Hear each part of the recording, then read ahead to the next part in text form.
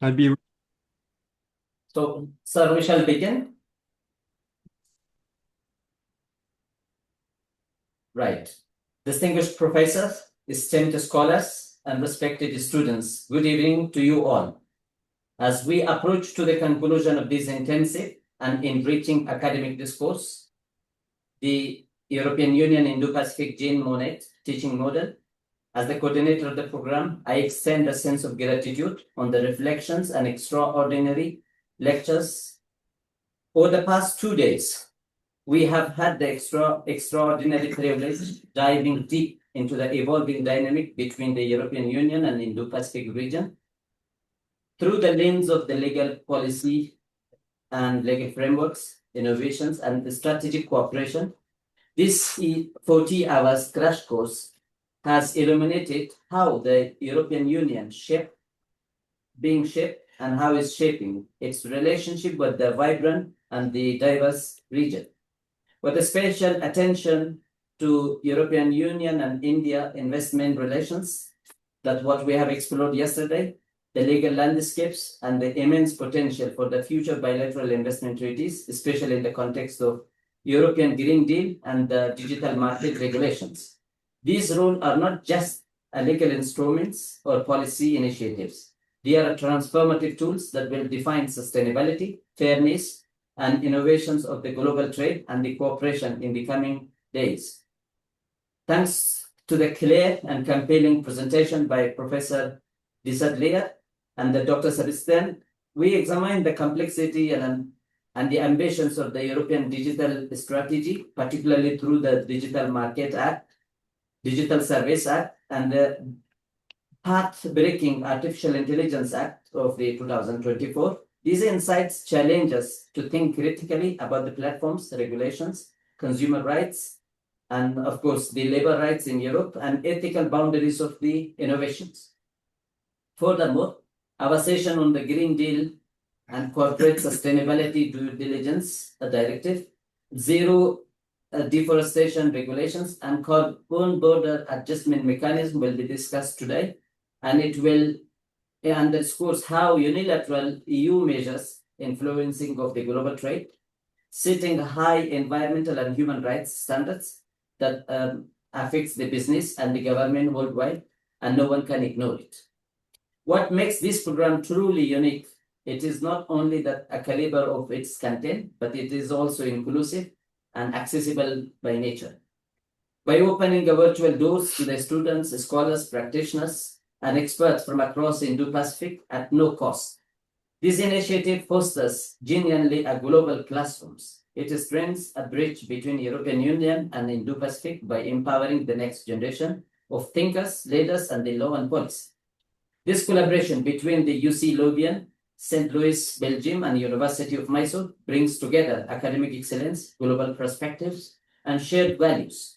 And as we prepare now about the students tomorrow that they have exam, and we look forward their understanding, and we look into how that legal policy and tools have been leveraged their understanding to build more resilient and sustainable and just with the more economic approach.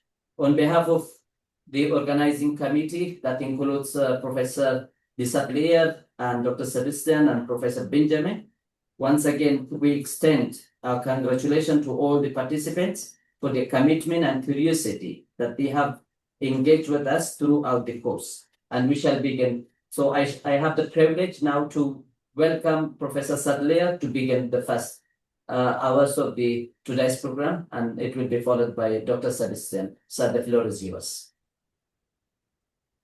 Yes, good morning. My lectures will be linked to the lectures I gave 2 days ago on the scope of the common commercial policy.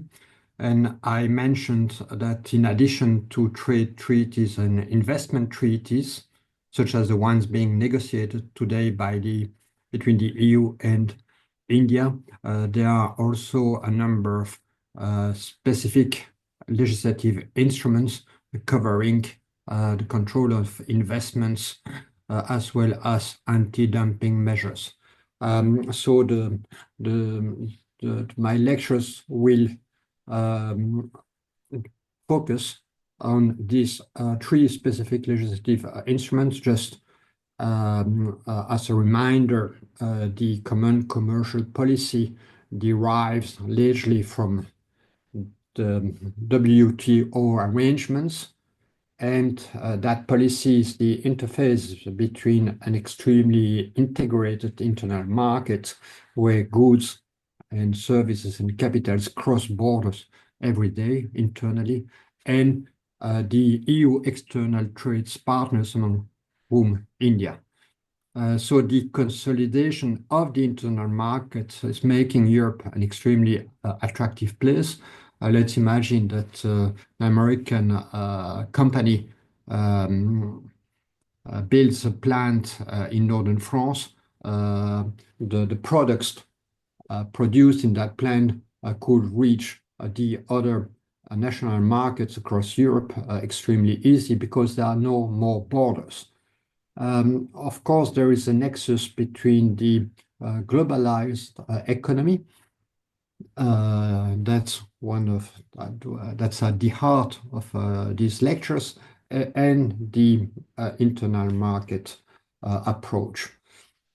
So, as I mentioned, Article 207 of the Treaty on the Functioning of the European Union empowers the EU to regulate IPRs, goods and services, when it comes to the conclusions of agreements with third states, but also trade protection measures such as dumping and subsidies, as well as the control of foreign direct investment, with the exceptions of portfolio investments. So these are the three legislative instruments I will comment upon, albeit briefly. The rather old, nearly 20 years old anti-dumping regulation that's really at play nearly every day. A more recent mechanism that entered into force in 2020, the framework for foreign direct investment screening, and last but not least, the EU foreign subsidies regulation. So the three legislative instruments are rather complex on the account that they encompass economic issues, and the analysis that have to be conducted either by the member states or by the European Commission are not only of legal nature, but they do encompass a number of complex economic elements related to investment and subsidies. Of course, I would just draw here the global framework. So the 2016 regulation is aiming at avoiding that foreign products are dumped on the European market by non-EU manufacturers at a price that's below the normal value on the domestic market. That requires that the anti-dumping measures adopted by the European Commission, so the European Commission is the executive, may be imposed provided that four conditions are fulfilled. Firstly, there must be a dumping by the producers in the third country concerned. The European industries, so competitors, business competitors in Europe, will suffer a material injury for the dumping, and the Commission must demonstrate, as a matter of course, the link of causation between the dumping and the material injury suffered by the European businesses. And in addition, there is a weighing of interest. It's not a black and white picture, because the European Commission has to assess whether placing on the imported products the anti-dumping measures will not run against the European interest. So the price undercutting is not in itself illegal. The price undercutting becomes illegal inasmuch as it causes damage to European business, as the link of causation is demonstrated, and that there is no European interest in keeping that price undercutting. So as a matter of law, the European Commission is called on to assess the existence of this dumping in light of different procedural requirements that do include the due process rights of the foreign companies concerned. And so whenever the four conditions are fulfilled, the Commission can adopt through a decision these anti-dumping measures. These are decisions, so they impact upon the companies concerned, so they directly and individually affect the companies exporting the dumped product, and these companies have the right to sue the commissions to obtain the nullification of the commission before the General Court of the EU based in Luxembourg, provided that they demonstrate that there is that the Commission erred in law, or that the decision is based upon a material error, so to speak, economic errors. So the complexity of the 2060 regulations relates to the determination, the calculation of the fair price. So the price must be fair. So it means that the price of the steel or the tires or the aluminum or the shoes or the vehicles in China or in Vietnam or in Singapore are actually below the normal expected price. And of course, with respect to China or to Vietnam, the comparison must be made with a representative country. So lately, with respect to steel exported to the EU, the comparison was made by the European Commission at the suggestions of the European businesses with Malaysia. So Malaysia was considered to be in a similar situation than in China, in order to demonstrate that the Chinese authorities were extensively supporting the steel industry in China, and accordingly that led to a distortion of the international prices.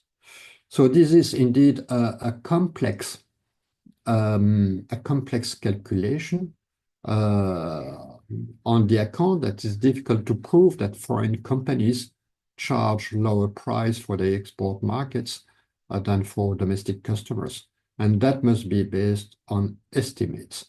So the Commission is publishing reports describing the market circumstances in certain countries or sectors, about which there are well-founded indication of the possible existence of significant distortions. So it's not any type of distortions. The distortions must be significant. And so the Commission must look at whether the state presence in firms or the state subsidies to local companies allow the state to interfere with the prices or the cost of the products to be exported. I mentioned one of the recent report document of the European Commission regarding significant distortions in the economy of the People's Republic of China. This is an 800 pages report that delves really into the structure of the Chinese economy in order to demonstrate that there are significant price distortions. So when the Commission reached the conclusion that for a specific product that there is a dumping, the Commission can add valorem duties on the product's imports as a matter of percentage, or can place a price. So usually it's, as I will illustrate now, it's a percentage of duties, of extra duties placed upon the product. So as a matter of fact, as we discussed, the union is not only a political union, it's also a custom union since 1962, which means that all the tariffs on beef, on cars, on trucks, on computers are similar, be it Germany, be it France, be it Belgium, be it Slovakia. So this is an illustration of a fairly recent decision. No, that's a notification from the 21st of May, a few days ago. So it's the initiations of the proceedings. So the Commission has to comply with the procedures in order to investigate whether for tires of rubber, for instance, used on cars or buses or lorries, there is dumping. And so I imagine Belgian or Dutch companies brought complaints to the European Commission. The Commission was convinced by the salience of the complaints, and that triggered an investigation into the matter.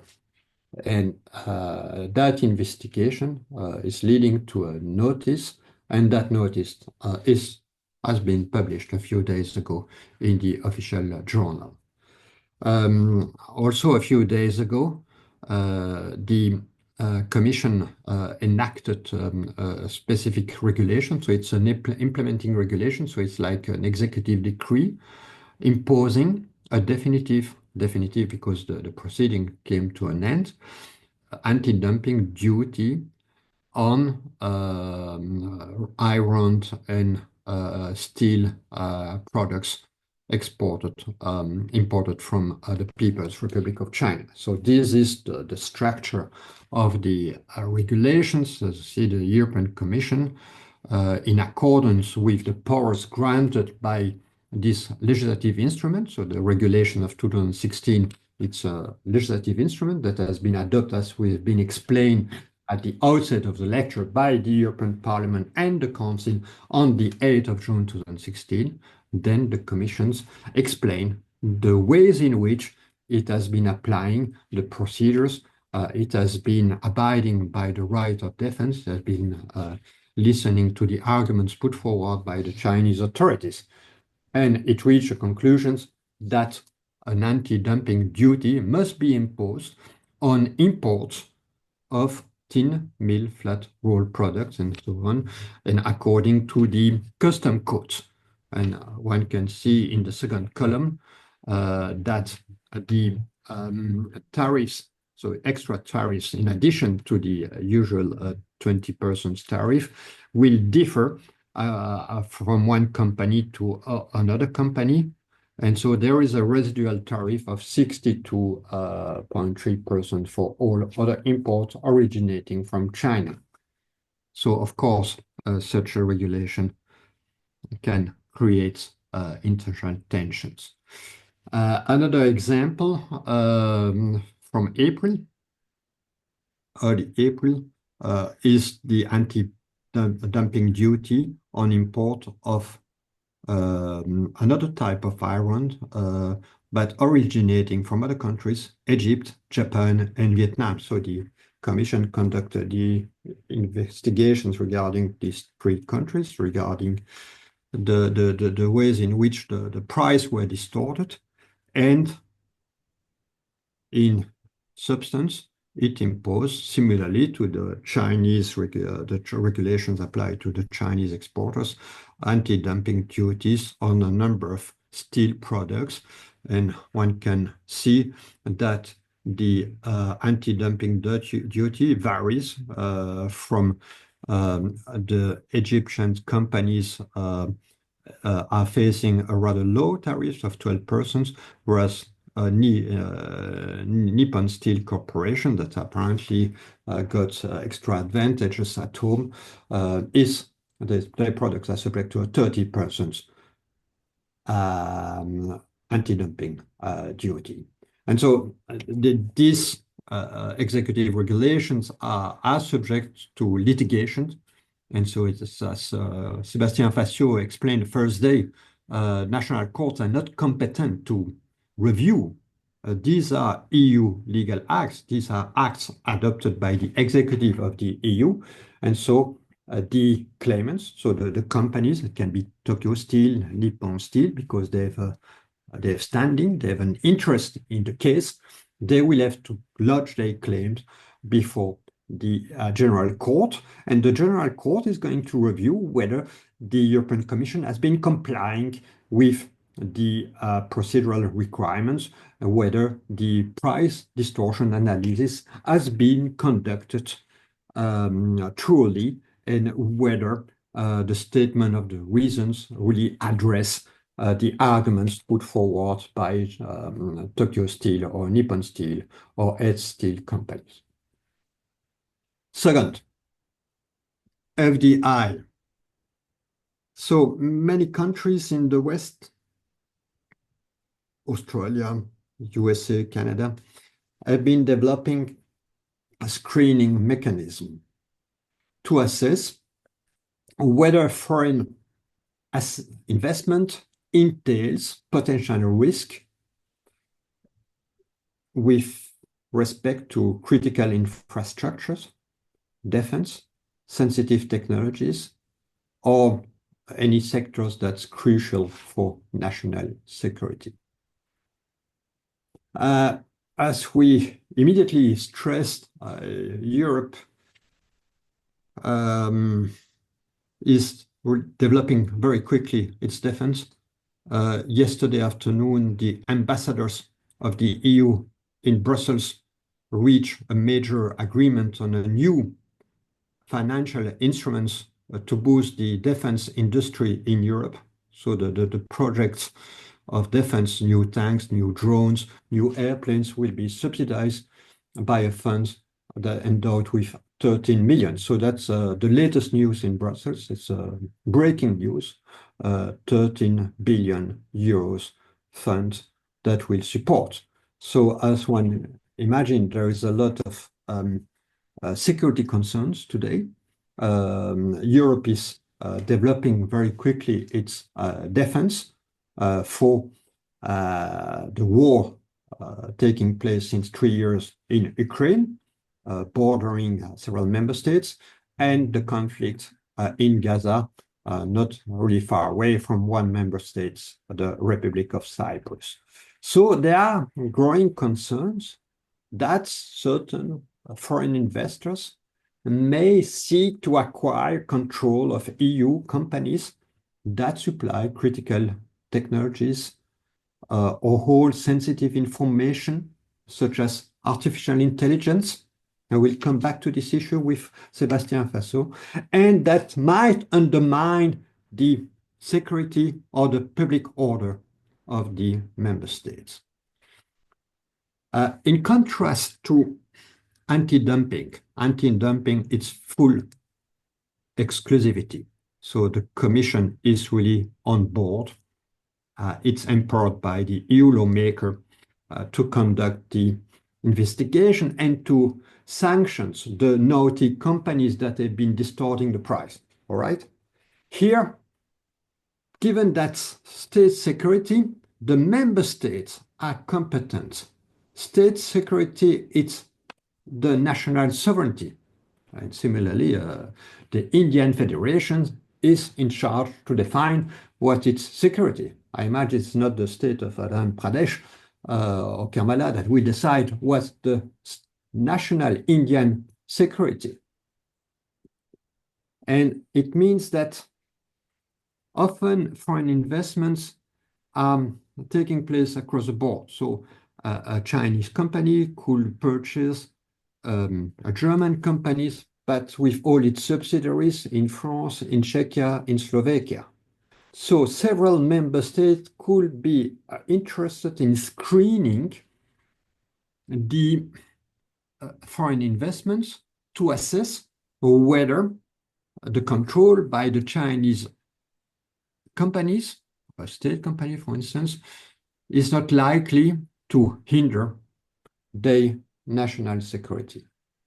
But given, again, one has to bear in mind this is an internal market. So companies' freedom of capitals, freedom of establishments. So companies can set up new subsidiaries there and there without seeking any authorization. So it's an extremely open market. And so what the aim of the framework regulation is to make order, is to provide for mechanism to allow the member states to exchange information. So each member state will decide at the end of the day, but there must be cooperation. Cooperation is vital to avoid that France accept the investment, the Chinese investment, and Germany refuse it when it's the same Chinese company. That one makes sense. And so the Commission is really playing a central role in coordinating all the information. So since the regulation entered into force, there have been 1,200 cases. And so the aim is really to identify collectively, not alone, whether security or public order matters with respect to foreign investments. So another breaking news is that again, this is a regulation, a common commercial policy regulation based upon this Article 207. And so it has been adopted by the Parliament and the Council of Ministers, the configuration for external trade. And the Commission realized very quickly that there were deficiencies. So after 2 years of implementations, everyone realized the weakness. And so now there's been a proposal to improve the regulations. And so, as I explained, and as Sébastien Fassiaux explained extremely well the first day, the two branches of the legislative have to adopt and have to seek a consensus, have to vote for the modification. And so the modifications have not yet been adopted, but on 8th April, so just nearly 2 months ago, the Trade Committee within the Council of Ministers accepted several modifications. And the objective of the modification is to widen the scope of the regulations. So today, the regulation encompasses mostly defense, critical technologies such as artificial intelligence, and it will encompass in the future media services, because as Sébastien Fassiaux mentioned, there has been serious interference in Romania a year ago, and that led the Supreme Court of Romania to nullify the elections. That led to new elections 2 weeks ago. So media services are, of course, critical issues, critical raw materials. I will come back to these issues in dealing with the Green Deal, transport infrastructures. So it will be subject to mandatory screening. So it's the member state will be obliged to screen the foreign investment to assess whether they are entailing risk for the security of the public order. What is more, the Commission will gain new powers to intervene on its own initiative, which is not the case in case where there are disagreements between the member states. So the member states should better agree between 2 or 3 of them. In case it doesn't happen, the Commission might jump into the fray and take the decision. Third, EU foreign subsidies regulations. As explained again, within the internal market, there is competition law, and competition law is perhaps one of the most advanced competition policy on the planet. It's rather a complex policy, and within competition there is a specific arrangement called the state aid control. So we'd be interested to know whether India has some state aid control schemes. So the state aid control is a fairly old scheme. So it was developed with the creation of the European communities in 1957. And the aim is to ensure fair conditions for all undertakings engaging into an economic activities in the internal market. So it's rather simple to understand. Let's imagine we are in 1961, 1962. So Germans and French companies start to compete with Dutch and Italian and Belgian companies, all right? So in case Germany grants subsidies or grants tax relief to the national companies, it will increase the chance of the recipient German companies to take over. Their products will be cheaper, their service will be cheaper. So the competition will be utterly distorted. So the idea of the state aid control is that states should not mingle into the economy. The competition must be fair between the businesses. And in case state aid is needed, and we have seen that state aid was needed in the case in the aftermath of the COVID pandemic, so we can I can answer your questions about that. There must be a derogation. So the Commission must grant specifically its authorization to the state to grant the aid. If not, the aid is illegal. And illegal, it's a very serious business. This means that the state is obliged to get the money back. So the Belgian state sometimes has been condemned because it's granted illegally state aids to textile companies. The Belgian state was obliged to get back billions of euros. So you imagine it's quite risky to cheat with state aids. However, there is a fly in the omen, so to speak, because the state aid control scheme applies within the internal market to companies that are conducting their business in the Netherlands or in Belgium or in France. However, the subsidies granted by, for instance, the Chinese or the Indian governments are unchecked by Brussels. They are not falling within the state schemes. So it means that some foreign Asian companies or American companies can compete much better as a matter of services or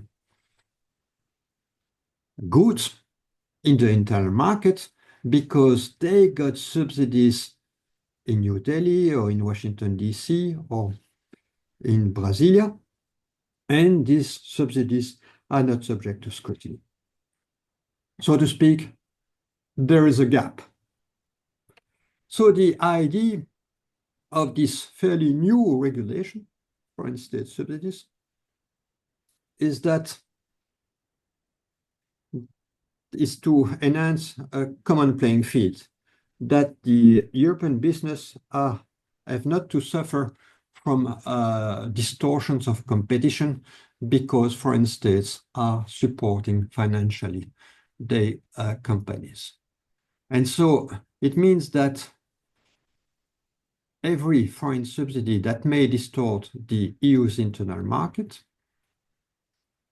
for granting the recipients with an unfair advantage that will allow them to acquire more easily French or Belgian companies or obtain more easily public procurements in the EU are likely to be prohibited.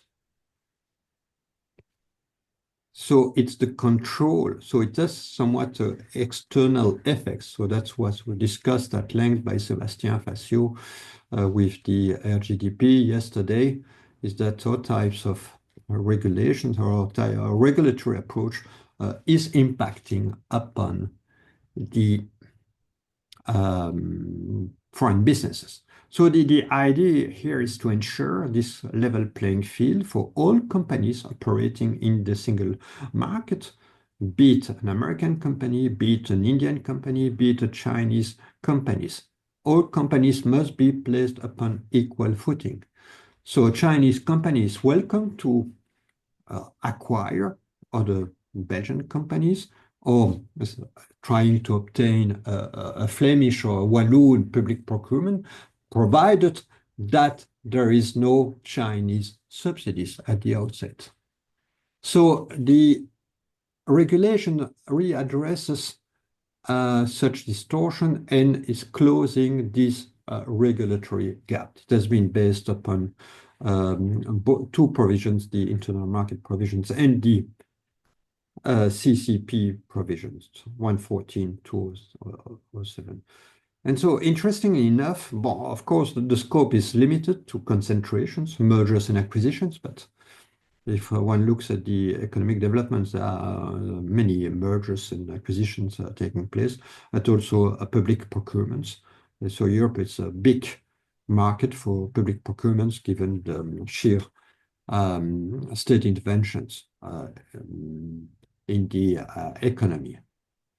And so the regulation is creating an extra layer of control across all sectors that are subject either to concentrations or to public procurement, but also there is a residuary clause, all other markets clause. So the situation with the screening of foreign investment is utterly different. As I explained, the screening issues is state sovereignty. So Paris, Berlin, Rome must conduct the screening, must assess what's their security concern, but they are called on to cooperate with the other state authorities, whereas under the FSR regulations, the European Commission is vested with centralized powers. So the European Commission is the policeman, and it is called on to assess whether the foreign subsidy is going to distort competition within the internal markets. So we clearly face a centrifugal force on the one hand and a centripetal force. So what's a subsidy abroad? The definition is quite broad. These are financial contributions that can encompass funds, liabilities, covering the losses of companies, debt forgiveness, but also to grant the company exclusive rights or special rights to grant tax exemptions, to grant subsidies to purchase specific goods from that company. So the scope of the regulation is extremely broad. So of course there is a procedure that differs from the other procedures I explained. So it's not any kind of concentration that's subject to the regulations, not any kind of public procurement. There are thresholds to be met for concentration. It's at least a turnover of 500 millions, and for the procurement procedures, at least 250 millions for the value of the contract. So it's really the Commission that's in charge, and within the commissions there are different departments. That will be the GROW department that will be in charge of the subsidies related to public procurement, whereas it's DG Competition, so the administration dealing with competition law, that will assess whether subsidies in the could undermine the fairness in public procurement, in competition law, also outside public procurement procedures. And of course, there are investigative powers conferred to the European Commission. So everything is about investigation, because in case the Commission decides this is a foreign subsidies, this is going to affect the economic freedoms of the foreign companies, and the foreign companies can litigate against the commissions because its right to property, its business rights are being curtailed by the commission. So the commission can impose a fine, which can be very high, as all the fines are in the competition law, and Sébastien Fassiaux gave you a number of illustrations of fines up to over 1 billion euros the meta fine, so you can explain that again later on. So up to 10% of the company's annual aggregate turnover. So foreign companies have to be extremely careful not to hide foreign subsidies or to avoid to be subsidized by the state authorities. They want to obtain a contract within the frame of a public procurement. Of course, most of the litigation today is taking place in the field of anti-dumping. So it's a big chunk of litigation before the Grand Court in Luxembourg. There are actually, I've not seen a specific litigation regarding this new regulation, but it's rather new. So this is about the investigative powers. These investigative powers are a bit similar to the ones in competition law. So there is nothing new under the sun. So it's really a scheme that contemplates the procedures. So to define to assess whether there is subsidies, to assess whether the subsidies is going to undermine competition. And then there is always a balancing test. And in case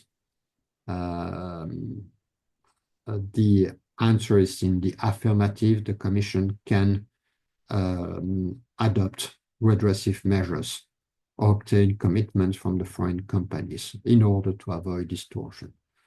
So all in all, from 2016, just 19 years ago, 2 new regulations were adopted by the EU lawmaker, the European Parliament and the Council of Ministers. So this contemplates that, this mirrors the fact that the internal market is an extremely attractive market.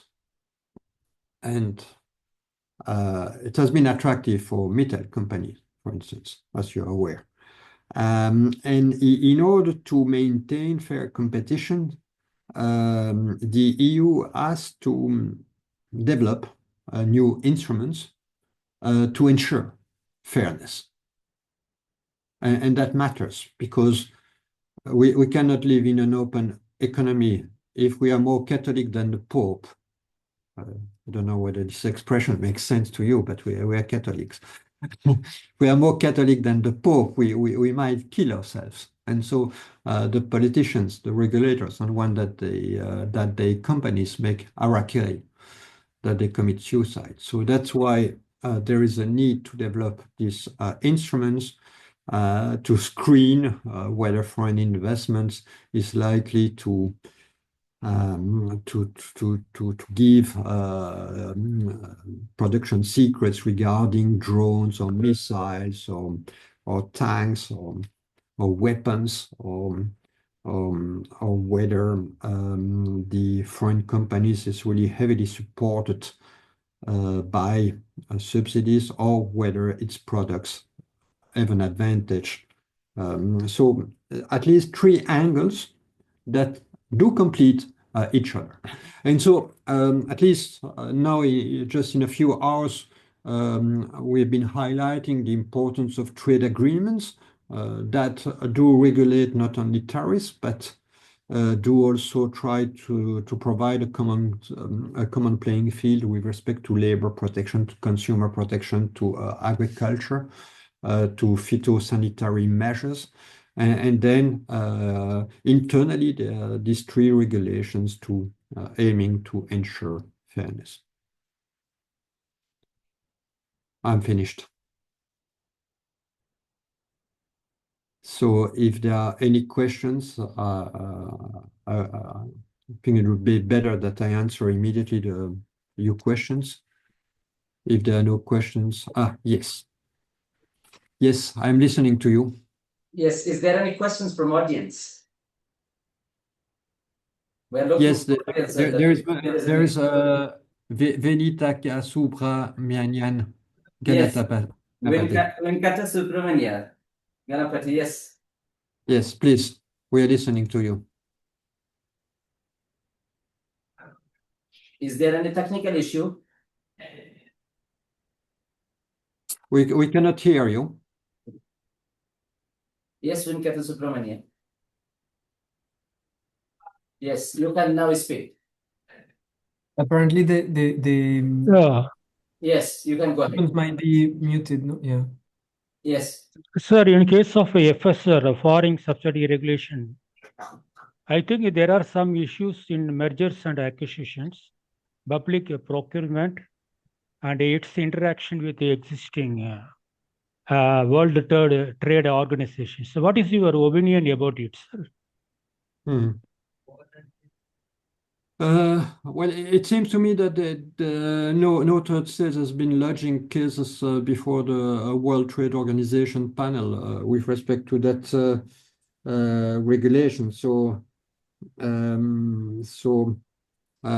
of course, there is somewhat an imbalance in the world economy, in the global economy. So the Europeans have been very virtuous when it comes to state aid.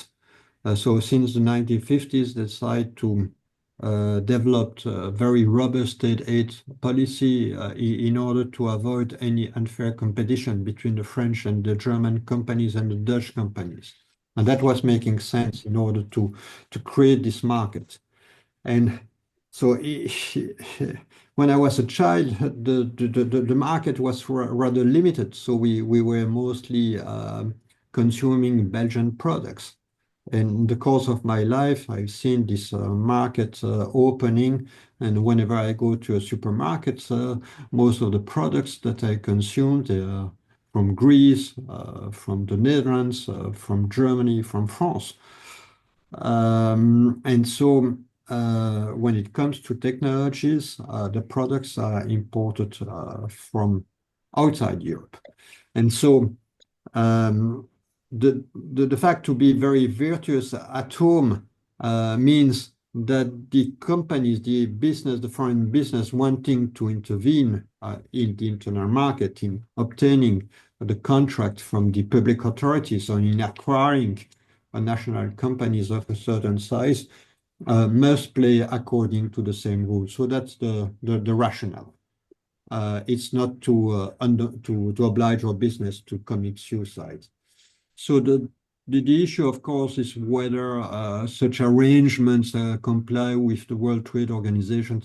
It's very touchy issues. I've been working on this with product regulations and the GATT and the SPS and TBT. It's very difficult to make an assessment at the outset. So there are many law firms saying that everything the EU is doing is illegal according to WTO law. But we've seen the panel decisions have often been quite favorable to the European Commission. Right, sir. I have one more view, sir. So Yes. in FSR,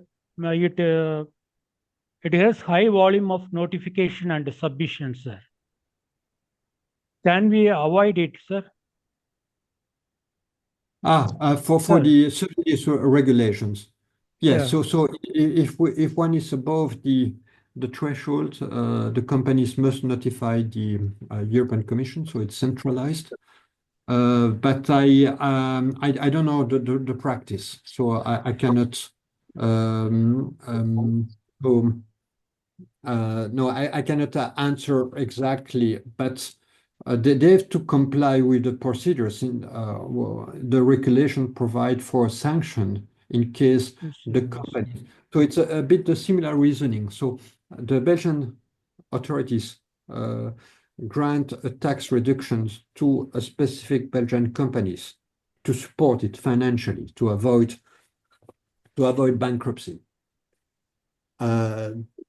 This tax reduction must be notified to the European Commission as a state subsidy. The Commission must analyze whether the tax reductions will distort competition, whether it can be accepted according to a specific derogation, whether it's aiming to reach the general interest and so on. If the Belgian authorities don't notify the tax reduction, it means that the tax reduction is illegal. Yes, sir. Yes, sir.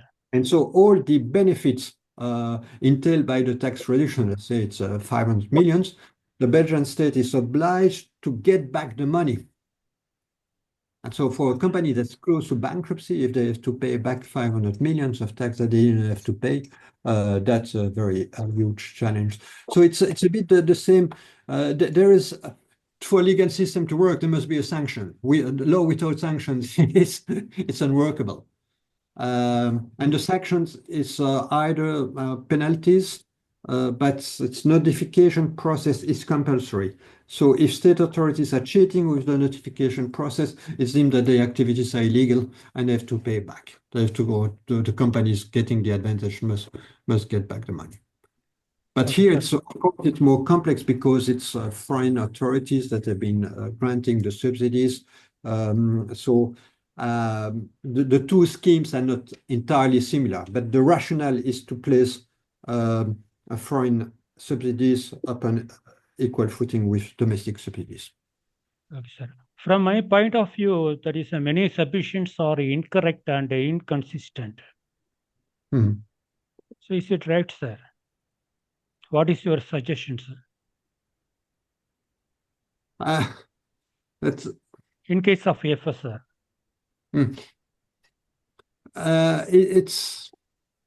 we don't succeed. So it is exceeding the initial estimate, sir. Well, it seems to me that there is a contradiction between the globalized economy, an economy that's really where we are investors, European investors in India, Indian investors in the steel mills in Europe. And the legal schemes, the legal arrangements differ from one group of countries, such as the EU, or from one country to another country. And so we cannot erase, for the sake of the global economy, the particularities of each legal system. And it seemed to me that's why this conference is so important. It's so innovative, because we try to explain the European point of view. So we go beyond the letter of the law. We do explain the rationale of each legislation, be it the Artificial Intelligence Act, and a good lawyer, the first thing he will do is to grapple with the ratio legis, the rationale of the legislation, and then one can embrace the technicalities of the regulation. Yeah, I'm practicing also comparative law, and I'm always amazed by the sheer differences. And here, when it comes to state aids, clearly enough, the EU has a very characteristic arrangement. There are some state aid schemes in Africa, in the CDAO, but I don't know whether it's really working. But I can tell you that I've been advising public authorities on state aid matters. They're taking the lawyers' advice very seriously, because if something is done wrongly, it means the subsidies is illegal, and that can have huge consequences for the companies who got the subsidies. But you see, the companies are always, the state authorities are always tempted to, when the national Cinderellas are close to bankruptcy, to support them. The support can be granted provided that the commission say yes. So that's why the commission is so powerful. You remember the Sébastien Fassiaux, when he intervened, he said, okay, there is a lawmaker, but there is the executive. But be aware, the executive is one of the strongest executive in the world, a bit like the US presidency, because it has the economic tools, the economic powers. Okay, sir. Okay, sir. Thank you very much. Thank you for your suggestions. It's a very nice session. One by one. Thank you. Let us go with the Federico. Yes, And thank you. Yes, then it is followed by Dr. Koyesh. Yes. Please, Hello, sir. please go with your question. Hello, sir. I'm audible now? Yes, first Yes. let's hear from Okay. let us Okay. first, My question Dr. belongs to impose the anti-dumping duty, sir. You explained that the anti-dumping duty is, should be imposed in the Japan, Vietnam, and etc. So, what is it is also effective in the Indian scenario also, sir. What is the position of the anti-dumping duty position in the Indian context? Please explain, sir. I looked at the list yesterday, but I didn't have enough time to look it truly. Most of the duties are placed upon products from China, the People's Republic of China, and secondly, Japan, and then thirdly, Japan or Singapore. So it's mostly Asian countries. I'm trying to read the case law because the case law is always testament to what's going on. And it's mostly sort of the business that are sanctions those products. You remember the list. So you have Tokyo Steel, Japan Steel, Chinese Steel. The products are overcharged. So they litigate. So it seems to me that's mostly Asian business that do litigate in Luxembourg. But I've not seen an African litigator, for instance. So it comes to my mind that I've not seen Indian, but I can have a look at this. But Okay, thank you. maybe the answer is the answer is easy.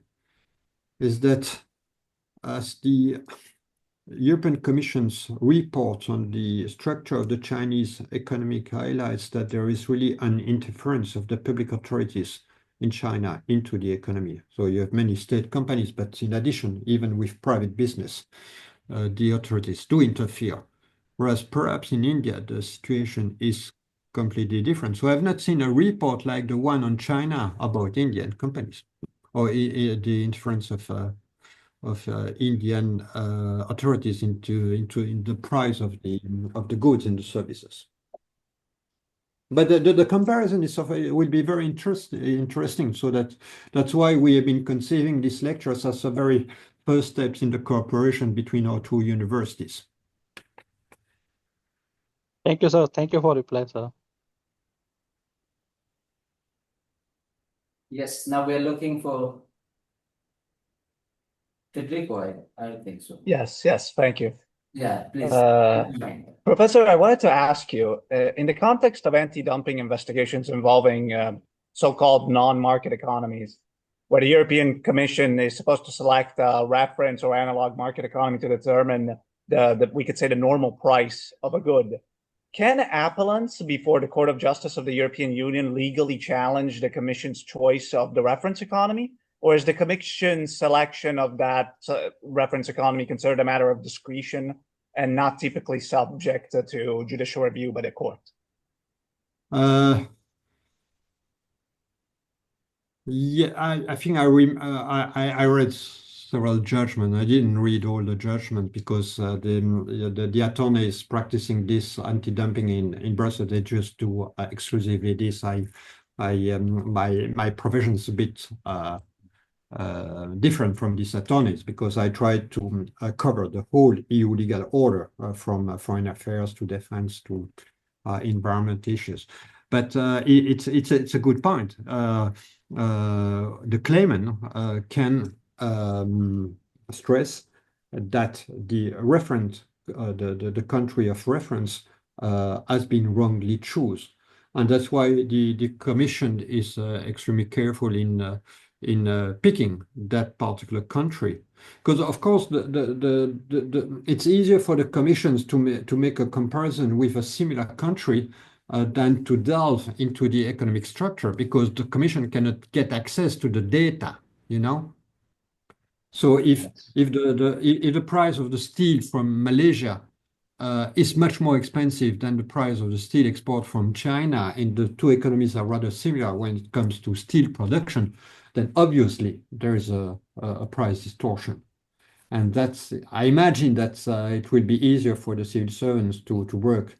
But of course, I think the whole procedure is also triggered by complaints from European businesses.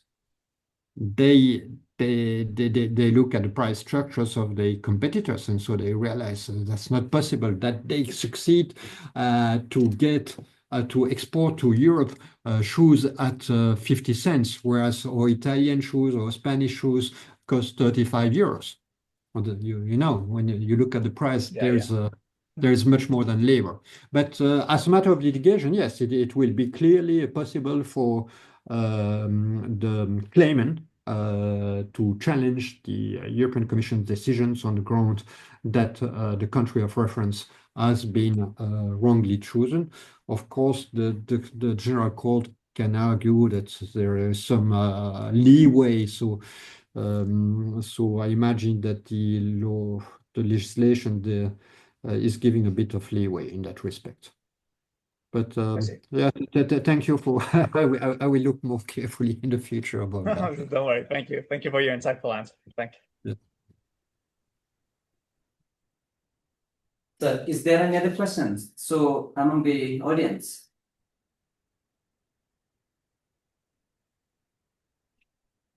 We see none. Okay, Dr. Rakshana. Unable to unmute. Let me check. Rakshana. Yes, you try now? Yes, sir. So, Professor, I was going through a couple of articles, and when we were talking about the inbound FDI regime of the EU, I wanted to know, like very recently in January, the US Treasury had issued an order called the Outbound Investment Program Final Rule, where they had prohibited the US from making certain investments in China. They named China as a country of concern. And in certain sectors, they've prohibited investments from US-based institutions into China. So does the EU have any sort of an outbound screening mechanism for its investments, or is it moving towards it? To the best of excellent questions. To the best of my knowledge, I don't think so. I'm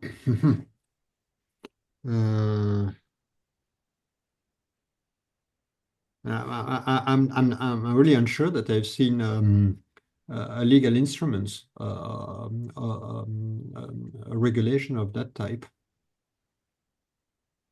Can you be kind enough to send me the reference of the US regulation by email if you I would be interested to look at this.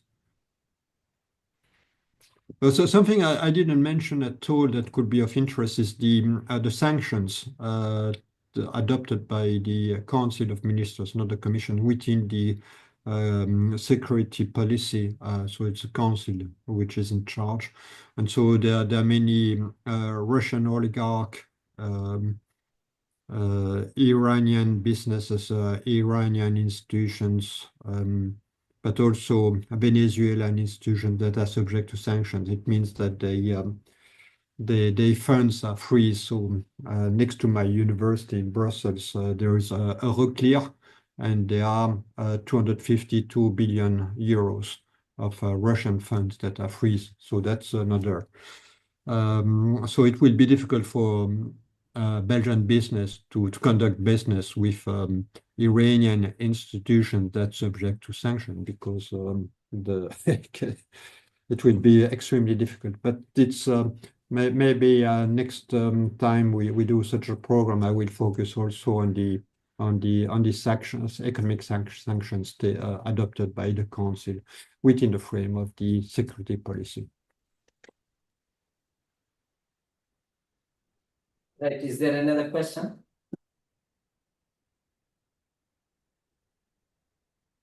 So, okay, there is no question. So, do you want to take a break, or we shall move with the Dr. Sébastien? Sébastien, are you here? Yes, I'm here. Okay. Do you wish to begin immediately, maybe 20 minutes, and then to take a first break? Yeah, perfect. We can do that. It's actually perfect for what I wanted I mean, what I intended to do. So Okay, so let's take a break in 20 minutes, but a 10 minutes break. 10 minutes. Yeah, in 20 minutes, we take a 10 minutes break. Okay, fine. Now we have 10 minutes or 20 minutes? No, Sébastien is going to speak for 20 Okay, minutes. right. After that, we will 20 minutes, Yes. then we will take 10 minutes break. Right. Yes. We shall go. okay, perfect. Yes, so let me share my slides. Yeah, please do that. There you go. Okay, can you see well, I Yes, guess? yes, it is visible. Okay, so yesterday we discussed through the General Data Protection Regulation the global reach of EU digital regulations. I also detailed a bit the EU's digital strategy in general, and we discussed the European Chips Act related to digital infrastructures, and I kind of tried to stress the critical nature of these semiconductors now in the economy, and the overall rationale behind the European Chips Act. Now we'll move on to even more specific issues, and I hope it will be interesting to discuss also some cases, some more concrete cases compared to yesterday, even though I already introduced some issues and some cases with the GDPR. But you will see that today all of these things are kind of interconnected. And I wanted first, and maybe for these 20 minutes, because for these 20 minutes to kind of introduce.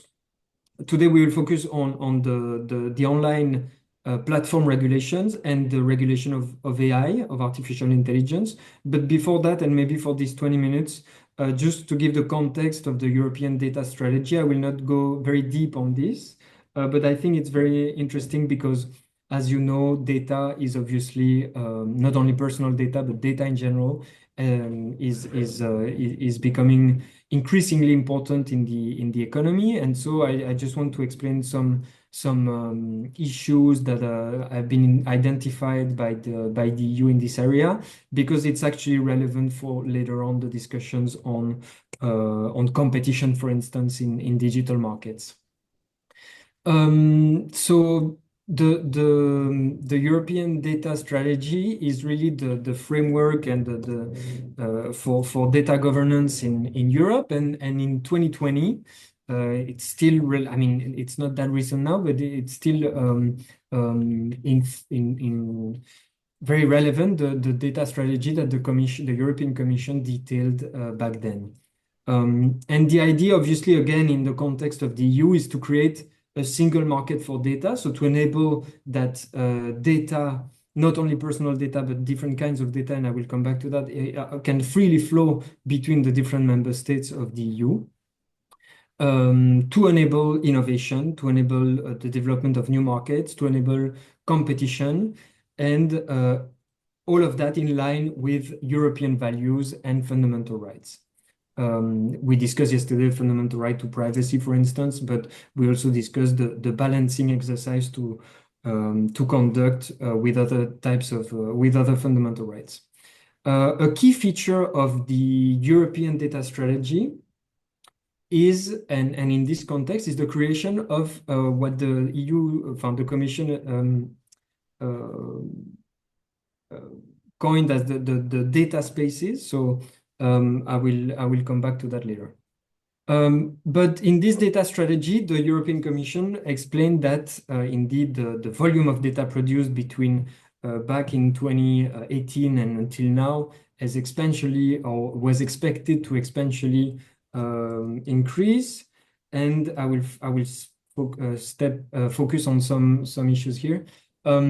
If we take a broad look and an overview of the different types of data and the different types of regulations that the EU has adopted, proceeding from that strategy, we can differentiate between personal data that we've discussed yesterday, and that is mostly, when you look at the bigger picture, mostly held captive, if you want, by big tech companies, and the regulation since 2018, when the GDPR is the GDPR, no? And we discussed that yesterday.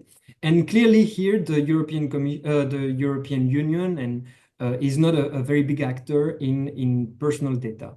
So those big tech companies are mostly US companies, or even now or Chinese companies. And there are very few big tech companies coming from the EU, except from, for example, Spotify or SAP, no? But so the strategy of the EU is to kind of become a big player in other types of data. So, for example, industrial data, where there is still some cutting-edge manufacturing done in the EU, and public data. And so in this, so the data generated by public administrations, and in those two fields, the EU is trying to become or to create the conditions for its companies and for its organizations to become leading actors, including through the Data Governance Act and the Data Act. I don't think we will have too much time to go deep on these issues, but also with the Open Data Directive. All of them were adopted in the past 5 or 6 years. In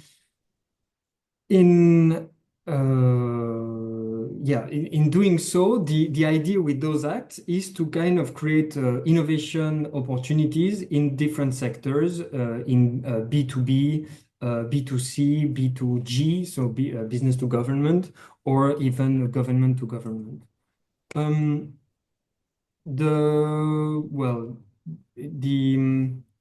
I should focus here on what I want to say. So I think I will just skip this and explain. I want to introduce a very important case actually that will become relevant also for discussions on online platform regulation, and which is related to data.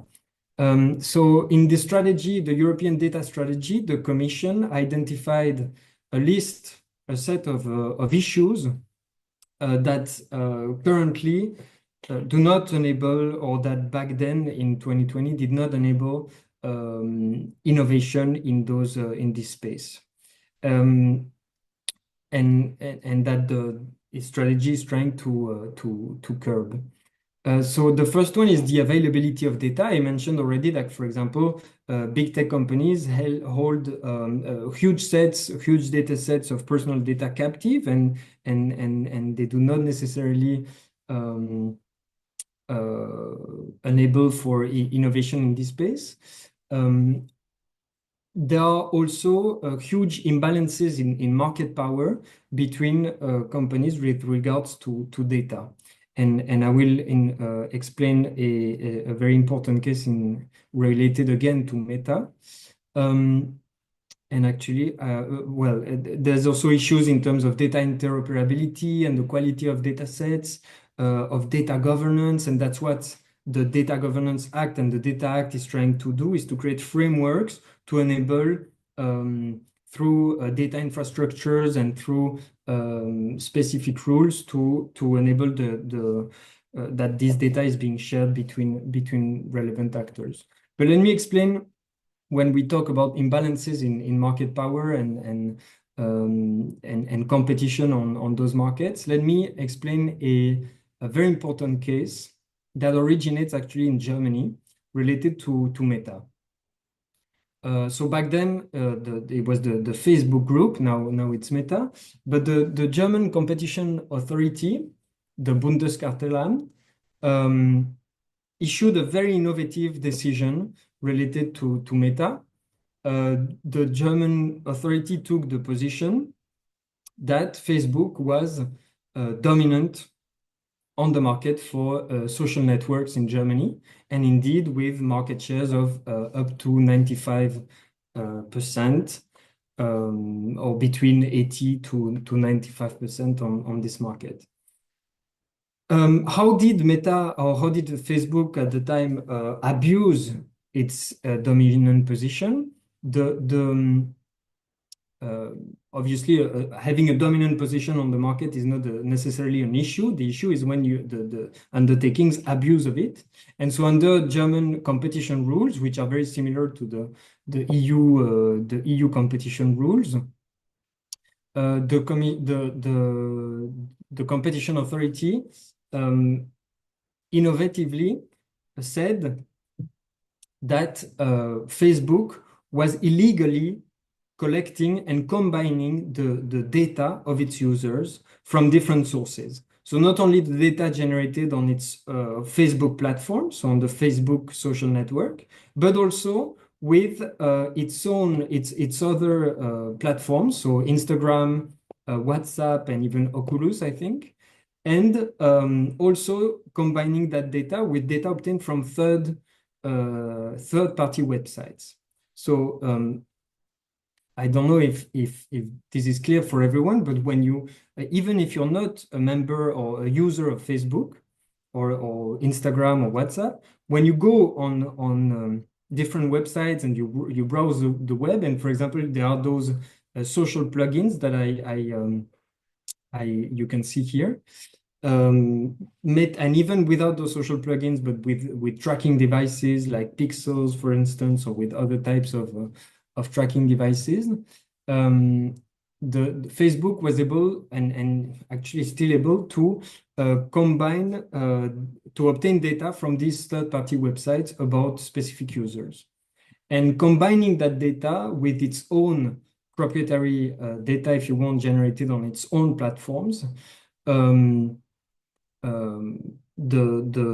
German competition authority took the view that Facebook was abusing its dominant position. Why? Because it was done in a way that users were not aware, and they did not provide consent, and all of that was against the rules of the GDPR that I introduced yesterday. And so basically, why is this decision innovative?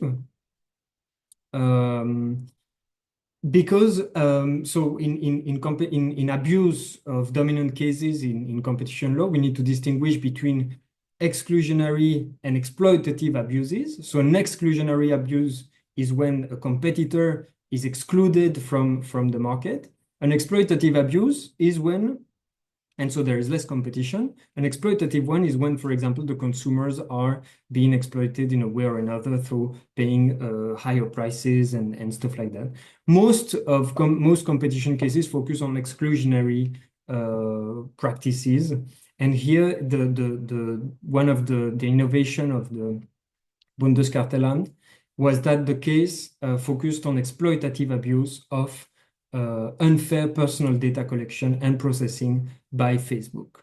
So the authorities took the view that Facebook was exploiting its users' personal data unfairly because it was incompatible with the rules under the GDPR for personal data collection and processing.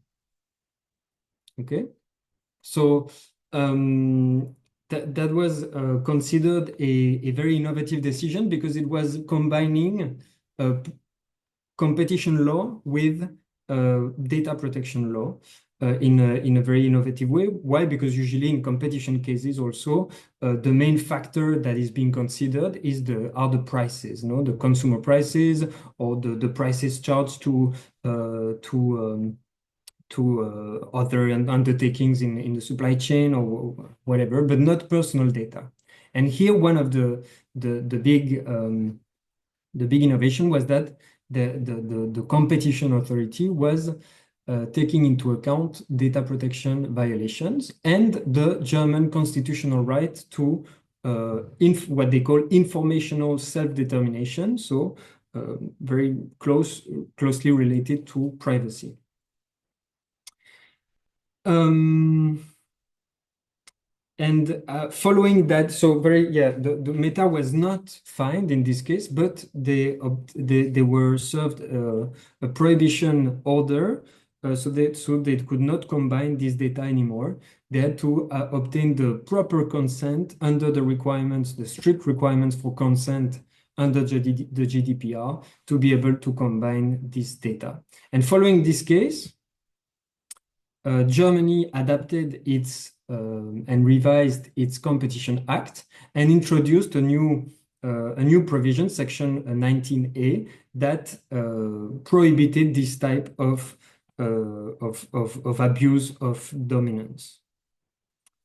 And we will come back to that because this actually clearly influenced also the adoption of the Digital Markets Act, which aims at regulating competition in digital markets in the whole EU. So, but it all comes from, and I mean, a specific rule in the DMA comes from this case clearly, and I will come back on this. The meta, and maybe I will finish on this. Meta obviously appealed the decision before the Düsseldorf court in Germany, and the court asked preliminary questions, issued a preliminary asked preliminary questions to the European Court of Justice, which in a very important case, a landmark case in July, 2 years ago, issued an extremely important judgment saying that one of the questions was whether actually a competition authority in the EU, a national competition authority, could take into account infringements of the GDPR to analyze an abuse of dominant case or a competition case. And the Court of Justice said yes, this is actually possible. And the only thing that the competition authority needs to do is, it's very important, is to cooperate with the data protection authorities, some of which I mentioned yesterday. Why do I mention all of this in the European data strategy?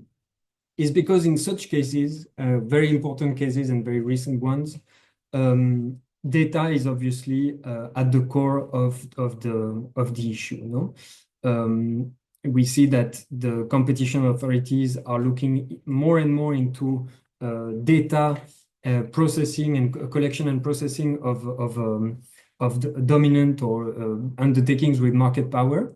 And in cases in the last years, the European Commission, which is also as the executive of the EU, also in charge and has a very important role since decades on enforcing competition law at the EU level, is taking more and more, is looking into the data practices of undertakings with market power. For example, again, cases with Meta, but more importantly, maybe a case with Amazon. Amazon wanted to purchase, to merge or to acquire, the iRobot, which was a vacuum cleaner, a manufacturer of vacuum cleaners from the US. And actually abandoned this acquisition because of huge competition issues, not only in the EU, but also in the United States. And here the question of data and whether Amazon would gain even more of a data advantage compared to its competitors by acquiring iRobot was a key issue in terms of raising barriers to entry in this market. So I also mentioned the Meta case because we will come back on this when we discuss the regulation of online platforms. Yeah, I think I think it's been more or less 20 minutes, but just to then conclude on the European data strategy. These are the 4 pillars of the strategy that was laid down in 2020 by the European Commission, some of which we already discussed. No, so for instance, infrastructures, or as enablers of this data strategy, there is the infrastructures of supercomputing capabilities, for instance, that I mentioned yesterday. Also the data spaces that I mentioned just before. So in a number of sectors, so for example, agriculture, health, energy, manufacturing, or even public administration, as you can see here on the right. There are initiatives, and it's already there are also already a lot of initiatives in those sectors to create data spaces, so the ability for market players and organizations and public administrations to share data, so not only personal data, but data. And if it is personal data, it's actually anonymized, obviously, because you cannot freely share personal data like this. And to enable new markets, to enable innovation in those areas, no? So, and to create really a single market for data. So these are the four pillars. We don't have time too much to enter into the details, but fundamental to this framework is the Data Governance Act and the Data Act that create important rules, rights, and obligations in this space, including through certified data intermediaries, for instance, that act in a neutral way as intermediaries for the exchange of this data, or even by recognizing what the EU calls data altruism organizations, so organizations that can altruistically share data with others. Yeah, I don't know if you have any questions, or if we could discuss this for a long time, but since we had 20 minutes, I don't know if you have any questions on this, on the case, if it was clear that the meta case, for instance, because we will come back on it later, and in general, if you have any questions related to the European data strategy. Sébastien, maybe you can explain to our Indian colleagues the ways in which the German court referred the question to the Court of Justice, and how the mechanism work, because from abroad it's not easy. Yes. And then also to explain the powers of the national competition authorities, because I mentioned that competition was also an exclusive competence. So if you can clarify these two issues for our colleagues. Yes, so Yes. maybe first on the question of the first question that you mentioned, how the national courts. So the first courts to apply EU law in the EU are national courts, no? With their own procedures, as Professor de Sadler explained yesterday, with their own procedures and their own ways of working. But the national courts are the first to apply EU law.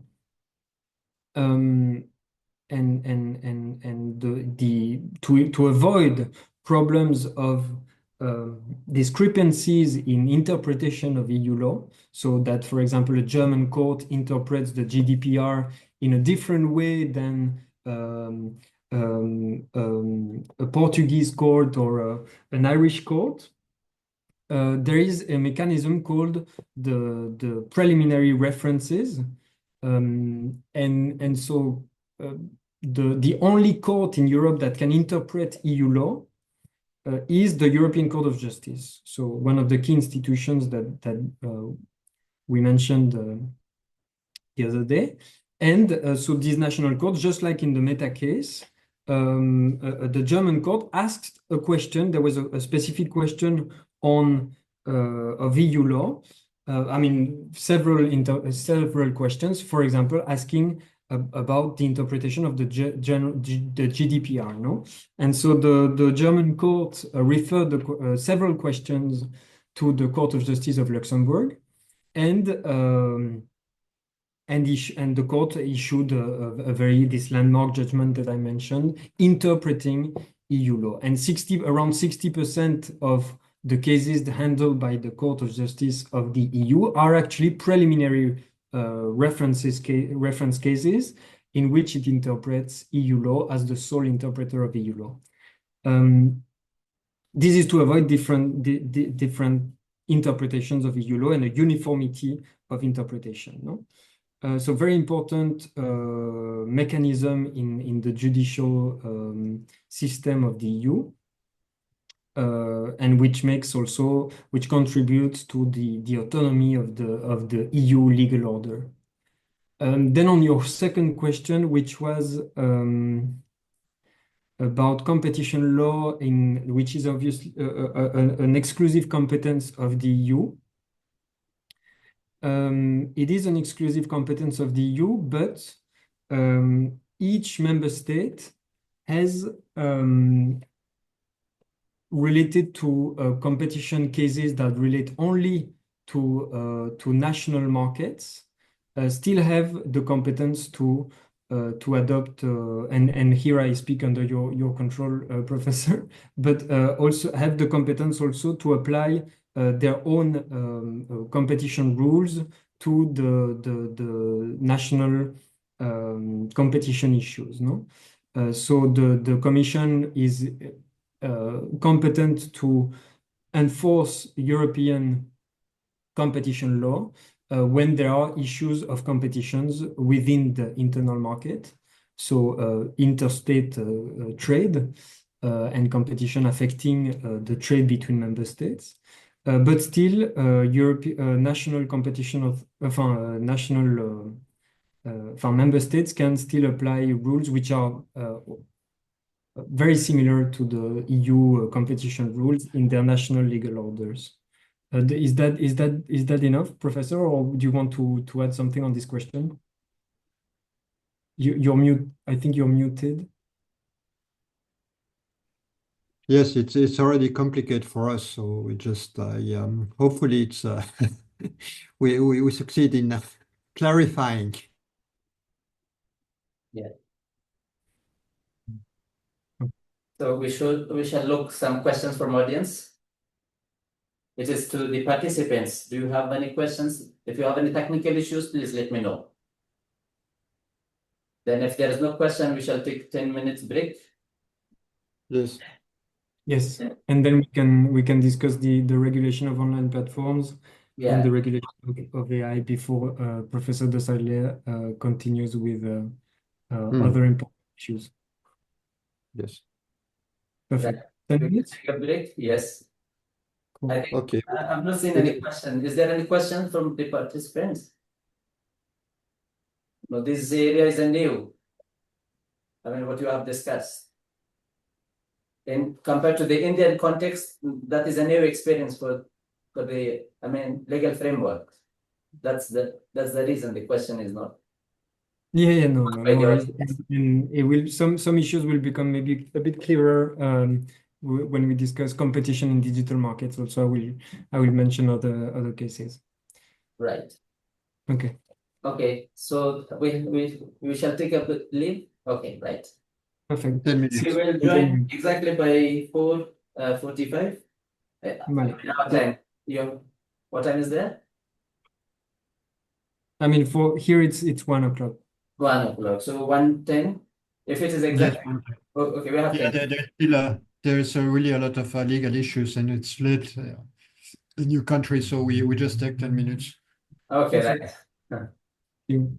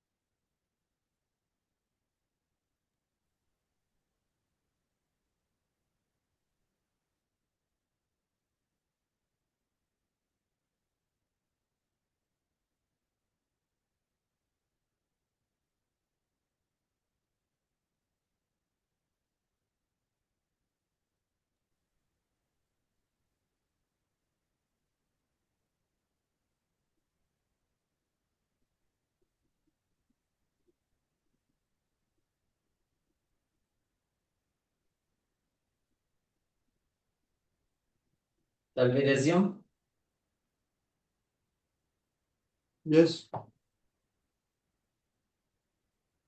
Yes, there is a question to you, sir. There's a question. I Yes. don't. Let me see. So you discuss how you data law means Indian laws. So are there any complexities of?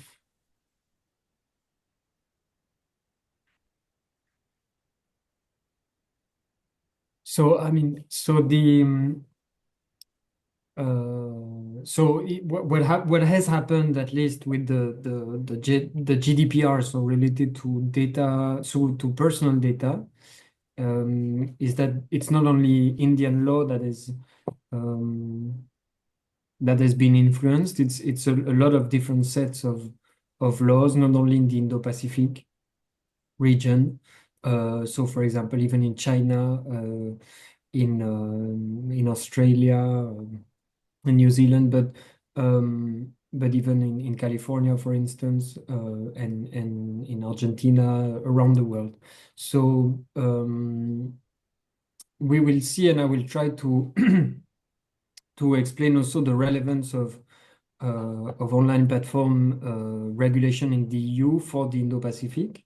Some companies from the Indo-Pacific region are concerned by these acts directly, the Digital Markets Act and the Digital Services Act.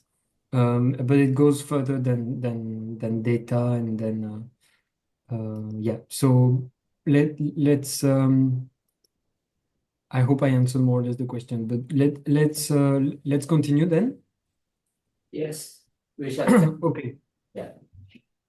So how much time how much time do I have now to discuss this? Should I discuss both? We have 3 hours to go. Yeah, but Professor de Sablé also wanted has some will continue after me. So how long should I take, Professor? Can you hear me? Yes. Maybe take it's one take a bit more than 1 hour. Okay, for both? Okay, Yes. perfect. Sorry. So let's start, and I introduced this meta case because I think it's very relevant to discuss competition in digital markets, and also it was one of the main issues that the European Commission explained in its data strategy, is that there were big imbalances of power and competition issues in this space. But in any case, recently, a few years ago, the EU adopted two very important regulations. So there are the DMA and the DSA, the Digital Markets Act and the Digital Services Act, to try to address two issues, many issues, but two areas, if you want. On the one hand, with the DMA, the competition issues in digital markets, because I will explain why. And then with the DSA, the Digital Services Act, the spread of illegal and harmful content and products online, and to ensure a safe environment online.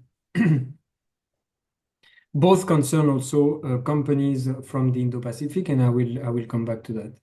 So the issue with competition in digital markets is that there has been this reckoning that big tech companies were acting like gatekeepers. So I will come back on the concept of gatekeepers, but acting as intermediaries, if you want, key intermediaries between consumers, users, and businesses. No? So they created those large platforms and became so important in these markets that they are able to impose their conditions, to exploit. I've mentioned exploit the personal data of users, of consumers, for instance, but also the terms on which the businesses can sell on their platforms, be it an app store, being an e-commerce platform like Amazon, or Shein, for example, for a Chinese company. Well, no, Shein is not concerned as a gatekeeper, but it is concerned by the Digital Services Act. And so to ensure competition and fair competition in digital markets, and I will detail that. For the DSA, the aim is really to impose a set of obligations, especially in terms of transparency and accountability for a different all online intermediaries and through a layered approach. So depending on the type of intermediation at hand, the obligations are adapted, no? So I will also come back on this layered approach of the DSA. Let's start first then with the Markets Act, the Digital Markets Act, because it is in the end what the structure of the market, and the competition issues are quite defining in online platforms. If you look at the enforcement actions of competition of the European Commission in competition matters in the past years, a lot of cases concern digital markets with companies like Apple, Amazon. So in lots of different sectors, in infrastructure, in app stores, in the music industry, in Google cases, very important also. I will come. So lots of different cases. A very important one that I want to mention because it will make sense with the DMA is the highest competition fine ever imposed in the EU, imposed on Google in 2018, more than 4 billion euros imposed on Google for abusing, again, it's an abuse of dominance case. Google is dominant in the market for search engine and in other markets, and abused of its dominance by excluding competitors from this market, and I will explain how. Let me give you the general context.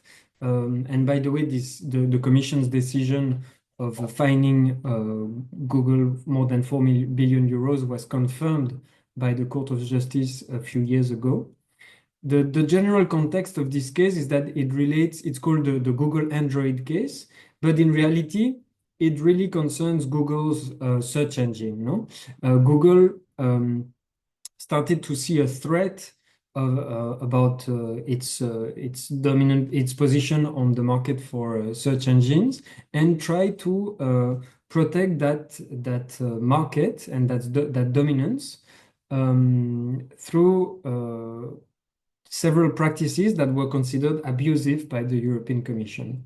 The general context and background is that there was a shift with the development of the smartphones between a shift from desktop to mobile use of the internet, and so that included search engines like Google, no? And Google saw the opportunity to buy the Android developer in 2005, and today around 80% of smartphones in the world are operating on Android, the operating system.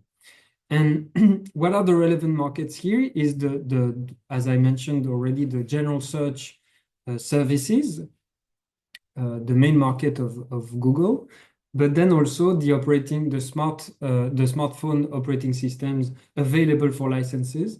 So that's Android, which it excludes iOS, so developed by Apple, and also the app stores for Android OS. On all of these markets, Google is dominant with around 90-95% of market shares in the EU. And there are important network effects. So that means that when users use Android, there are important network effects, and they stick to that. And I will come back on the issue of network effects because it's important to understand the DNA. What was the conduct of Google? And let me show you this image, which is maybe more clearer. Google, to protect its dominant position on the market for search engines, was when it was licensing its Android operating system to different manufacturers of phones, told them to pre-install Google Search and Google Chrome on those devices, and also was paying them even to pre-install Google Search exclusively for some of them. And so the big issue with that is that then it raised barriers to entry for competitors, for competing search engines, for example, or competing browsers of internet browsers. And so that means less choice for consumers and also raising barriers to entry for competitions. No? So it was a very important infringement related to important markets, and that's why it explains the very high amount of the fine. That was confirmed by the Court of Justice of the EU. And why do I explain this? Because this case is not only the highest fine in competition history in the EU, but it is also very it explains a lot of competition issues in digital markets. No, we see the development of those big online platforms. Google acts as a platform for search because it has a very big user base using the search engine, but also a very on the other side, it's a double-sided market where they also have and their main source of revenues comes from advertising from businesses that want to advertise on its platform, no, on its search engine and other platforms that it owns. And so the development of those online platforms, which are double-sided, creates competition issues especially because of network effects. And I will come back well, actually, I will explain network effects now. What do we mean by network effects? And I think it's I know it's a bit technical, but I want to explain it because it's very relevant for the DMA. Direct network effects is when the value of a product or a service increases when more people use it. So for example, a phone would be completely useless if there was only one or two users.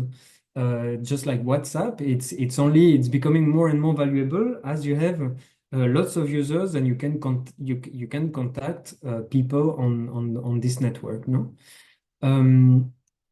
indirect network effects, and that's very relevant for online platforms, is when the value of a product or a service increases when there are more users on the other side of the market. So, for example, the search engine of Google is very valuable for advertisers because they know that billions of people are using the search engine every day, and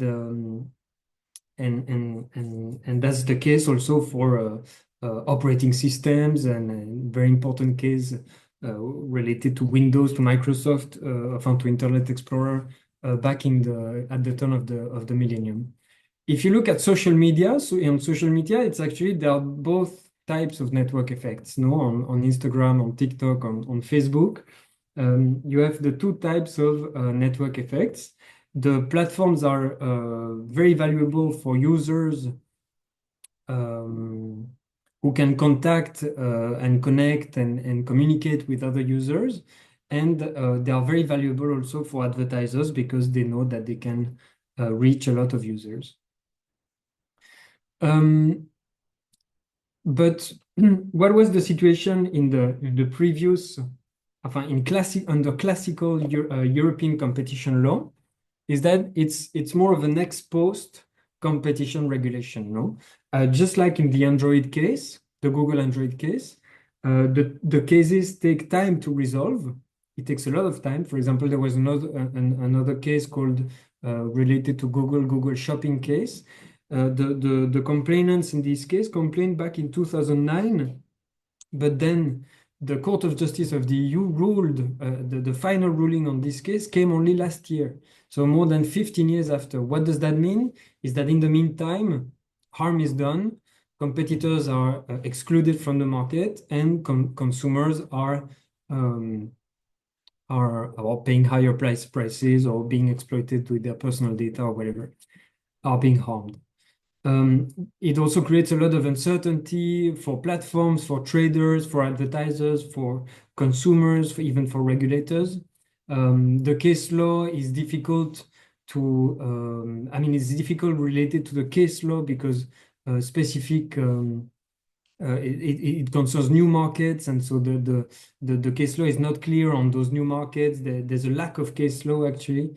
And the Commission has known a lot of judicial setbacks on some cases, for example, Intel or Qualcomm.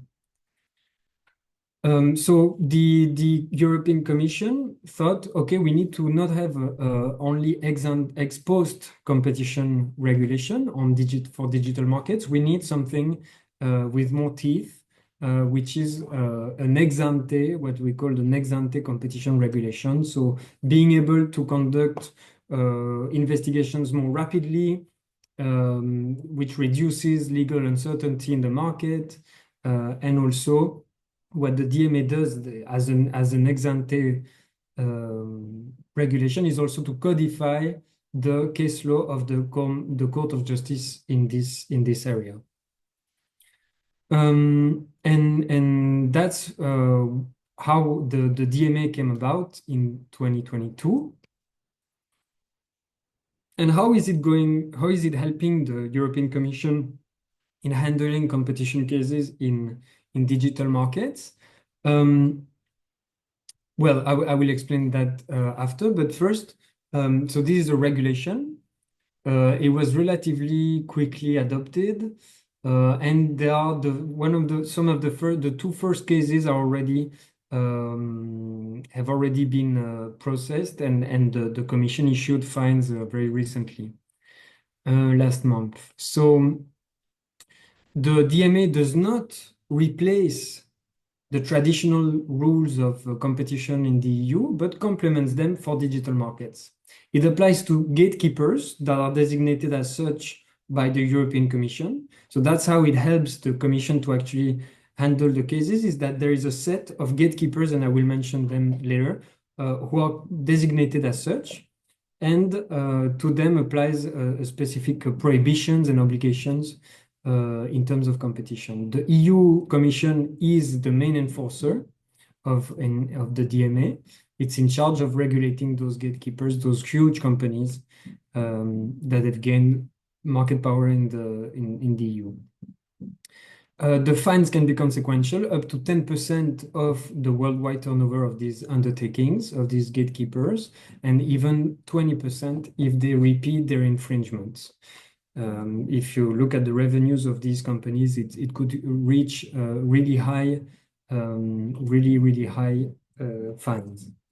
But as you can see on the picture here on the right, those gatekeepers are only a very small percentage of all online platforms. No, it's those in blue here. It's just maybe around 10 or 12 gatekeepers compared to all of the other online platforms. It's small. Let me show you this video explaining the main obligations under the DMA, and then I will explain a bit better what it's all about.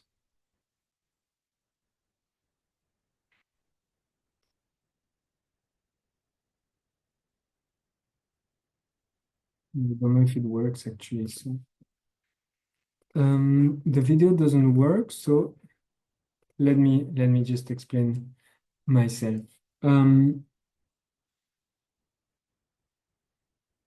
Yes, how does apart from designating gatekeepers, how does the DMA help in handling competition cases? By not only designating the gatekeepers, but also specific services which are called core platform services under the DMA.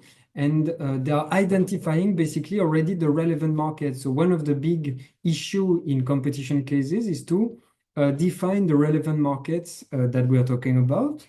And it was especially difficult in digital markets because a lot of services are provided for free, for instance. So the factor of price is much less important. What is more important today is the data, for example. And so it was complicated to define the actual relevant market. But now the DMA does define those markets ex ante, so already in the regulation defines them more or less. And so we know now that, for example, Google is a gatekeeper and it's active in the market for online search engines, and that's it. We don't need to go much further in this, and the investigations focus more on the behavior, the conduct, the anti-competitive conduct of the companies. Who are those gatekeepers? It's very large platforms that have at least 45 million active users every month in the EU and a turnover of more than 7.5 billion in the past 3 years. And so it's very big actors. And the Commission designates them. And these are the gatekeepers that the Commission has designated. So Google, Android, obviously, but also social media like TikTok, or it's the only Chinese company and company from the Indo-Pacific, actually. Amazon, obviously, as an e-commerce platform. App stores like the Apple App Store and the Google Play Store, and YouTube, as all of these that you can see on the slide. There was also the addition of Booking.com, for instance, last year, and iPadOS in last year too. TikTok is the only Asian company, otherwise it's all US companies. Okay, so what are the obligations? Coming back to the issue of network effects, which network effects are a big issue in competition in digital markets, because users kind of stick to a platform, no? And so there's not a lot of competition between platforms, and that's why they are gaining a lot of market power, if you want. And so the DMA is trying to address exactly that, and to enable by prohibiting some behaviors. Let me give you some examples, and also by obligating, for instance, gatekeepers to create interoperability between their services. So it's not yet implemented properly, but there is the obligation, for instance, for messaging services to be able to interoperate. And so to, for example, if you use WhatsApp, to be able to send messages to another service provider, for example, Signal or Telegram or iMessage or whatever. And so that's how you kind of break the network effects between those messaging services, just like we have on the phone. When we use our phone, we can call people on Vodafone, on Movistar, on different service providers, no? And the idea is to do the same for messaging apps. Another issue relates to e-commerce platforms, Amazon, very concretely. Amazon, as I already mentioned before, has a data advantage compared to its competitors, because it has these e-commerce platforms on which it sells products, competing actually with the traders that sell on its own platform. And so it has access to data not only from the sales of its own products, but also data from the sales of its competitors, no? And so the idea is to allow these traders, these business users, to access also the data that they generate on the Amazon platform. And so they're able to compete better with Amazon. That's another thing that the DMA is trying to do. Related to Facebook,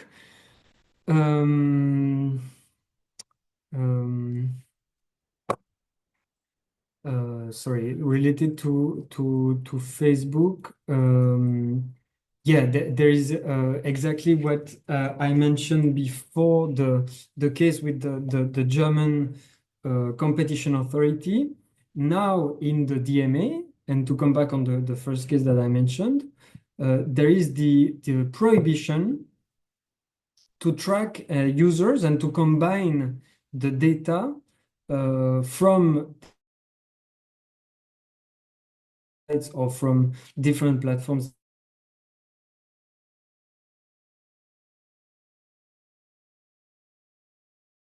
that I mentioned before. Now it's a prohibition under the DMA to avoid exactly the type of problem that happened under the German competition case.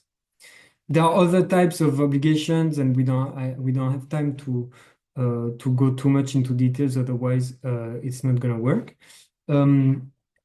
But these are the main issue that I think is important to understand, is that the DMA is trying to break those network effects that impede competition in digital markets. There are also important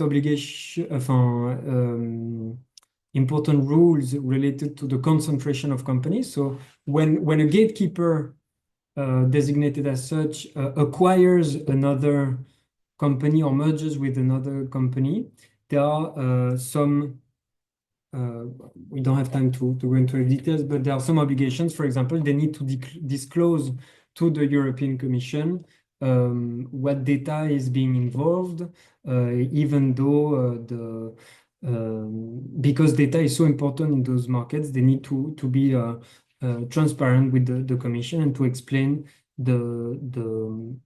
what will be done with those data. Yeah.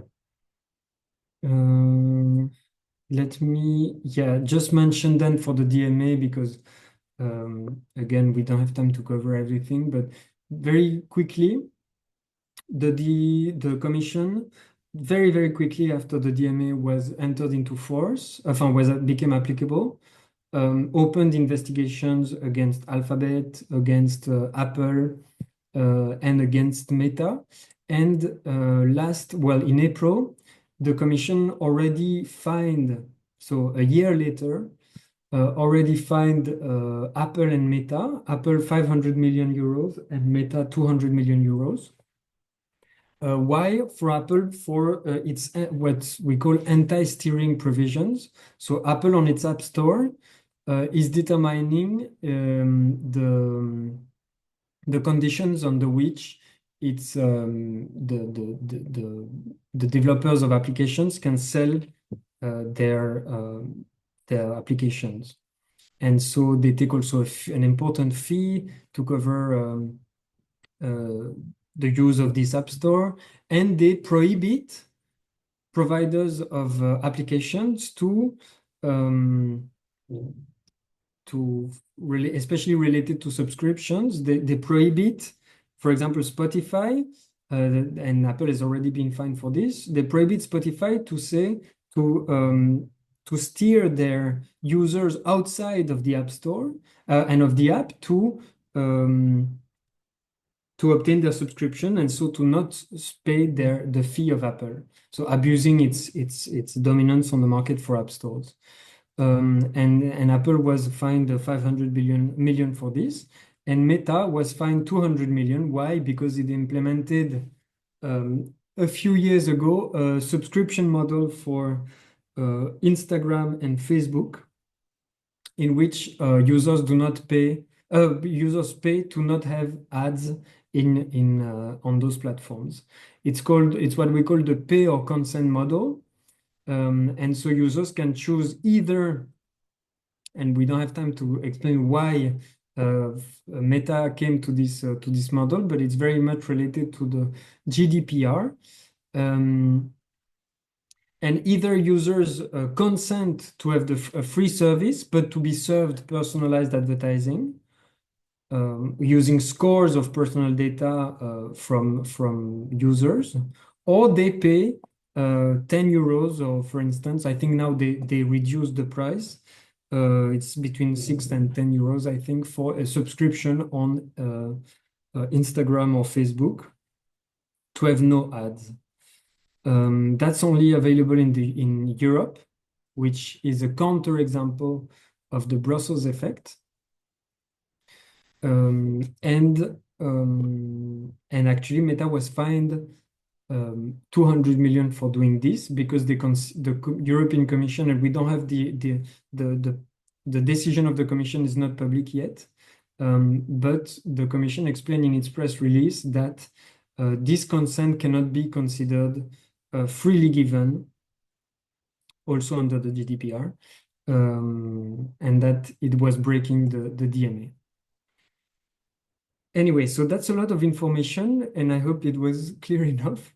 But now I will mention the DSA, the Digital Services Act, and explain the main points of the DSA. Sorry, I'm not gonna show the institutional videos about the DSA. But it was adopted at the same time. It was in a package, no, the DSA and the DMA. And as I mentioned, the main objective of the DSA is to ensure a safe environment for users online. It applies to online intermediaries. So not only hosting platforms, online platforms, but also very large online platforms. And so this layered approach means that as you gain importance as an intermediary service online, you have more and more obligations. And so the very large online platforms have important sets of obligations, more than those that only, for example, act as cloud services. No. What are the liability rules in the EU for intermediaries online? Those are defined in the e-commerce directive that was adopted in 2000. Very similar rules to those adopted in the US, in the United States in the 90s. Related to liability of online platform is that basically intermediaries are not liable for the content in general, the content that is stored and hosted on their platforms and uploaded by users. They are not liable for this content if, when they are notified of an illegal content or harmful content on their platform, they act to remove it, for instance, for example, when the authorities ask them to do so. And so that's the very general, broadly explained liability regime.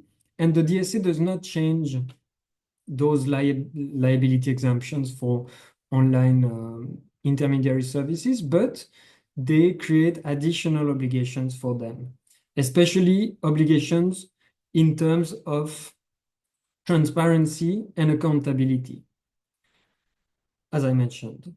Most SMEs are excluded from those rules, but still I will explain now. The EU is not saying, the Digital Services Act is not telling platforms what they can host and what they cannot host. They are telling them you need to be transparent, for example, about the advertising that you're serving on your platform. You need to be transparent about how you're handling content moderation requests, how you're doing your content moderation, how you are removing content and stuff like that. And how does that transparency take place? By I will explain now actually. There can be also very important sanctions of up to 10% of the there are also very important sanctions that can be applied. But the most important rules relate to very large online platforms and search engines, which are mentioned here. They are designated again as such by the European Commission. Actually, there are more than that now. I think this should be updated. But what are they? Mostly social networks. So as you can see here, app stores, on e-commerce websites, and here there are more Asian websites, especially Chinese ones. For example, Shein, for example, AliExpress, Temu, You also have, very importantly, pornographic websites that are being regulated more heavily under the DSA, and the European Commission has already started investigations into them. And even Wikipedia, which is a non-profit foundation based in the US, has been designated as a very large online platform by the European Commission. Then there are two search engines, Google and Bing, as you can see here. Here are a big overview of the main obligations for depending on the type and the size of these online intermediaries. But there are important transparency reporting obligations for the content moderation that they are doing. Their terms and conditions should be very clear for users. There is, for example, a new figure called a trusted flagger. So member states can designate trusted flaggers. So, for example, NGOs or organizations from civil society that will have a special channel of communication with online platforms to report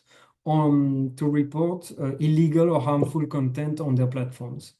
And so the idea is that there are more and more mechanisms to enable the reporting of these illegal and harmful content on online platforms. And so all of this happening in a transparent way, so that they are held accountable about their decisions not to remove, for example, content that could harm children, content that could act as disinformation and influence elections in the EU, and stuff like that.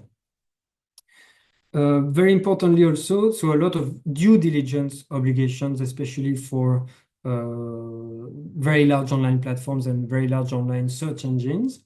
Due diligence obligations, they need to make sure that their systems, their recommender systems, for example, are safe.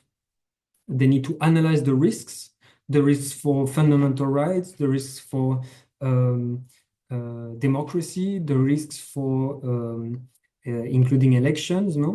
I already mentioned the elections in Romania this year.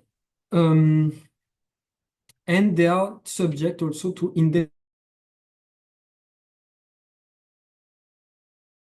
by external auditors. The enforcement is mainly, it's a mix of, so for the largest actors, it's the European Commission that is exclusively competent to supervise and regulate the very large online platforms. For the rest of the intermediaries, it's actually the national authorities, the member states, that monitor and enforce the DSA. So it's a mix of both. If you want, like the GDPR, it's we were explaining yesterday that it was the member states' data protection authorities that were in charge of enforcing the GDPR. Here, it's a bit the same for online platforms. It's also the member states who are in charge of enforcing the DSA, except for the large actors, where it's the European Commission. The fines can go up to 6% of the worldwide turnover, which is also a very large amount for many of these companies. And so there is now a set of databases on the Commission's website, which are directly, you can go and see them now, where you have data, lots of data on, for example, the content moderation that those platforms apply. And you have even a lot of data about the decisions to remove content from their platforms. And so that the idea is that researchers, civil society, regulators can have access to all this data, but also citizens to hold these online platforms accountable. It's very interesting data, and there's already a lot of studies being done about what online platforms are doing. As I said, the enforcement of these rules went very quickly. The European Commission, especially for the very large online platforms, opened several investigations related, I think, very importantly, to the protection of minors. As I mentioned yesterday also, it's one of the big concern of the European Commission is the protection of minors and of children online. And there are several investigations into Meta, into TikTok, for instance, about what they are, how they are protecting even the mental health of children. So I think it will be very interesting to see how the Commission enforces those rules, especially on these issues, I think.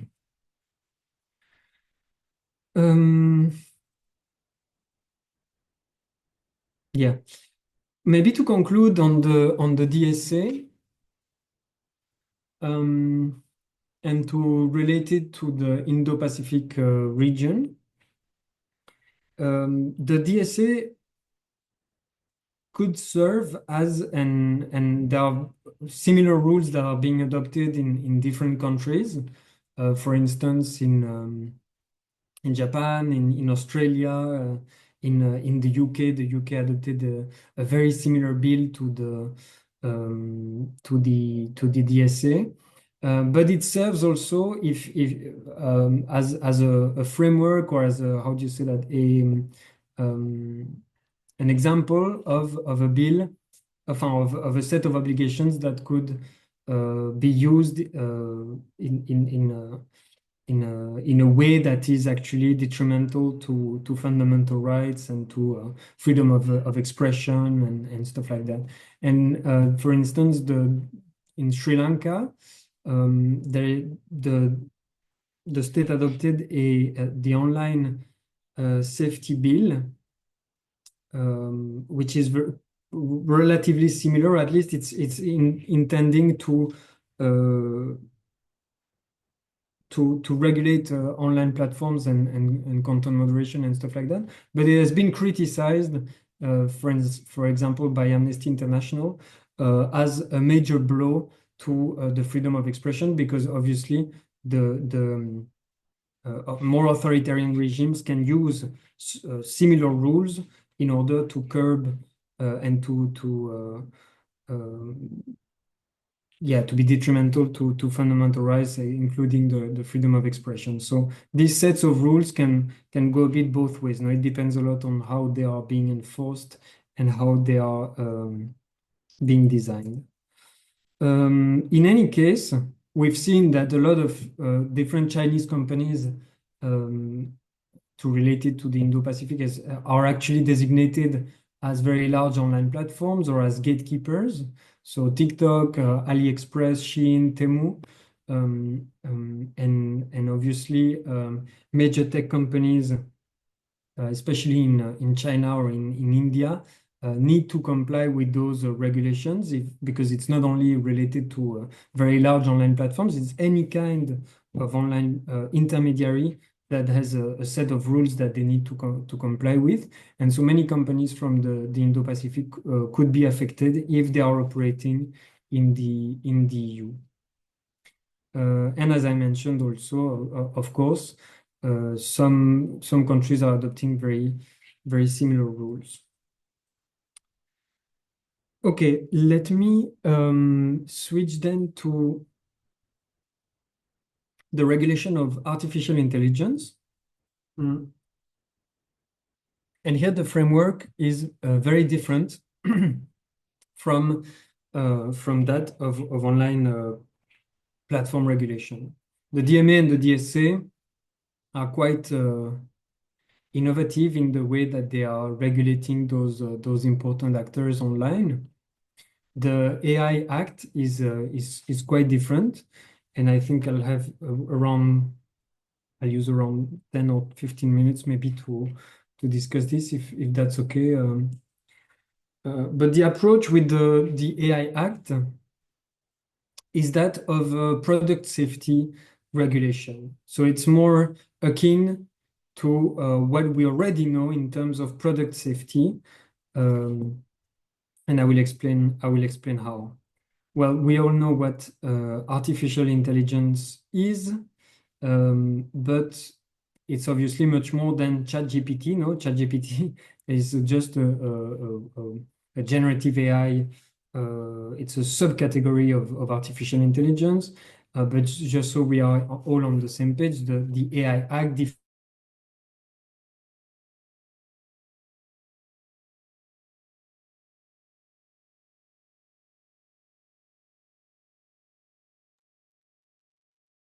We're somewhat disconnected. Hello, Sébastien? Hello? He's disconnected. Dr. Sébastien? I'm still there. Is there? Can Yeah, you hear us? Yeah, so tell maybe- the participants, do you have any questions? So He's still finished. He still has to go through the artificial intelligence regulation. So, yes. okay, maybe Sébastien, restart the picture before that, because we lost you somewhere. Yes, but his PowerPoint is there. Yes, but can you hear us? Doing something. Dr. Sébastien, can you hear us? Yeah, sorry. Sébastien? I think Yeah. my connection was unstable and You talked about AI and ChatGPT, that's why. yeah, no, sorry. Let me restart with the regulation of AI. But Yes. the AI Act, the Artificial Intelligence Act, is a very different approach. It's more of a classic, product safety approach to the regulation of AI systems, no? And let me give you some examples of AI systems, because I think it's important to understand the AI Act. Obviously, we know a lot of AI systems that are being used by private companies, recommendation systems,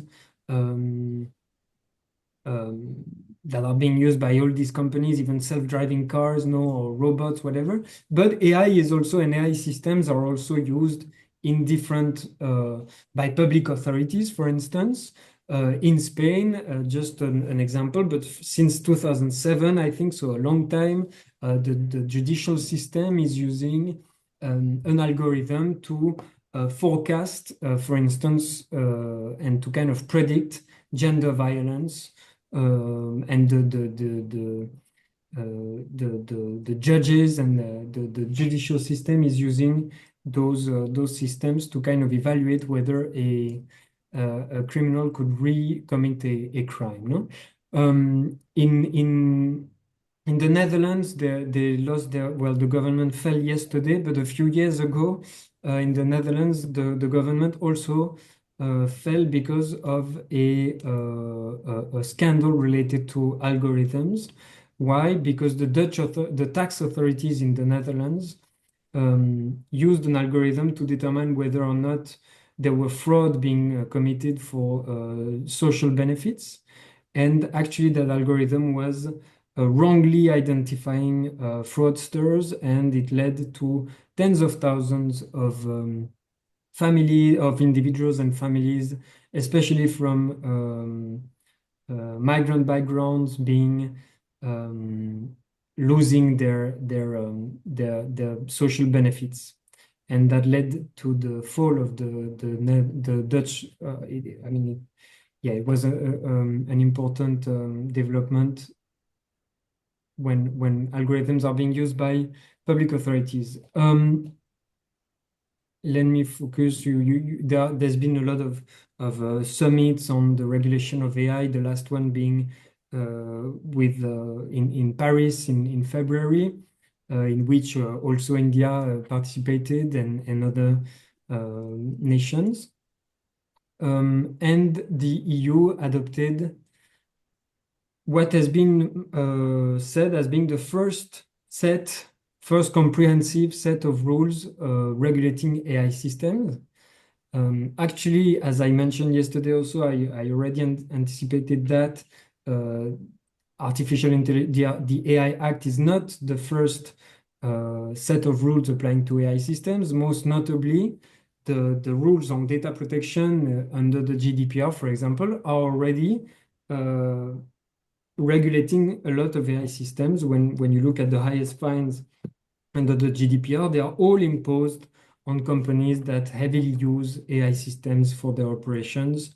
And we already saw some examples. If you look into more details at the enforcement actions of the French authorities, for example, the French Data Protection Authority, you see that most of the vast majority, 99% of the fines, sometimes of the Data Protection Authority are imposed on AI-related on companies using AI systems. And so the Artificial Intelligence Act is obviously a very important set of rules, but it's not the only framework regulating AI systems. It was adopted last year, and it was one of the most debated legislative file of the previous legislature, with around 3,000 amendments between the parliament and the council, so the institution representing the people and the institution representing the member states. The main objective of the AI Act is to ensure that all AI systems, when they are put on the market, are safe and that they respect fundamental rights, for example, privacy, but also human dignity, freedom of expression, and lots of different fundamental rights.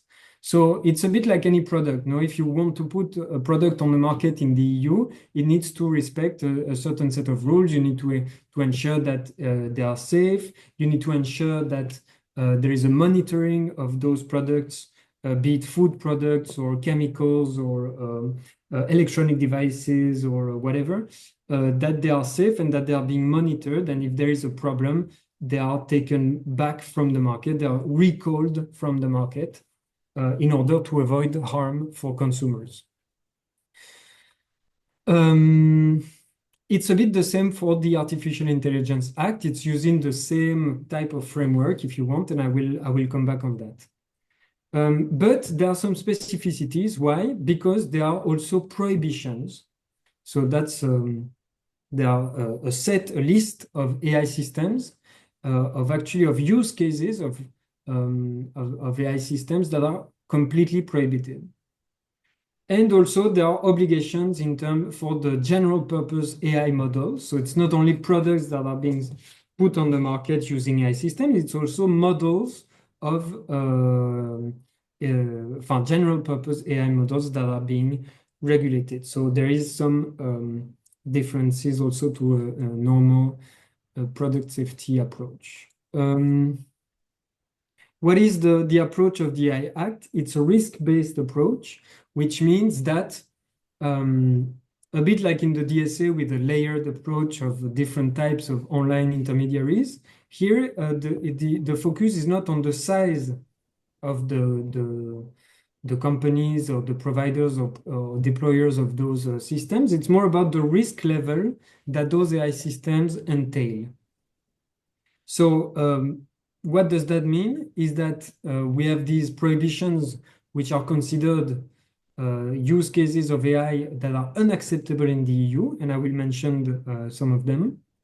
But then most rules actually relate to high-risk AI systems, and those high-risk AI systems, there's also a list of different categories of uses, and I will give you examples.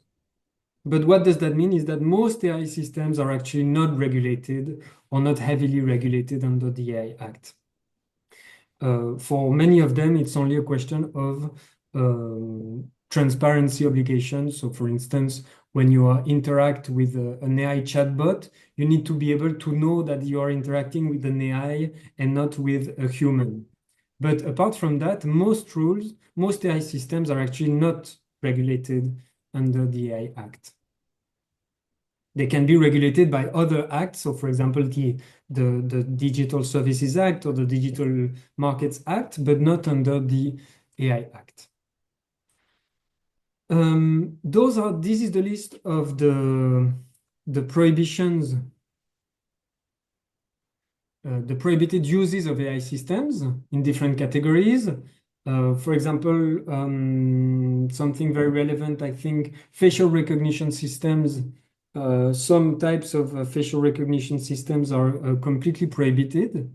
For example, those, I don't know if you know Clearview AI, it's an American company that has scrapped, so that obtained facial images from all over the internet, and they are able to uniquely identify billions of individuals on the planet with their system. So it's been used by the police in many countries, and this is actually prohibited now under the AI Act. Some biometric data categorization is also prohibited. So for instance, AI systems that categorize people based on their biometric data are prohibited, except, for example, the police can use biometric data categorization to search for missing people or to prevent terrorist attacks, for instance. But other uses of AI are prohibited. So, for example, manipulative or exploitative AI systems, systems to predict crimes are now prohibited. And so, yeah, it's those systems, or social scoring is prohibited. It's those systems that are considered too risky for fundamental rights to be deployed in the EU. But most rules relate to high-risk AI systems, and there is a list of them, 8 categories of AI systems related to biometrics, related to their use in critical infrastructures, related to their use in education. So, for example, if you use an AI system at university to evaluate the learning outcomes of students, or to determine access to university, or to assess, to monitor the behavior of students during an exam, in the EU, it would be classified as a high-risk AI system. And so there's a lot of obligations in terms of risk assessment, in terms of quality of the data that is being used, and stuff like that. In employment also, if many AI systems are being used to recruit and to select job applicants, this would be considered a high-risk AI system, because there are risks in terms of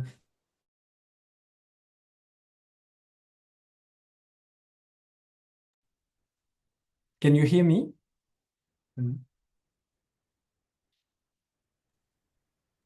Yes, we can hear you. There was a disturbance, so I'll unmute it on. Okay. Anyway, lots of AI systems, uses of AI systems also in essential services. So I mentioned the scandal in the Netherlands. Well, AI systems that are used by public authorities to determine the eligibility of public benefits, just like in the Netherlands, would be classified as high risk, because we've seen what damages it can create for citizens. But also AI systems used in the justice system, for example, to assist judges, or influencing election outcomes. AI systems used by law enforcement, or in migration issues, in migration in general.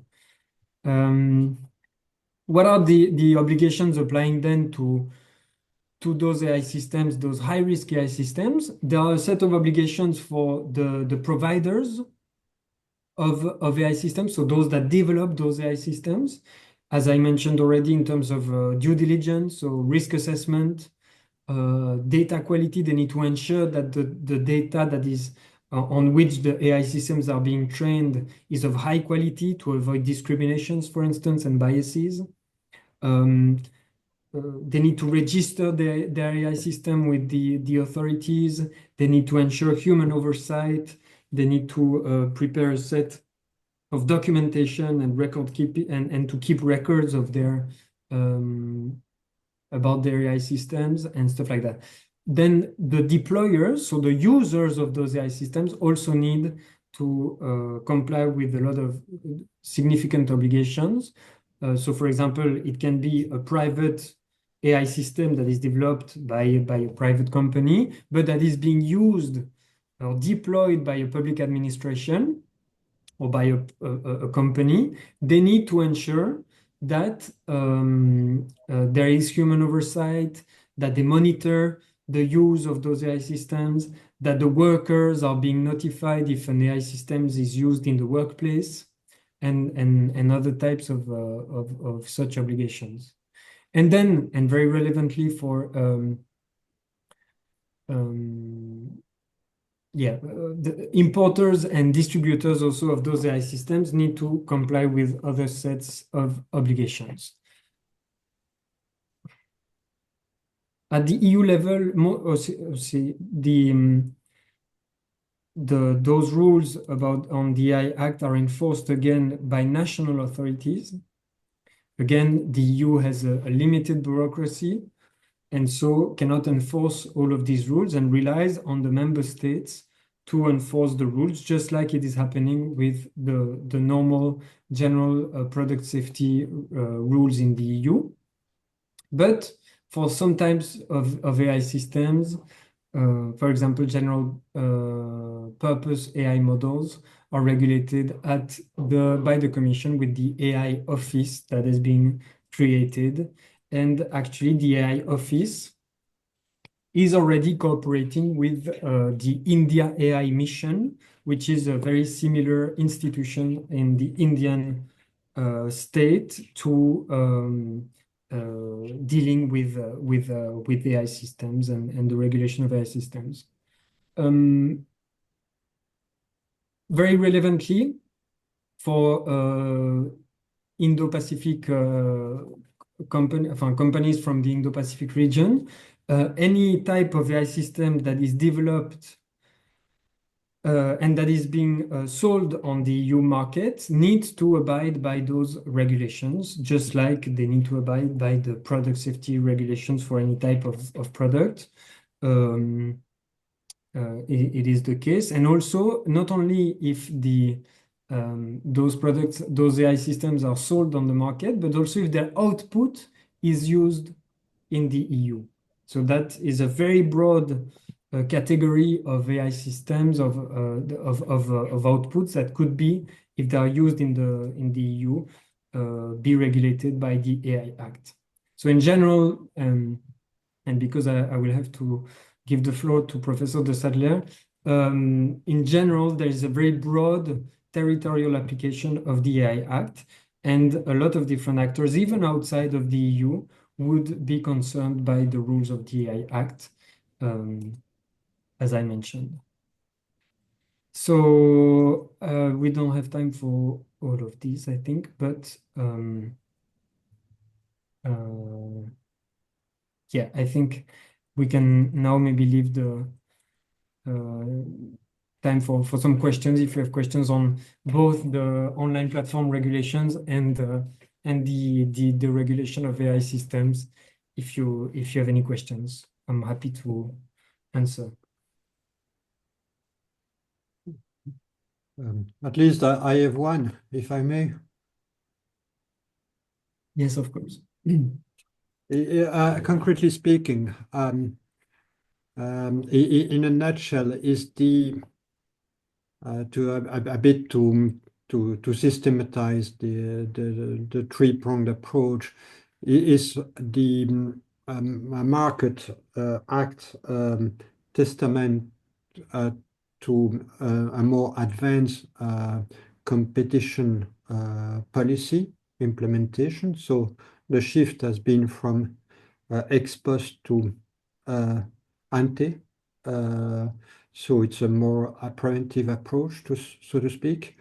That the services, so it's more embedded in an economic approach, whereas the Services Act is more about balancing the freedom of business, the freedom to conduct a business, and the fundamental rights at every level.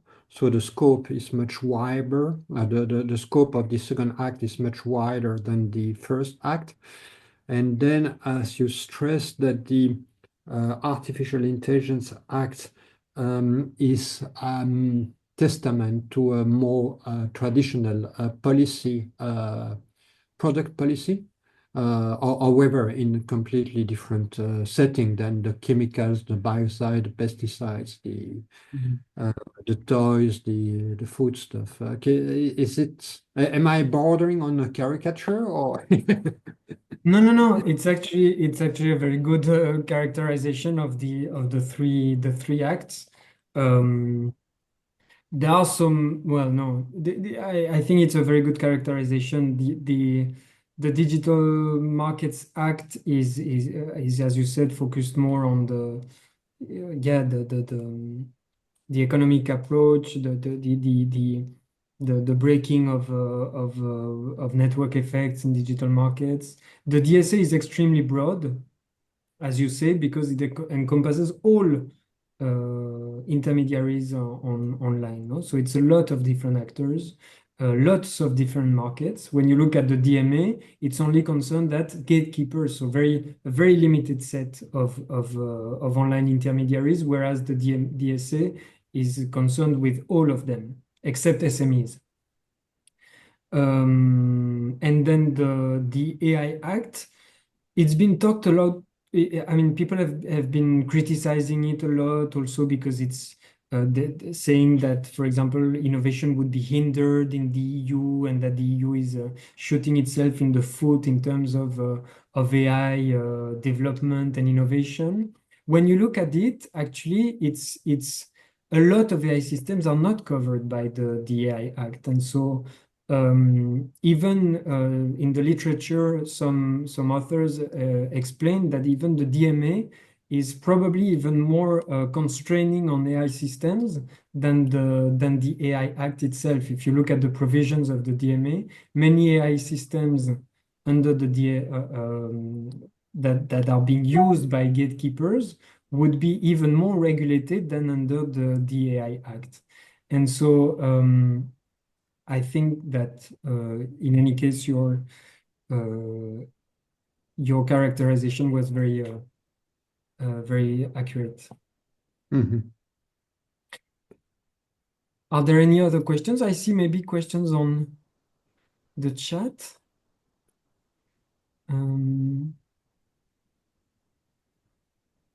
It's not a question.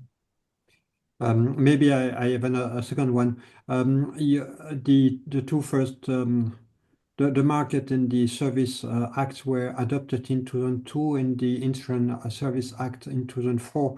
So when you dealt with the third act, you already mentioned that there were 4,000 amendments. Does it mean that the third act was more controversial than the two previous acts? And why was it more controversial? Yes. So yes, indeed, it was much more controversial because I think, as I said, and maybe wrongly so, because as I said, maybe the DMA is actually more, and the DSA also are, both of them are to some extent regulating AI systems much more than the AI Act. But I think the idea was that, I mean, the EU was criticized, as I said, for regulating AI innovation, and that it would detriment, it would hinder innovation in the EU, and the AI Act was seen as a bit of as the EU wanting to regulate absolutely everything in the name of fundamental rights instead of enabling AI innovation in unregulated markets. The criticism came especially from where the approach is very different, and also the context, the political context made it so that that there was room for criticism coming from the US. But yeah, there was usually, I think, more of a consensus in Europe. Okay, so I think that's very relevant. When you look at the legislative process for the AI Act, the criticism also came from specific member states in the EU. So the French, for instance, and the Italians during at the council in the adoption of the AI Act were very careful not to regulate too much AI systems because they have some actors that are very important in AI in the development of AI systems, and they didn't want to constrain too much their own actors. Whereas for the DMA and the DSA, if you look at the actors that are mostly regulated under the DSA and the DMA, they are not European actors. There is zero European actors among the biggest ones. And so there was more of a consensus in the EU about the regulation of platforms from the US and from Asia that do have huge market power in the EU. Whereas for AI systems, there's still this hope that European companies could create important AI models, for instance, and important products and services in this space. Thank you very much indeed. Thanks. And do any student has any question? Happy to. I think there's no question. So I don't know if it was clear enough, or if in general maybe it was a bit of a lot of information at once, and very specific topics. I hope it was not too much of a. it was informative. No, it was excellent. It was really excellent. It was a very systematic, because I'm getting lost how to determine the scope of each legislative instrument under which conditions. But you highlight really the ratio legis of each regulation. So that's very, very useful, at least as far as I'm concerned. Could we take a 5 minutes break? Yes, sir, we can take. Okay, because I just need to quench my thirst. Yes. And then I propose that I continue with the European Green Deal. Sure. All right. À tout de suite. À tout de suite. And it's great to know that in India there is the digital competition bill also, which is similar. And indeed, I mentioned other jurisdictions, but similarly regulating those gatekeepers. Thanks a lot for the comment on the chat. Yes. So you take break. If there is any question, post break we can see. Yeah, 5 minutes. Cool.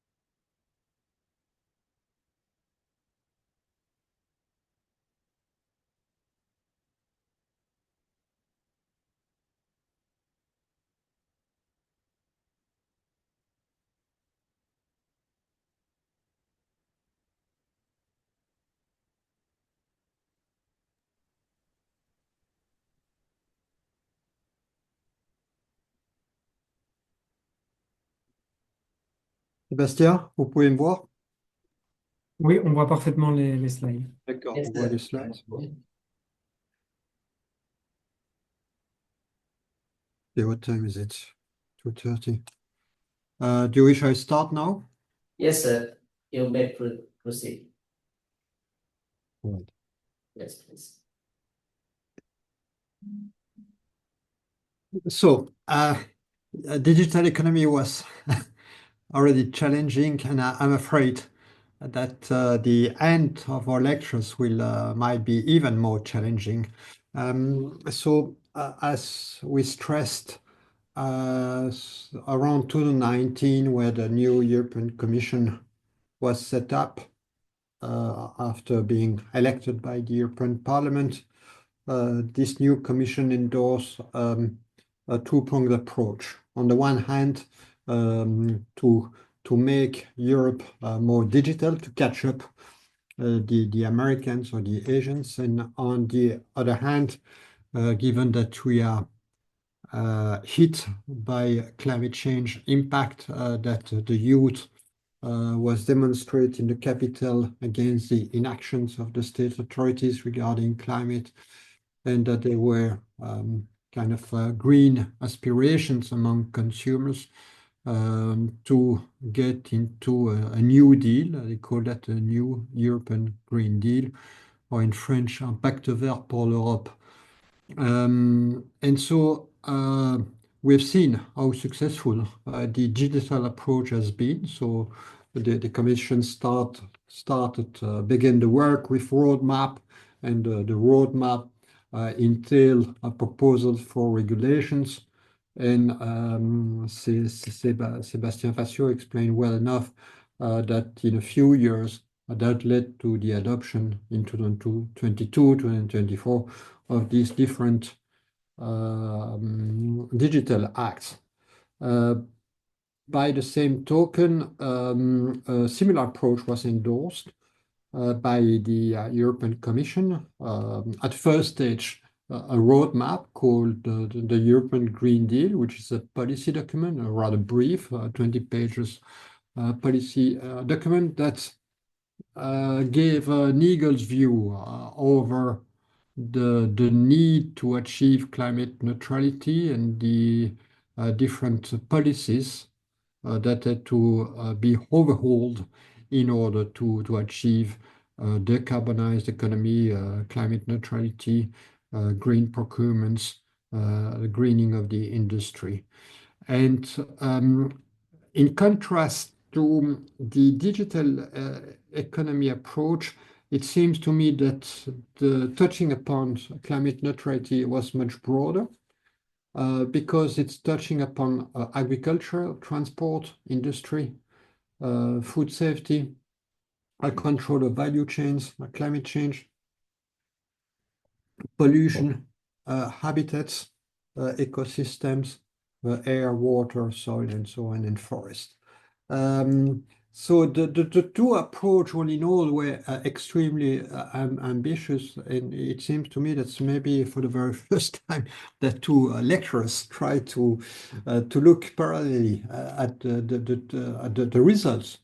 And so on the European Green Deal side, it seems to me that all in all, the Commission has been quite successful. The majority of the proposals have been adopted by the lawmakers, so these proposals are in the process of being implemented by the member state authorities. However, we explained that there start to be much resistance from the drivers of fuel-powered cars, of farmers demonstrating and blocking the highways and starting again a farming revolution.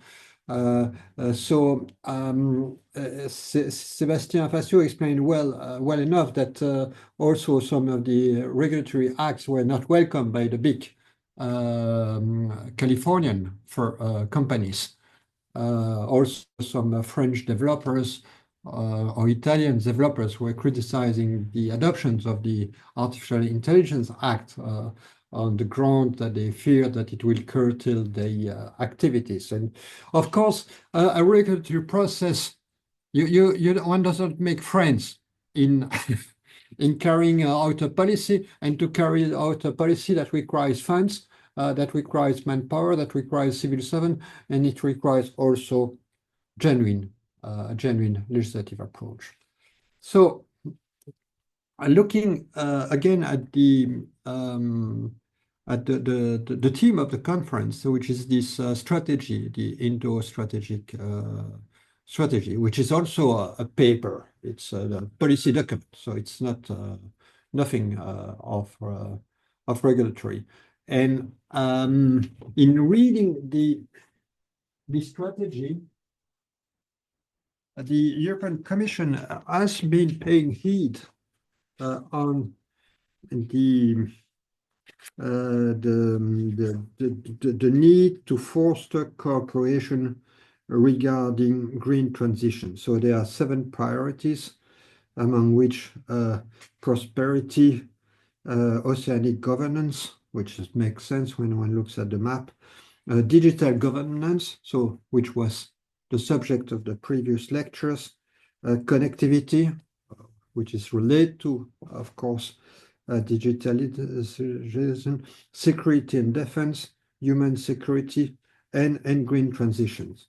And so in a recent document, the European Commission is trying to explain the success obtained in fleshing out this strategy for cooperation in the Indo-Pacific. And there is a list, but I didn't succeed to find clearer considerations. So they mention different partnership, different initiative, but when looks at this, there is nothing legal, so to speak. It's just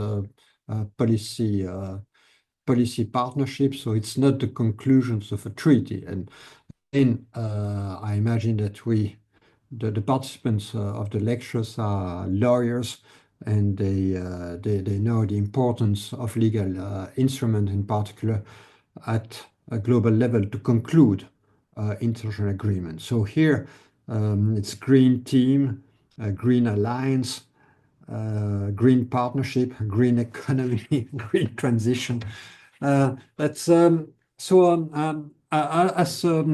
I've been practicing law for nearly 40 years, so I will a bit more concrete, and I will not delve into technicalities because unfortunately we don't have enough time, but try to explain again what's the rationale, what were the objectives. So in 2019, the European Commission drew this roadmap and aimed at improving transport to make it more sustainable, because fuel-powered cars, it means that we need to import the oil from Libya or from Norway or from Russia, which is expensive. Striving for greener industry. Energy is consuming a lot of water. It's consuming really a lot of energy. And so the same for the Indian industries. I looked at the records. Many states in India face water shortages, and that's an issue both for agriculture and industry. Eliminating pollution, which still 40 years of pollution abatement policies has not been enough. Still a high level of pollutions. Finance, because to modify the economy requires a lot of money, and so the financial system needs to be overhauled. Homes, buildings are not energy efficient, so I'm actually giving my lectures from my office, which is rather wide. So it was built in 1936, so it's not at all energy efficient. So it's large windows, and so in the winter, my office is quite cold. And then from farm to fork, so there is an aspiration among consumers to eat more quality food, protecting nature, producing energy instead of importing fuels. It means to build windmills, to build dams to produce energy. And then we can do as much effort as possible to reduce our climate change impact. But if the Indians or the Chinese or the South Africans or the Brazilians do nothing, our efforts are somewhat worthless because climate change is a global issue. And also air pollution, water pollution, it's transnational. It's Europe, the EU is only 27 countries. Often pollutions come from very far away. So it means that the change must be global. And that requires the conclusions and negotiations of new agreements. And there is always a question of justice.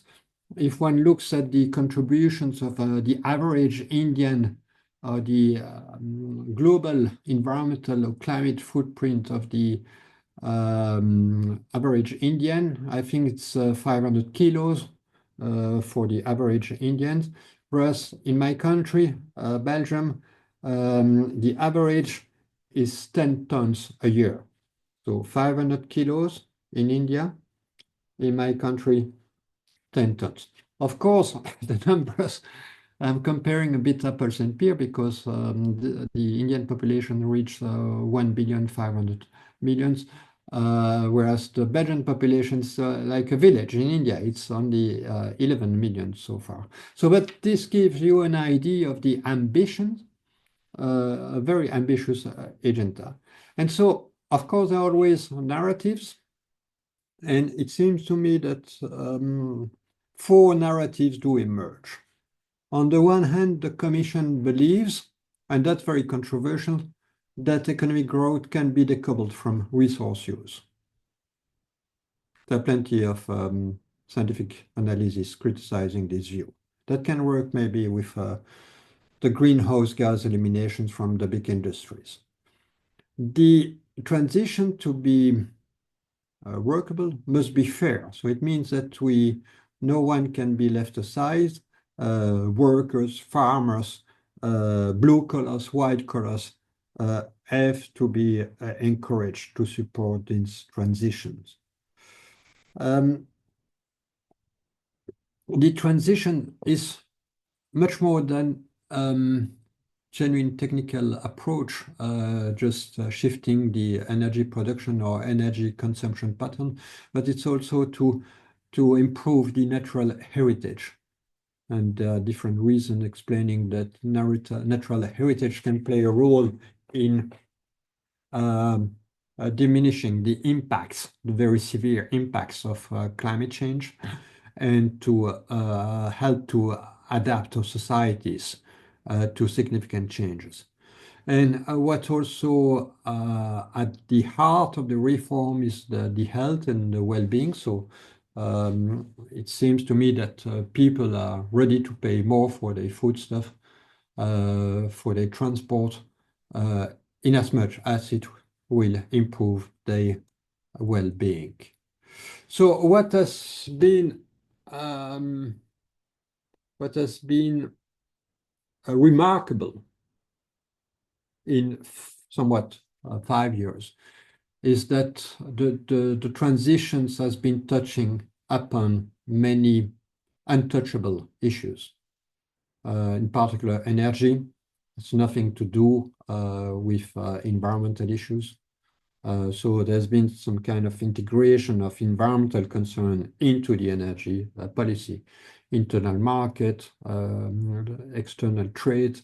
So I was really impressed by the number of areas that have been subject to modification.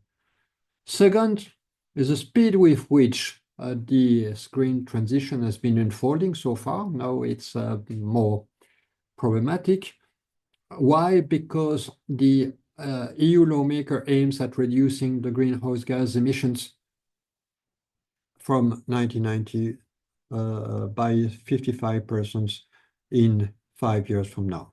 So in 2025, the emissions must be reduced by 55% in order to achieve climate neutrality by 2050. A starting point was a roadmap, so non-binding, a policy document, and interestingly enough, it was fleshed out by really a number of strategies, and these strategies were fleshed out by proper directives and regulations. So we shifted very quickly from soft law to hard law. And a last achievement is the attempt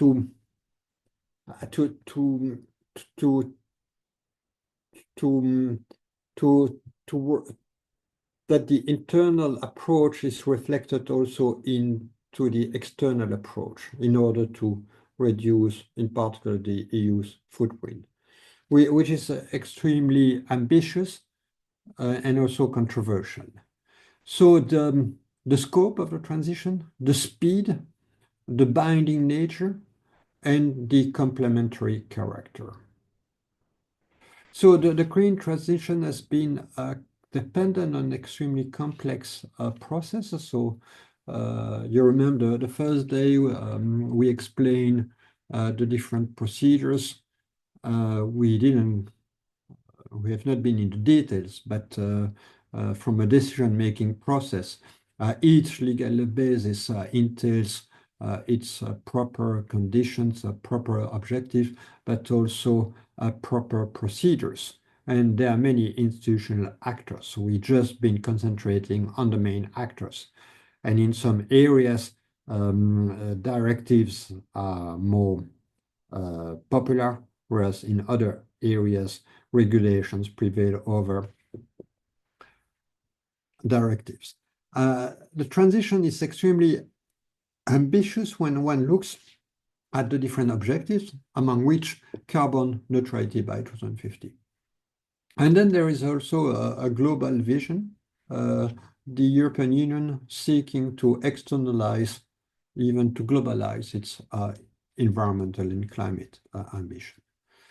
So I took over the PowerPoint of a conference that I gave in the capital of Norway, Oslo, 2 months ago.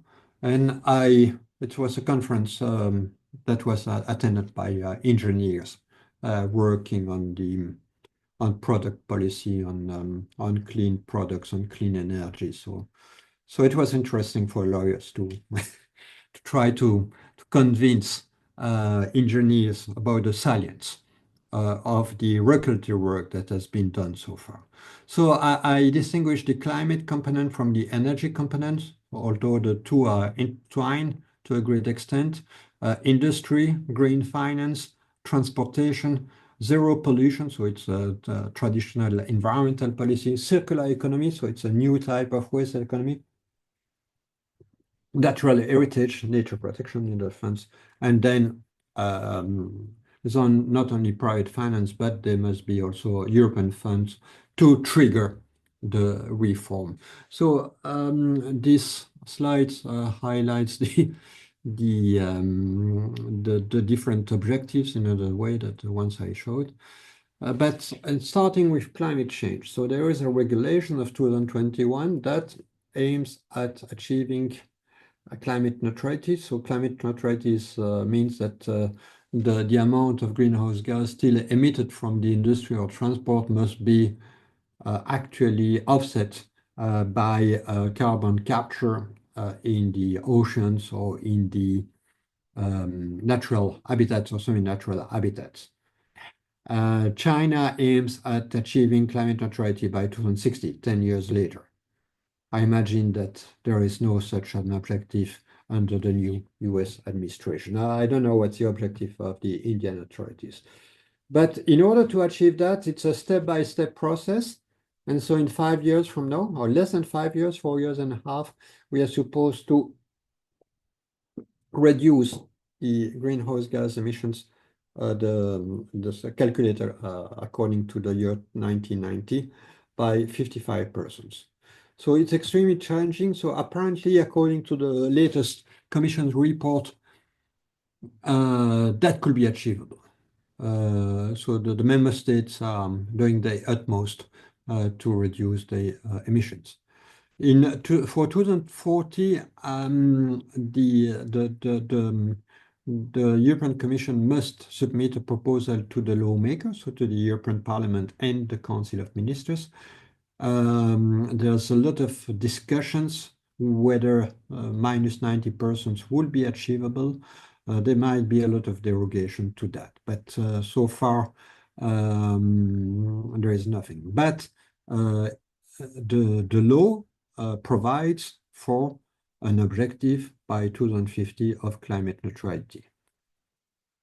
So, of course, to achieve net zero emissions, that requires to combine emissions reductions across a broad range of sectors ranging from aviations to trucks to lorries.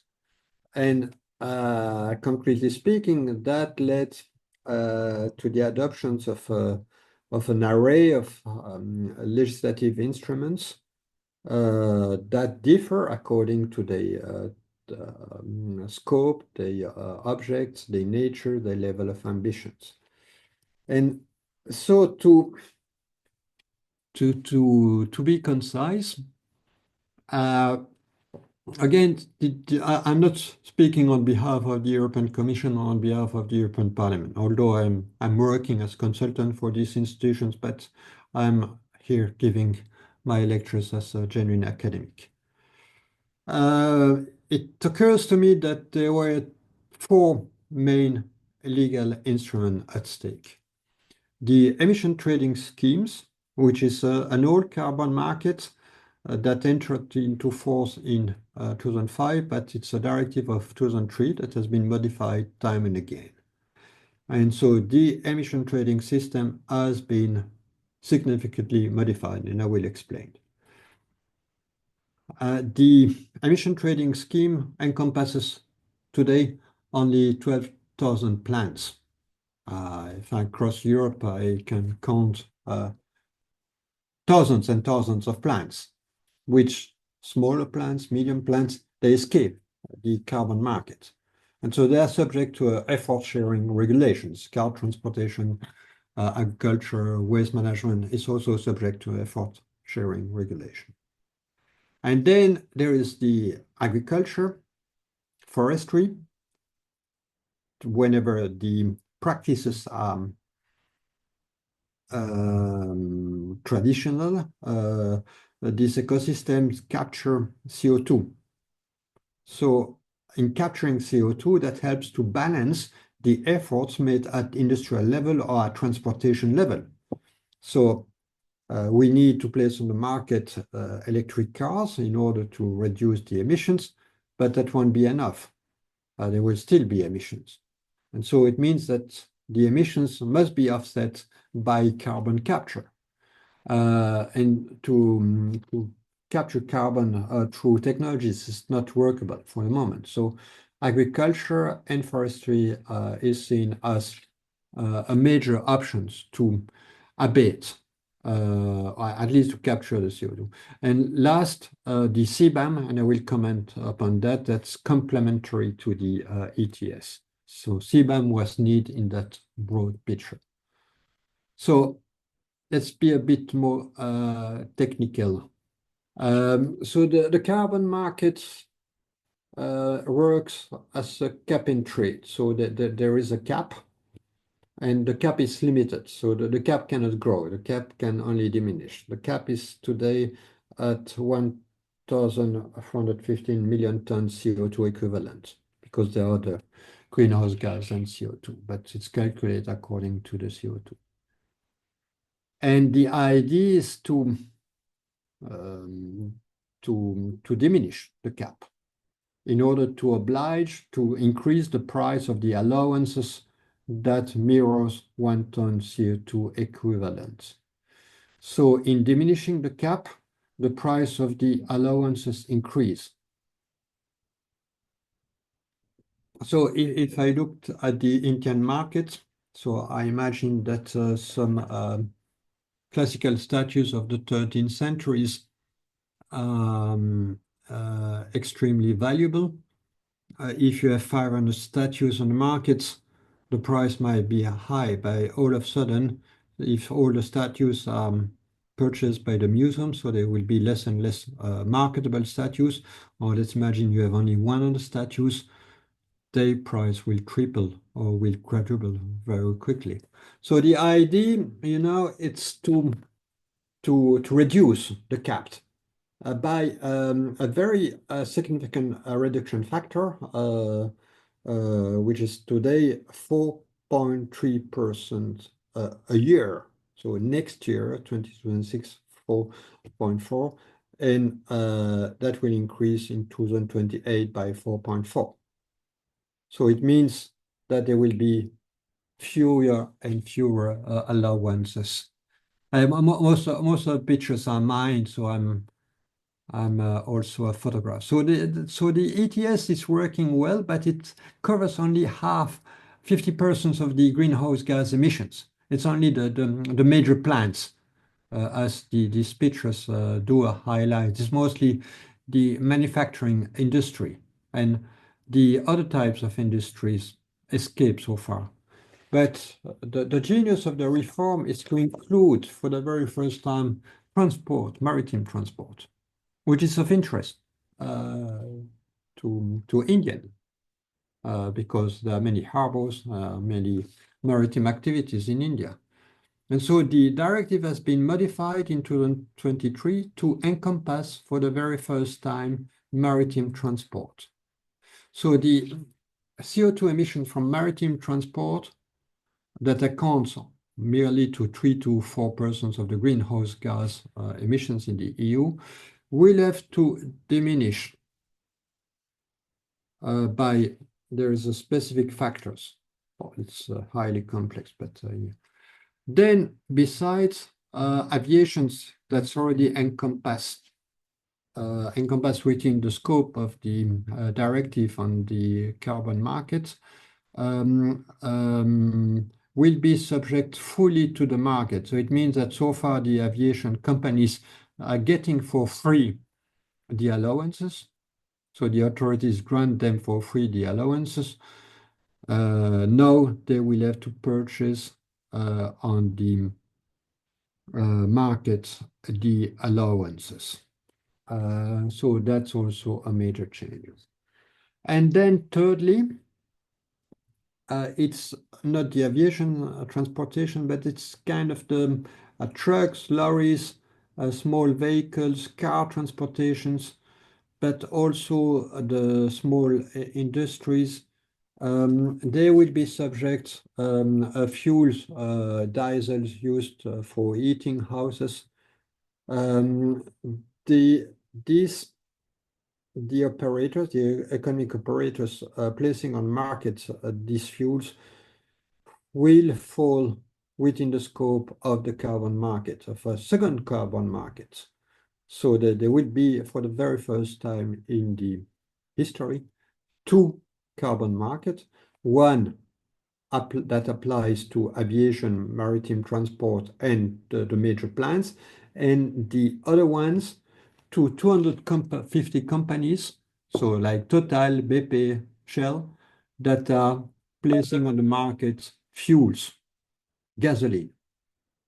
And they will have to pay allowances to cover not their own emissions, but to cover the emissions of Sébastien Fassiaux and myself, the end users, because we are not oil producers, we are the end users of petroleum products in case we are driving a car, or in case we are heating our home in the winter with fuel, we are the end users. So that's something completely new that has really not been commented by lawyers so far. So next, it's the carbon border adjustment mechanism. I will show you another set of slides that applies to a few sectors: cement, aluminium, electricity, fertilizer, hydrogen, iron, and steel. And the idea here is to diminish or to reduce or to eliminate the risk of carbon leakage. So when it comes to cement, so the cement can be produced in Egypt or in Turkey. So the Egyptian company has a competitive advantage against the Belgian companies. What are the competitive advantage? Labor force. Labor force in Egypt is much cheaper. Energy price are much cheaper in Egypt than in Belgium. Maybe 1,000% more expensive, the energy in Belgium than in Egypt. So there are different advantages, but there is an important advantage is that the cement factory in Belgium will be part of the ETS1 of the carbon market. So they will have to purchase on the market the allowances to cover their greenhouse gas emissions. Whereas the Egyptian company is escaping this. So CBAM is to integrate into the carbon market the import of products whose productions emit a significant amount of greenhouse gases, in particular nickel, fertilizers, aluminium, cement. That's really industries that steal, that divorce a lot of energy and consequently emit a lot of greenhouse gas.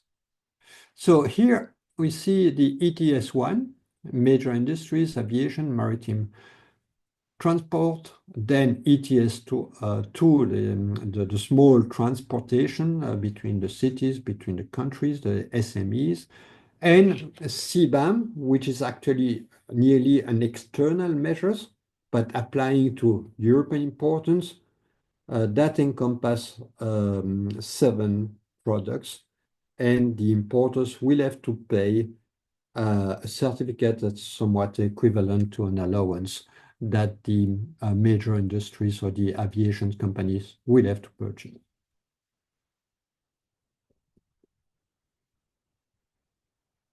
All right.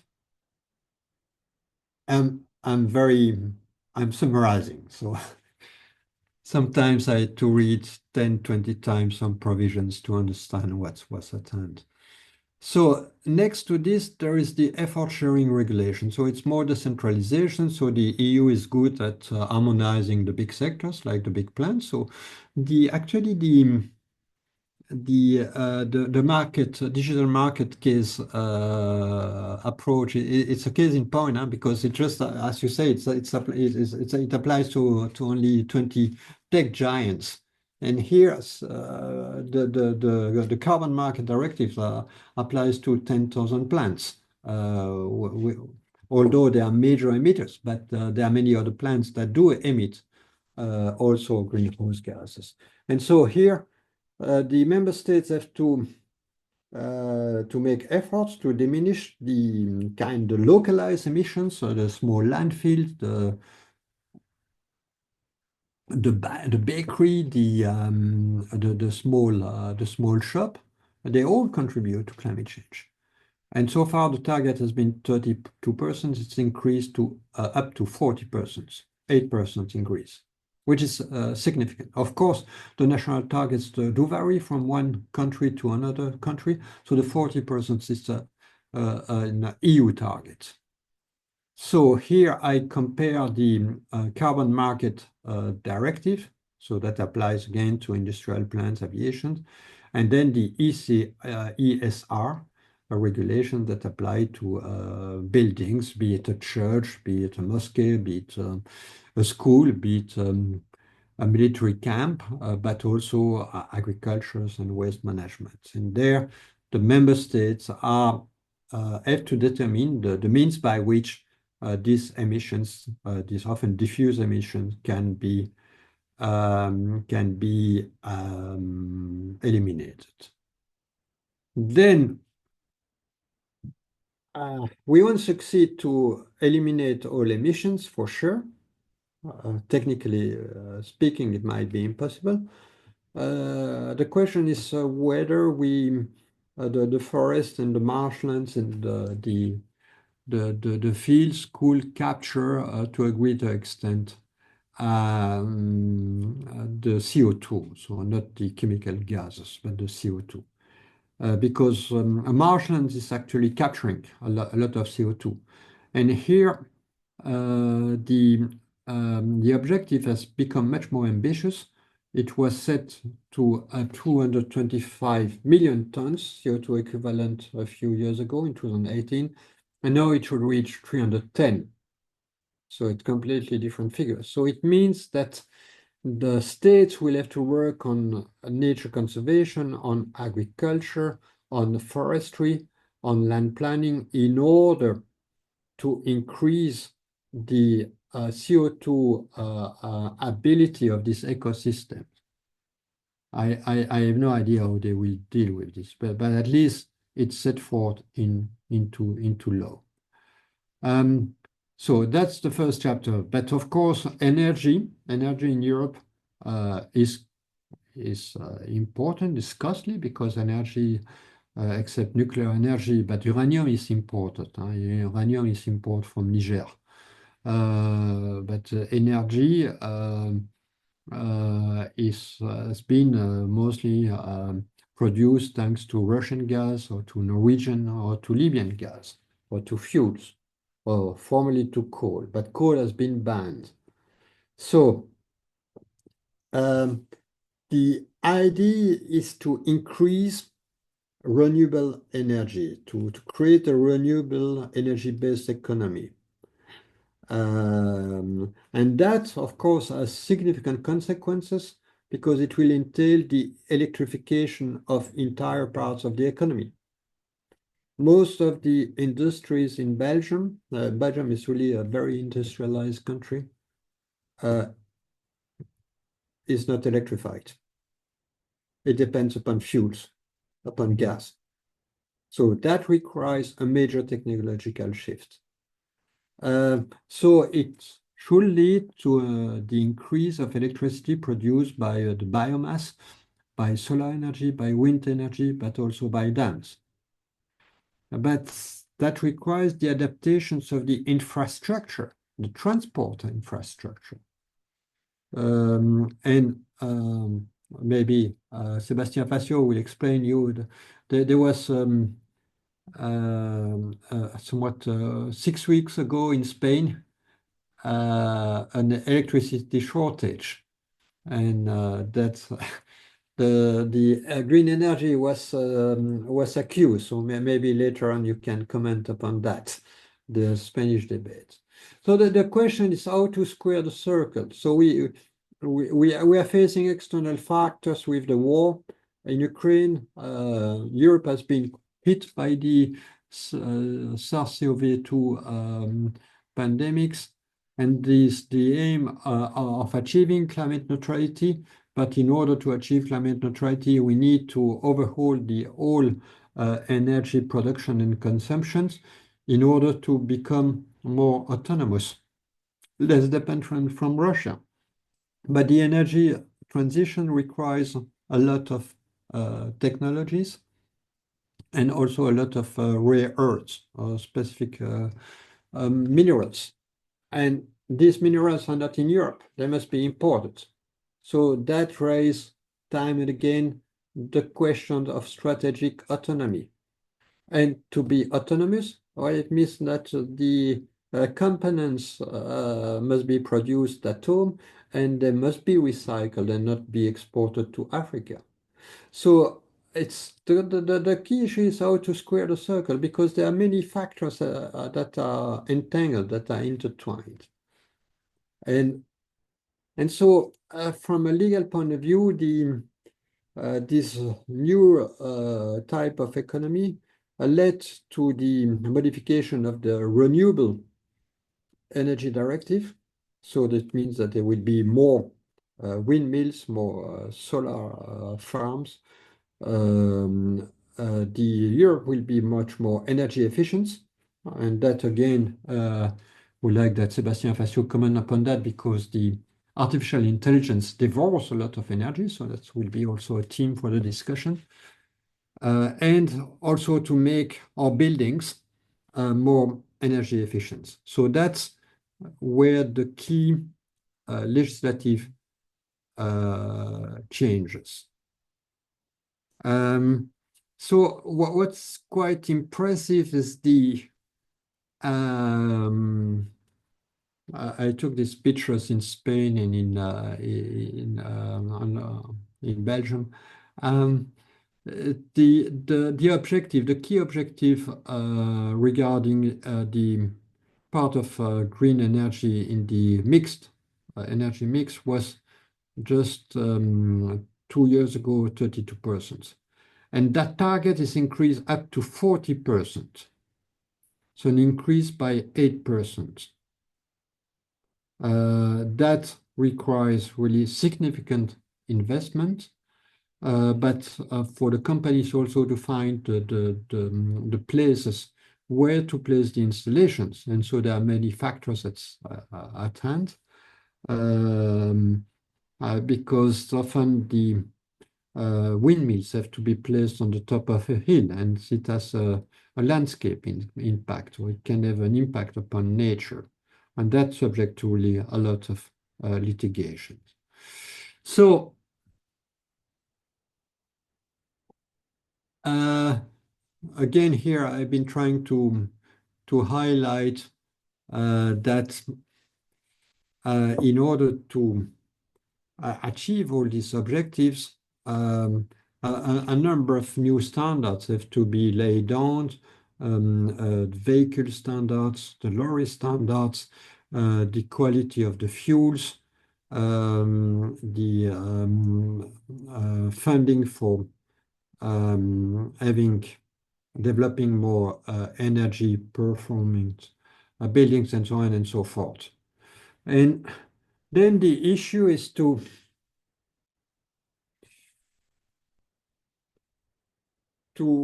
develop a new approach when it comes to industry, and to have a sufficient number of critical materials in Europe, but also when it comes to microchips, to develop our own technologies, to be less dependent from Taiwan. And that's also an issue that you could comment upon. So today, what's at stake? It's a new Green Deal called the Industrial Green Deal. So, but there are not yet legislative proposals. So the idea is that we are dealing with geostrategic and geoeconomic tensions. The energy transitions requires massive use of clean technologies, rare materials such as lithium, graphite, cobalt, nickel, manganese. And this is actually exacerbating the dependence as well as the vulnerability of the EU, that is already extremely dependent on external markets. So most of the raw materials that the European industries is using is coming from third countries. And so, of course, the growing exploitations of copper, of nickel, of tin, of rare earth outside Europe will also heighten environmental pressure abroad. So far there are two main acts that have been adopted nearly at the same time than the Artificial Intelligence Act, the Critical Raw Material Act and the Net Zero Industry Act. So the first act regarding raw materials is just there is a list of raw materials, and the member states will have to grant a license for mining operations. So part of these critical raw materials should come from Sweden, from Germany, from Belgium. And the same for the technologies. The technologies, part of the technologies will have to be produced at home.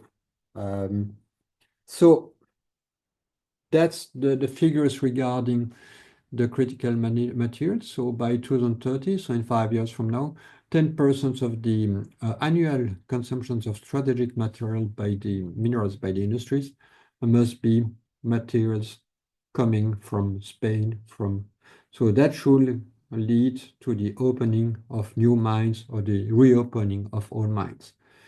But also the recycling. So we too many materials lost because the recycling operations are not efficient enough. And so the idea is to produce at least 15% of the strategic materials from recycling activities.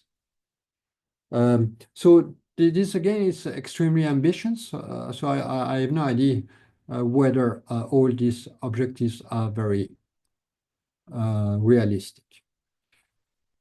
When it comes to finance, the transitions will be very costly. So some economists mentions 1 trillion euros, other economists in 5 years. Other economists mentions 850 billion. So the numbers vary. But all the economist studies I looked at are stressing that the private sector's investment should be at least 800 billion euros in 5 years. So given the budgetary constraint and the efforts for the European states to invest in defense, in a European army, the investment must come from the private sectors. And so the question is how to entice private business in paying heed, in embarking upon the transition. That's costly. So it's costly to, as I showed you the different pictures of the industries in my country, it's costly to renovate, to improve, to make industry more efficient. It's possible, but it's significant investment. And the EU has been adopting a number of new directives and regulations trying to simplify and to streamline the investment. So it's these directives are about corporate reporting, taxonomy, to give the label of sustainability to some economic activities, due diligence, and so this is relatively complex, but the idea, the underlying idea, is to create create legal instruments that do entice investors in investing in more sustainable activities and in explaining the shareholders, explaining the public authorities or the public at large that they are shifting into a sustainable system.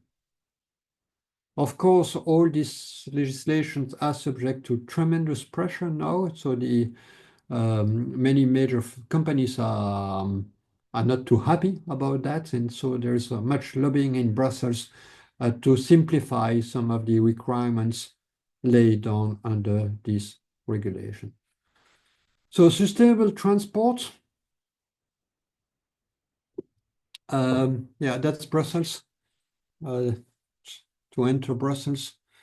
So the Brussels is stuck with traffic jams, so it's a bit painful to drive a car in Brussels. And so transport has not been sustainable at all. So what's going to change is the quality of the fuels for the ships, for the aviations. So these sectors were heavily polluting, so they will be obliged to purchase fuels of higher quality in order to diminish the pollution and to diminish the emissions of greenhouse gases. Also, the car producers or vans producers or importers will be obliged by 2035 to apply extremely strict CO2 performance standards. And that means more electric cars. And if one goes to Norway, for instance, which is not a member state, but they've been developing a very smart transport policy because they have the free electricity because they have many dams. And so the electricity is much cheaper in Norway than in Belgium or than in the Netherlands. And so nearly 60 or 70% of the new cars are electric cars. So there are state subsidies to the consumers to buy Tesla cars, for instance. What matters is also to have the infrastructure, because if you want to cross, Sébastien Fassiaux lives and works in Barcelona. I live and work in Brussels. We are 2,500 kilometers away. So if we need to drive to meet each other on an electric car, we will have to stop many times. And then it requires along the highways or in the cities infrastructures to charge the electricity.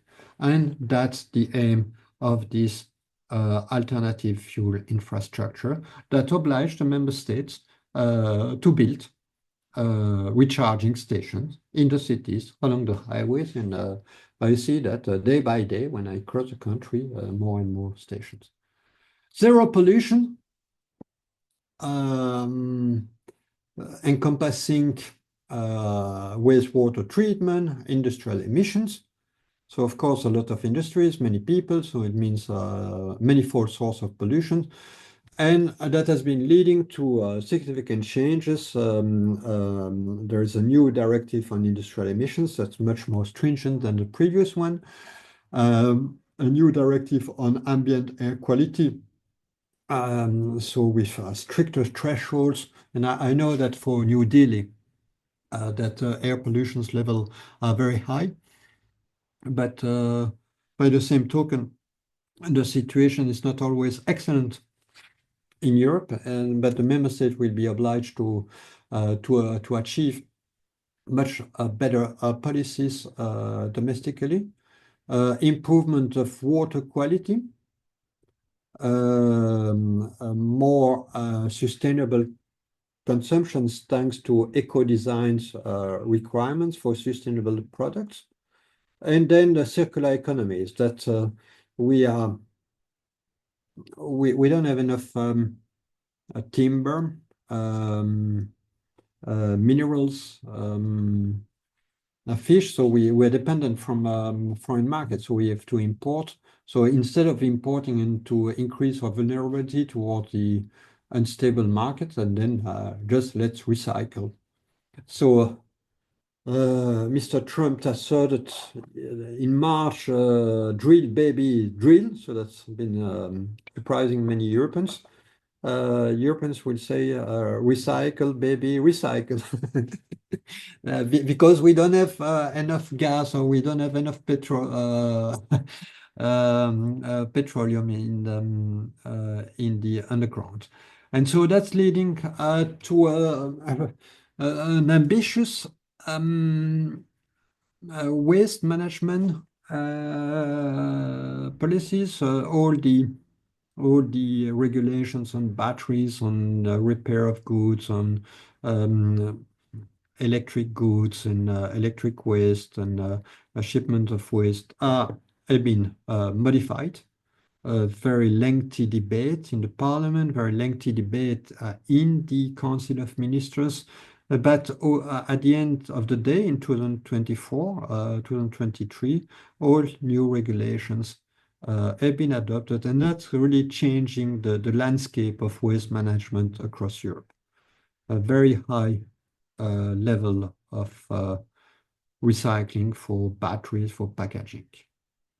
And also, again, what of importance is eco-conception, but also reparations of used goods. Natural heritage, unfortunately, that's was also a very ambitious roadmap, but there's been so much hostility, in particular from the farmers, less from the hunters, against the reforms that the achievements of that reforms are really fading away. And intensive agriculture is the culprit. So there is this forest risk commodities regulations that applies to the imports in Europe of cocoa, of soybean, of rubber, of timber. And so there are due diligence obligations placed upon the importers. The regulation was supposed to enter into force a year ago. It has been postponed by a year. And now there are more and more commissioners in the European Commission claiming that this is a too challenging piece of legislation. It must be simplified, or the administrative requirements must be simplified. Of course, there is a lot of oppositions from Brazil. So I don't know what's the point of view of the Indian authorities, but here we have a classical examples of a new model of regulations that's giving rise to much controversies. When many habitats in Europe have been degraded, not only by pollution, but also by urban sprawl, and several states have been trying to improve the quality of their habitat in restoring. I know that in India, you were very successful in reintegrating the tiger in many national parks. So it has the tiger 30 years ago was on the brink of extinction in your country, but thanks to very smart policies, the tiger population has really been on the increase and still on the increase. So it's a bit the same approach to reconquer nature. And that has been extremely controversial topic. The adaptations was adopted at the very last minute thanks to Belgian negotiators. So the Belgians have been very smart in convincing a majority of states to vote in favor of the proposal, but it was a very, very touchy issue. Yeah, no. And so what I stressed, you have a clash. It's like in your country. The big farmers have been obtaining, thanks to the common agricultural policies, the subsidies. So 20% of the farmers in Europe are obtaining 80% of the 360 billion euros subsidies dedicated for the agriculture. 80% of the farmers are getting only 20% of the budget. So everybody we say it's something unfair, but the reality is there. In case you have a farm of 500 hectares with 3,000 cows, you are getting, proportionally speaking, much more subsidies than a small farmers. So that's a picture I took. We had farmers demonstrations with tractors a bit everywhere in Brussels for months, but it has been the same in Madrid, in Germany. So the farmers were very smart in blocking the highways to oblige politicians to soften the environmental requirements and the administrative requirements. But instead of working on the administrative requirements, so I can understand that the farmer is a bit tired in the evening to fill in a lot of documents, they've been simplifying the environmental requirements and the controls of the environmental requirements, and they plan to do even more simplification in the next reform of the CAP. So on the left side, you see a picture of the northern France, the Ardennes, where it's a more traditional agricultural landscape, but these semi-natural habitats tend to fade away. So agriculture is really a main stumbling block to improve. And then there is the funding. The question is, who is going to pay? So everybody agrees to tie the belt, but everybody is asking money. So industry is asking for a lot of money, municipalities, the defense, and so I've been analyzing with my students all funds, but it's insufficient. If you just count, it's billions of euros. I've been mentioning at least 800 billions of euros. So the numbers do not match the reality.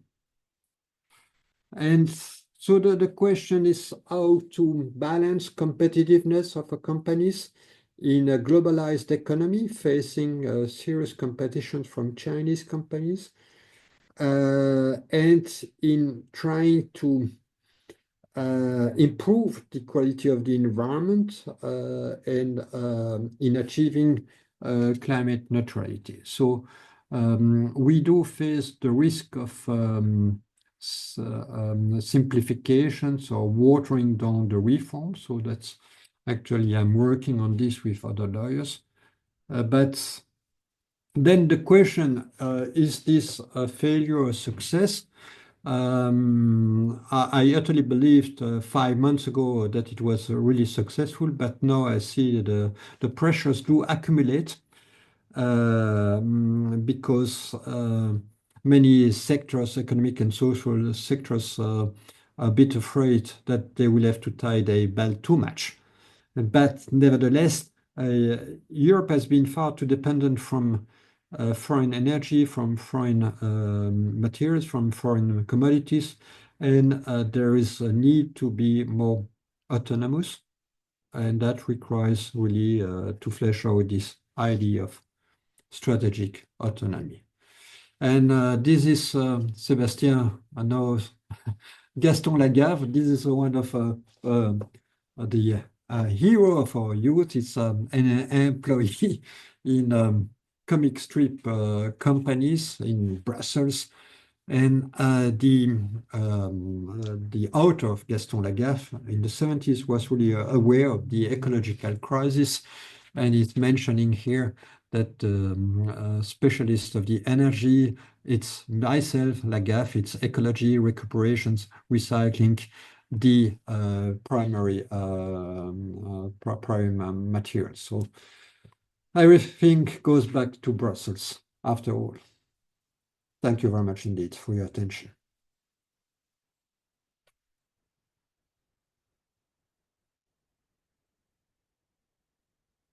Hello? Yes, sir. Yes. Yes. So maybe I still have a slide on CBAM, but it's maybe better than I do answer the first Yes, the question. questions. So we're Yes. looking for the questions. It is to the participants. Do you have any questions? Maybe I can, well, I don't know if anyone has one first, but I thought it was interesting to do the parallel between the green transition and the digitalization of the economy, and to see the similar challenges in the two. But I see there's a question. Yes, your question is in the chat. Professor, am I audible? Yes, you're audible. So yeah, not more of a, I mean, it's not really a question, but more of a comment. Like we've seen your presentation on the CBAM and the Green Deal, and we also are all aware that during the EU FTA talks with India, there's a lot of friction between the two blocks on like the CBAM aspect of it, and like how developed countries tend to focus more on distributive justice, and developing countries are asking for more of a focus on adaptation and not mitigation at this stage of their development, because they. Sorry. Yes, you can go again. Yeah, am I audible? Yes. Please proceed. Yeah. Once again, you can repeat your questions. Yes. So I was talking about how developed countries and developing countries right now, even at the COP27 and 28, we saw the loss and damage fund. During the course of the conversations on the loss and damages fund, we'd seen this distinction between adaptation and mitigation. And I'm seeing a lot of parallels with this, this conversation that we are having on the European Green Deal. Climate finance is a big aspect of this. How is Europe looking at this, at the CBAM aspect? Because I really don't think, I think the entire FTA is hinging on this, right? Yeah, it's a very, very smart remark. Thank you very much indeed. It seems to me that the European elites, at least the economists and the lawyers working on these teams, are aware that our level of ambitions is far higher than the level of ambitions in South Africa or in Brazil.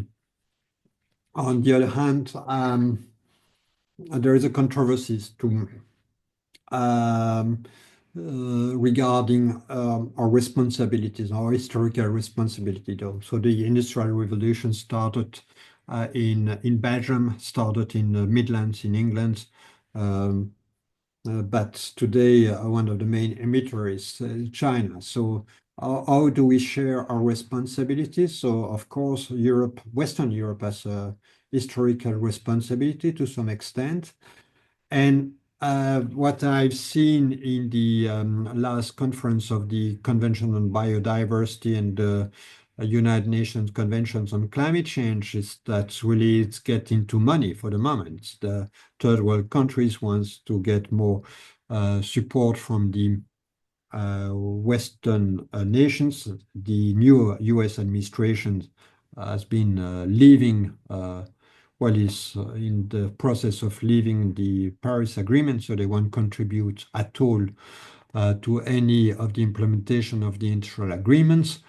So it means that the Europeans need to bear the brunt of the financial burden, so to speak. The Americans won't pay. So who is going to pay? Japan and Europe. And as we stress time and again, there is a fiscal pressure in Europe because many countries are welfare states, and now they have to invest significantly in defense for the war in Ukraine. So I really don't see how to move forward. So the claims of Congo or Cameroon, they make sense. They want to obtain a greater financial support. But on the other hand, the EU and its member states are actually the main donor. So regarding development aid, the key actors on the planet. So it seems to me what's really important in the area of development support, development cooperation, that there should be more money on climate adaptations, climate mitigations, climate biodiversity. But then if we dedicate more money, if we streamline more money to these issues, it means that there might be less money for education. And education plays also a role. So if you don't have educate people in Chad, it means that the young girls, they have 6 babies when they are 18 years old, and they will chop the trees around. That's what I see everywhere in Africa. Whenever there is no quality education, the people are stuck in poverty, and poverty compounds also the climate change and the biodiversity crisis. So I don't have a clear answer, but there is a debate in particular in Paris, in London, in Oslo about how to handle, and everything comes back to money.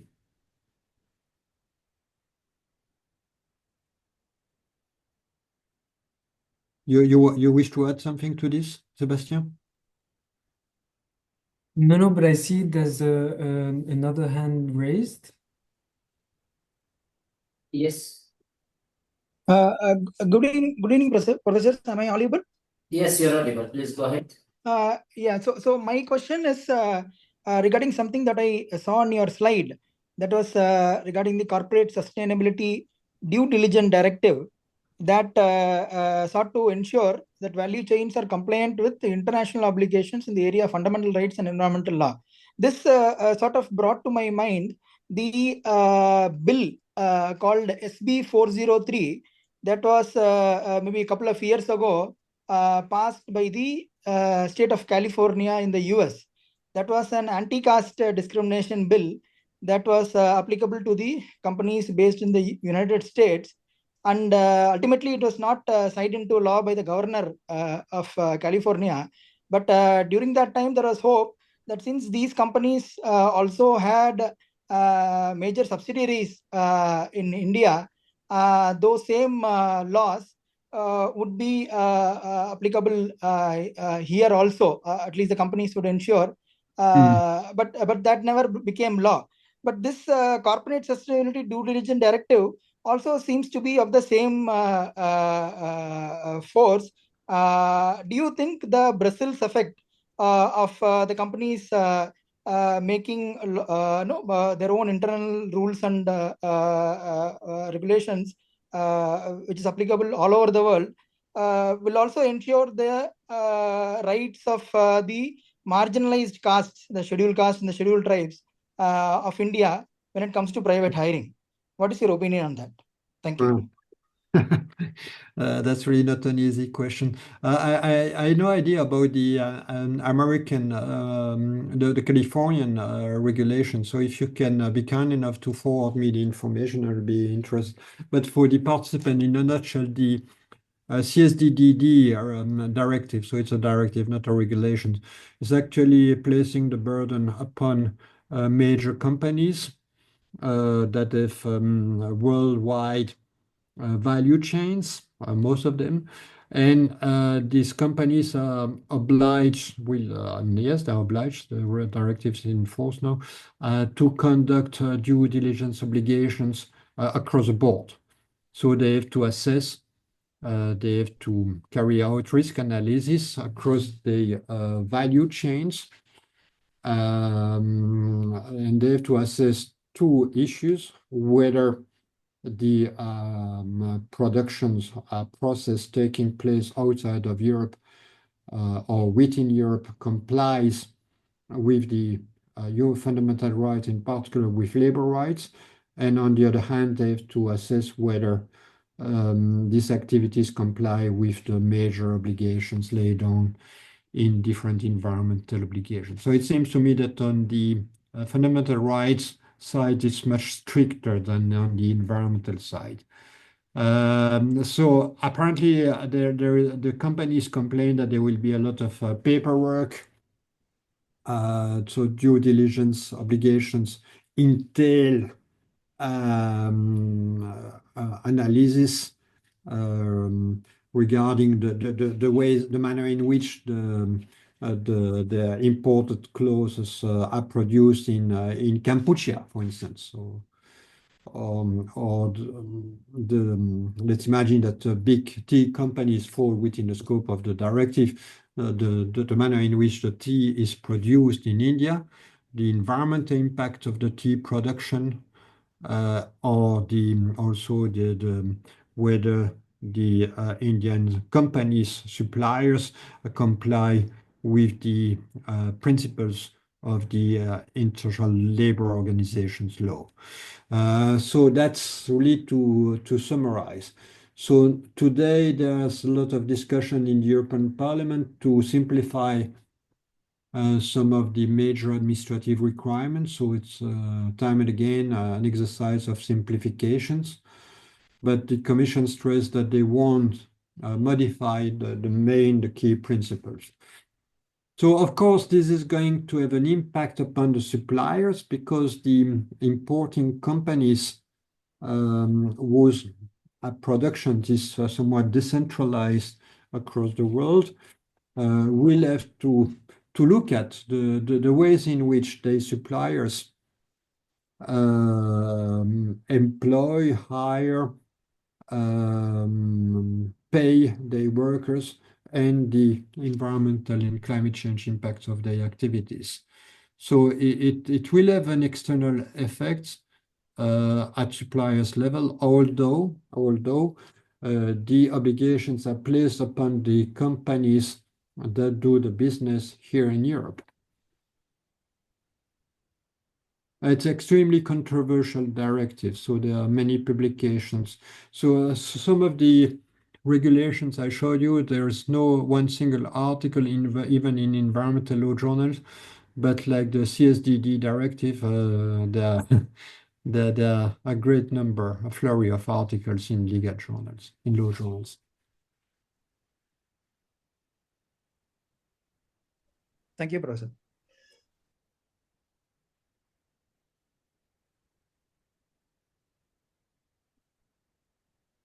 Should I continue with CBAM right away?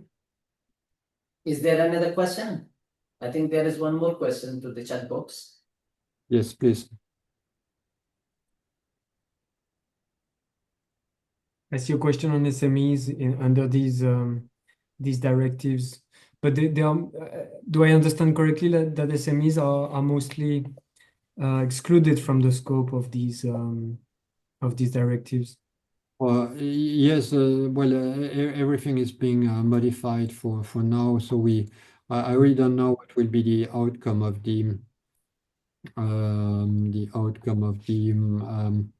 the modifications. So they're subject to negotiations in the Parliament, in the Council.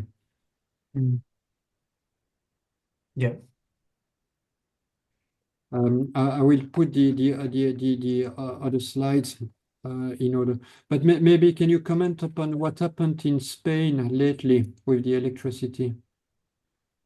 Yeah, I mean, so like a month ago or 6 weeks ago, the whole country, the whole peninsula actually, so Spain and Portugal, there was a big blackout for around 12 in some in some places around 12 hours even. Which is not usual. It is usually in many places, but in Europe it was a big of a surprise, and it will probably, and I've seen it happen recently in some places in the United States also, and it's still relatively unclear what actually happened, but apparently the renewable energy production is probably linked to the outage because of it was a beautiful day of sun and wind, and so there was a lot of production of electricity, and apparently it could have happened that the grid couldn't handle the amount of electricity, if I understood correctly. It was a weird situation.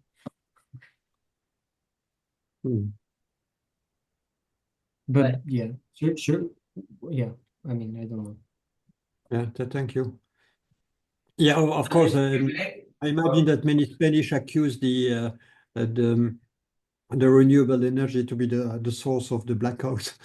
Yeah, like so I mean, a lot of people took the opportunity of this blackout to criticize the spread of renewable energy and the need maybe to focus rather on nuclear rather than other sources of energy.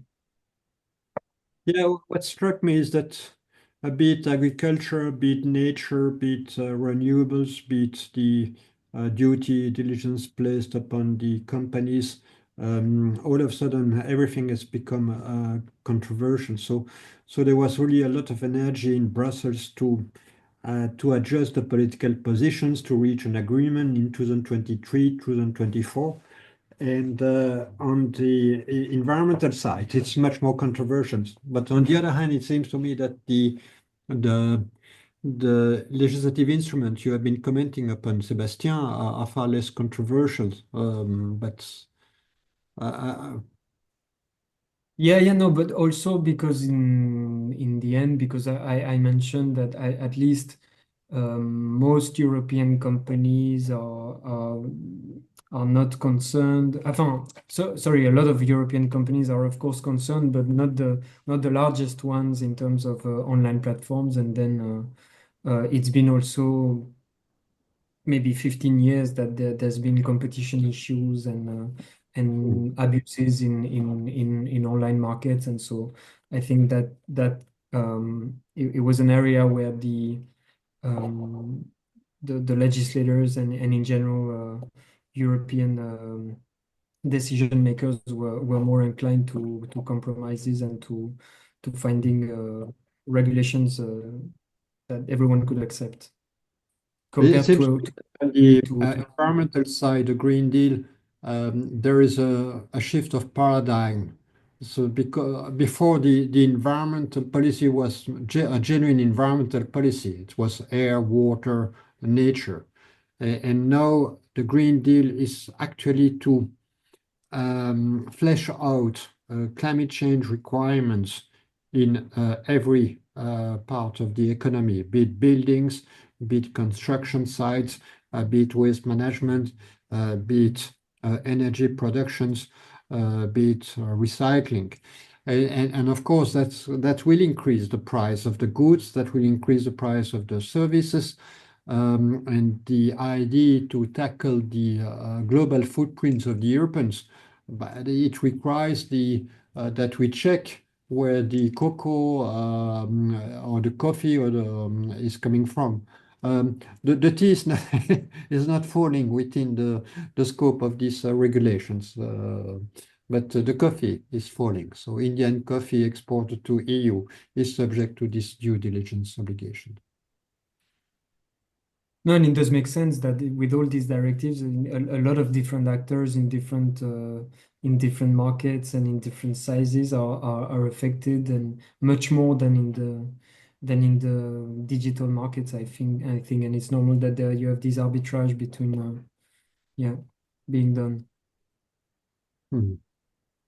So maybe I will conclude with the CBAM because it's already 8 o'clock, or it's 8:30 at your place. In our place is 7:30, sir. 7:30, okay. Yes, we have 1 hour. Okay. Sorry, 30 minutes more. All right. Yes.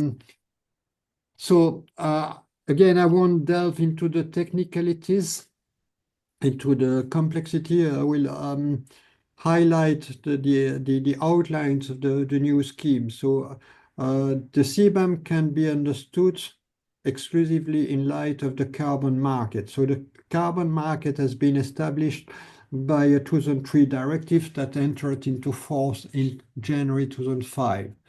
So this carbon market, this emissions trading schemes, is the biggest carbon market on the planet. And as I stressed, it covers 12,000 major plants. It covers aviation and now maritime transportation, and it led to the adoption of a second ETS that covers the fuels, the petroleum products that are sold to consumers, to small companies, to consumers. The market has been very successful. It has been reaching its objective, so it led really to reduce the greenhouse gas emissions from the big industries. So one can mention that it's a success, although the economy in Europe in 20 years has been growing by 40%, the industrial greenhouse gas emissions have been diminishing by somewhat 40%. And the main issue is the carbon leakage. That's the example I gave about the cement company. How can the cement company in my country be competitive with the Egyptian cement company in case the carbon price is not integrated into the price of the Egyptian cement? So the carbon leakage issue, it's a bit the idea to carve out a common playing field, to avoid that our businesses in Europe have to commit suicide. And so the initial idea was to, on the one hand, to subject the companies that are not competing with Chinese or Indian or Brazilian companies to the obligation to buy on the market the allowances. So for each ton of CO2 being emitted, to purchase an allowance whose price has been varying from 20 euros to 90 euros. And for the companies that are subject to much competitions, like cement companies or aviation or steel mills, to grant them a derogation. So they're getting their allowances for free. But this derogation didn't work, and now because in case you obtain the derogation, you can get your allowance for free. Why on earth, as a CAO, are you going to invest in new technologies to abate your emissions? That doesn't make sense. You will invest, you your money not in new equipment, maybe in artificial intelligence or in the workforce. And so the idea was to abandon the carbon leakage process, or its type of derogation, and in order to maintain the common playing field, to subject the imports of some goods that are giving rise to a significant level of emissions of greenhouse gas in China, in Japan, in South Korea, to a new carbon scheme, which is not a carbon scheme, to the obligation to purchase certificates. So I explain. So this is the EU ETS. So it's typically a company, a plan that's subject to the ETS. And the ETS is really the cornerstone of the climate change policy. It has been the first scheme. It's the biggest scheme today. And the idea has really been to combine industrial developments with the diminution of greenhouse gases. So ETS is very easy to understand. Every plant is subject to a permit, to a license, and then there is a cap and trade, with this cap diminishing year by year by 4.7%. And the companies have to trade, have to purchase the allowances. If there are too many allowances, they can sell to the other companies. If there are too few allowances to cover their emissions, they have to purchase at a higher prices, because normally they should not get nothing for free. So the model was dominated at the outset by free allocation of allowances, and today the principle is the obligation to purchase the allowances to cover the emissions. And so auctioning has become the rule for aviation, for instance. So I gave you the example of aviations half an hour ago.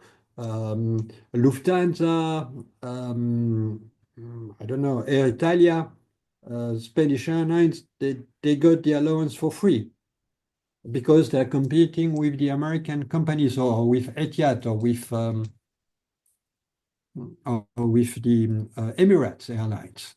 And so they are facing tough times. So it was a bit difficult for them. But now they will be subject to this, at least not for the international flight, but for the internal flight in Europe.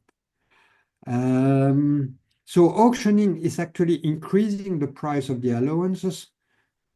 It makes also the European operators less competitive against the foreign competitors.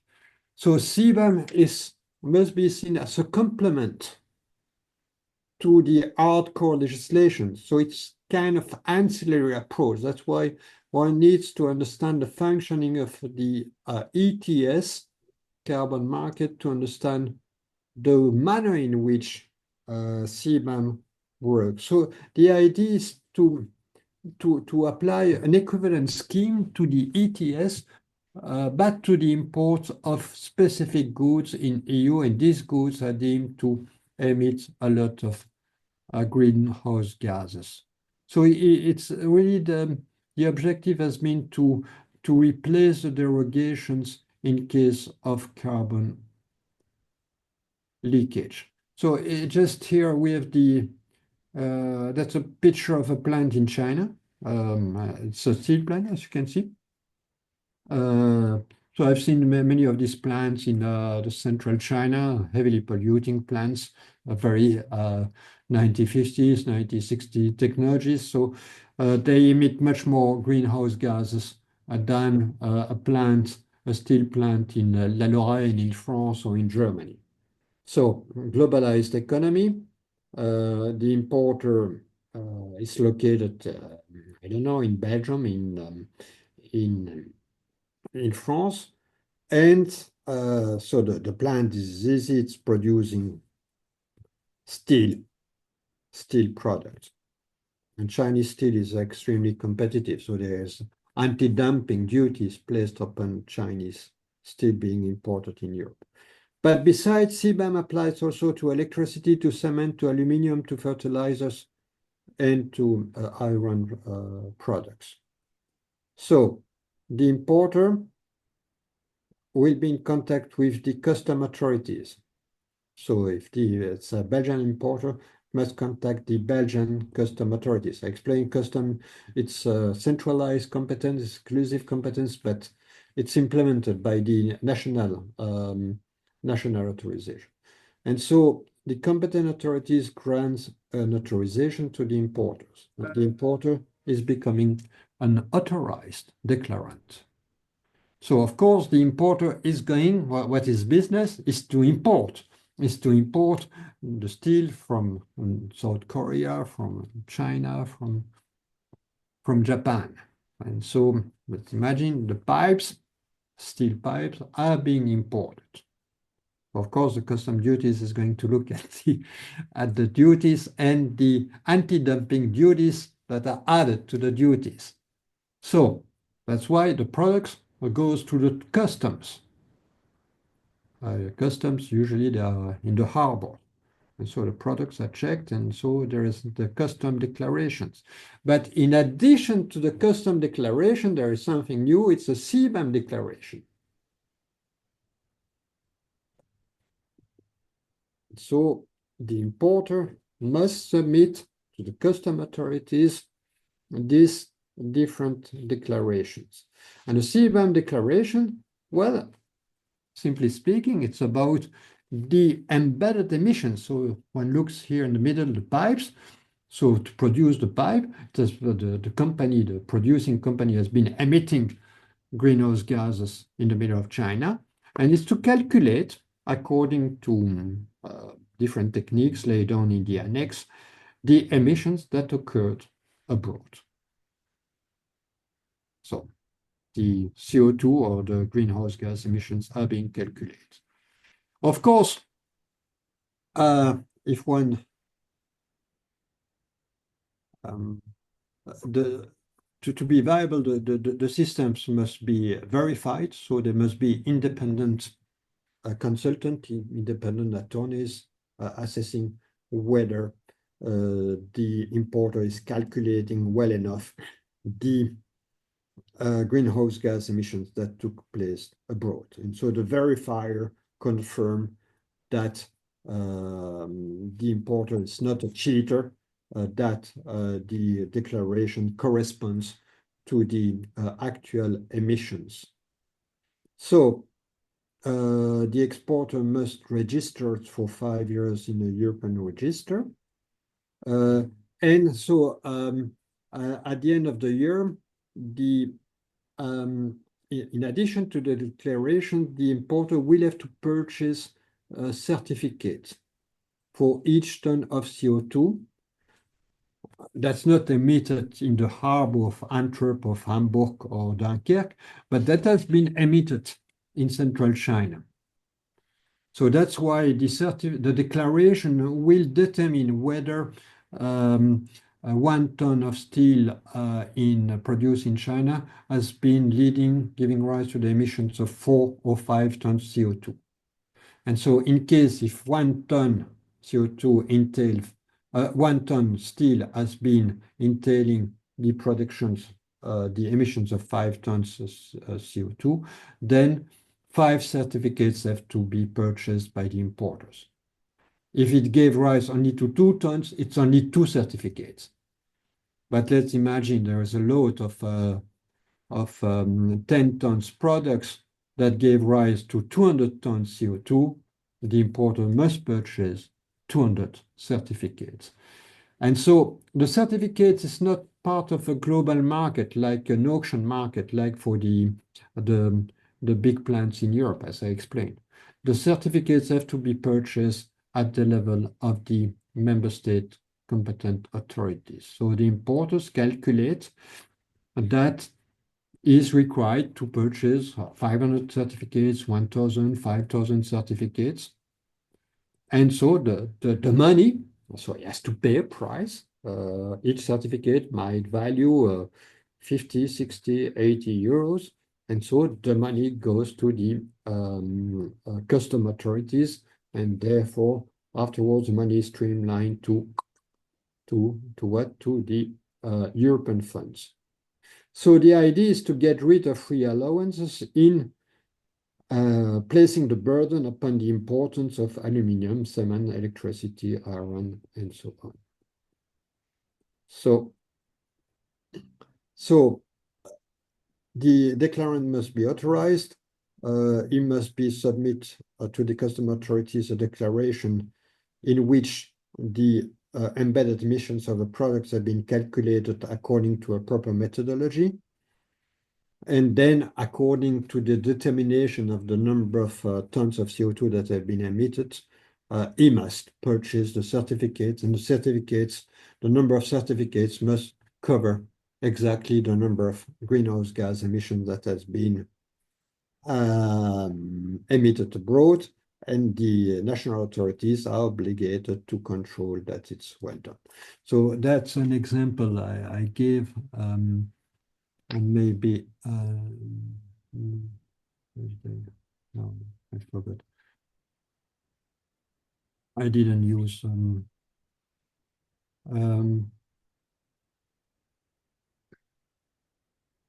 let's just explain.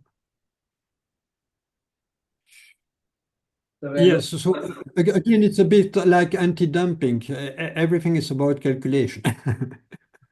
It's to calculate the price reality. Here it's to calculate a situation that occurs far away from Europe. And so, of course, it's only the engineers of the Chinese plant that can do the calculation. But to make the system reliable, it requires the interventions of auditing firms that will ensure the state authorities that the calculation has been done correctly. And so, in case the companies, the plant abroad cannot provide reliable data, then there is a kind of average emissions intensity that's calculated for the country and the type of industry that will apply. So the company normally should try to provide reliable data to calculate exactly how much ton CO2 has been emitted for 1 ton of product. So that's a role played by accredited verifier. And in case the verifier does not conduct its business correctly, well, it's losing its accreditation. And so given it's a big business, they must take their task rather seriously. So the CBAM certificates is really the price. The price must correspond to the price of the ETS allowances, and so the ETS allowance price varies day by day because it's cap and trade system. So in case the demand is very strong, the price increase. In case the demand is weak, the price decrease. And so, but it's not possible to apply an auction system for these certificates. That's why the price will have to be calculated by the commissions in accordance with the price determined on a weekly basis, not on the daily basis. There is no possibility to trade with CBAM certificates. So the trading is taking place in allowance. It cannot take place with respect to CBAM certificates. So although the systems are complementary, they are of different nature. So the ETS system applies to plants that are localized. So it's easy for the local or the regional administration to calculate the number of greenhouse gas emissions in the course of a year. For the certificates, it's much more difficult to assess how much greenhouse gas emissions have been emitted in South Korea or in Minas Gerais in the central Brazil. And so that requires the certifiers, and it requires another type of allowance called certificates. Yeah, that's the examples I gave. So I calculated 3 years ago. So I got a number of analysis on the Chinese steel. So it's how to calculate specific embedded emissions of a good. So we have for 100. Yes, so let's imagine the companies import 100,000 tons of cement from abroad. So it's an average of 70,000 tons of CO2 a year. Still produce much more CO2 than cement. So each ton of cement embeds 0.7 ton of CO2. So in case you have 100,000, no, let's imagine 50,000 tons are imported in the EU. It's you multiply by 0.7. If the allowance price average is 60 euros, then you multiply by 60. So the companies in importing 50,000 cement tons will have to pay to the custom authorities nearly 2 million euros of certificates. That makes sense? But I should readjust the figures because yeah, now we are about 65 euros a week. But I never succeed to find figures like this, so I should try to work with an economist to come up with more figures. But if a Chinese steals, but that's the figures are not coming from China. They're coming from Western experts. The average is 4 tons CO2. So there are all plants, they might emit about 8-9 tons of CO2 for each ton being produced. So that's the problem China is facing. Whereas a traditional steel mill in France emits 1.8. But when they apply new technologies, they can reduce the CO2 emissions or other greenhouse gas emissions up to 0.9. So they can diminish by 50%.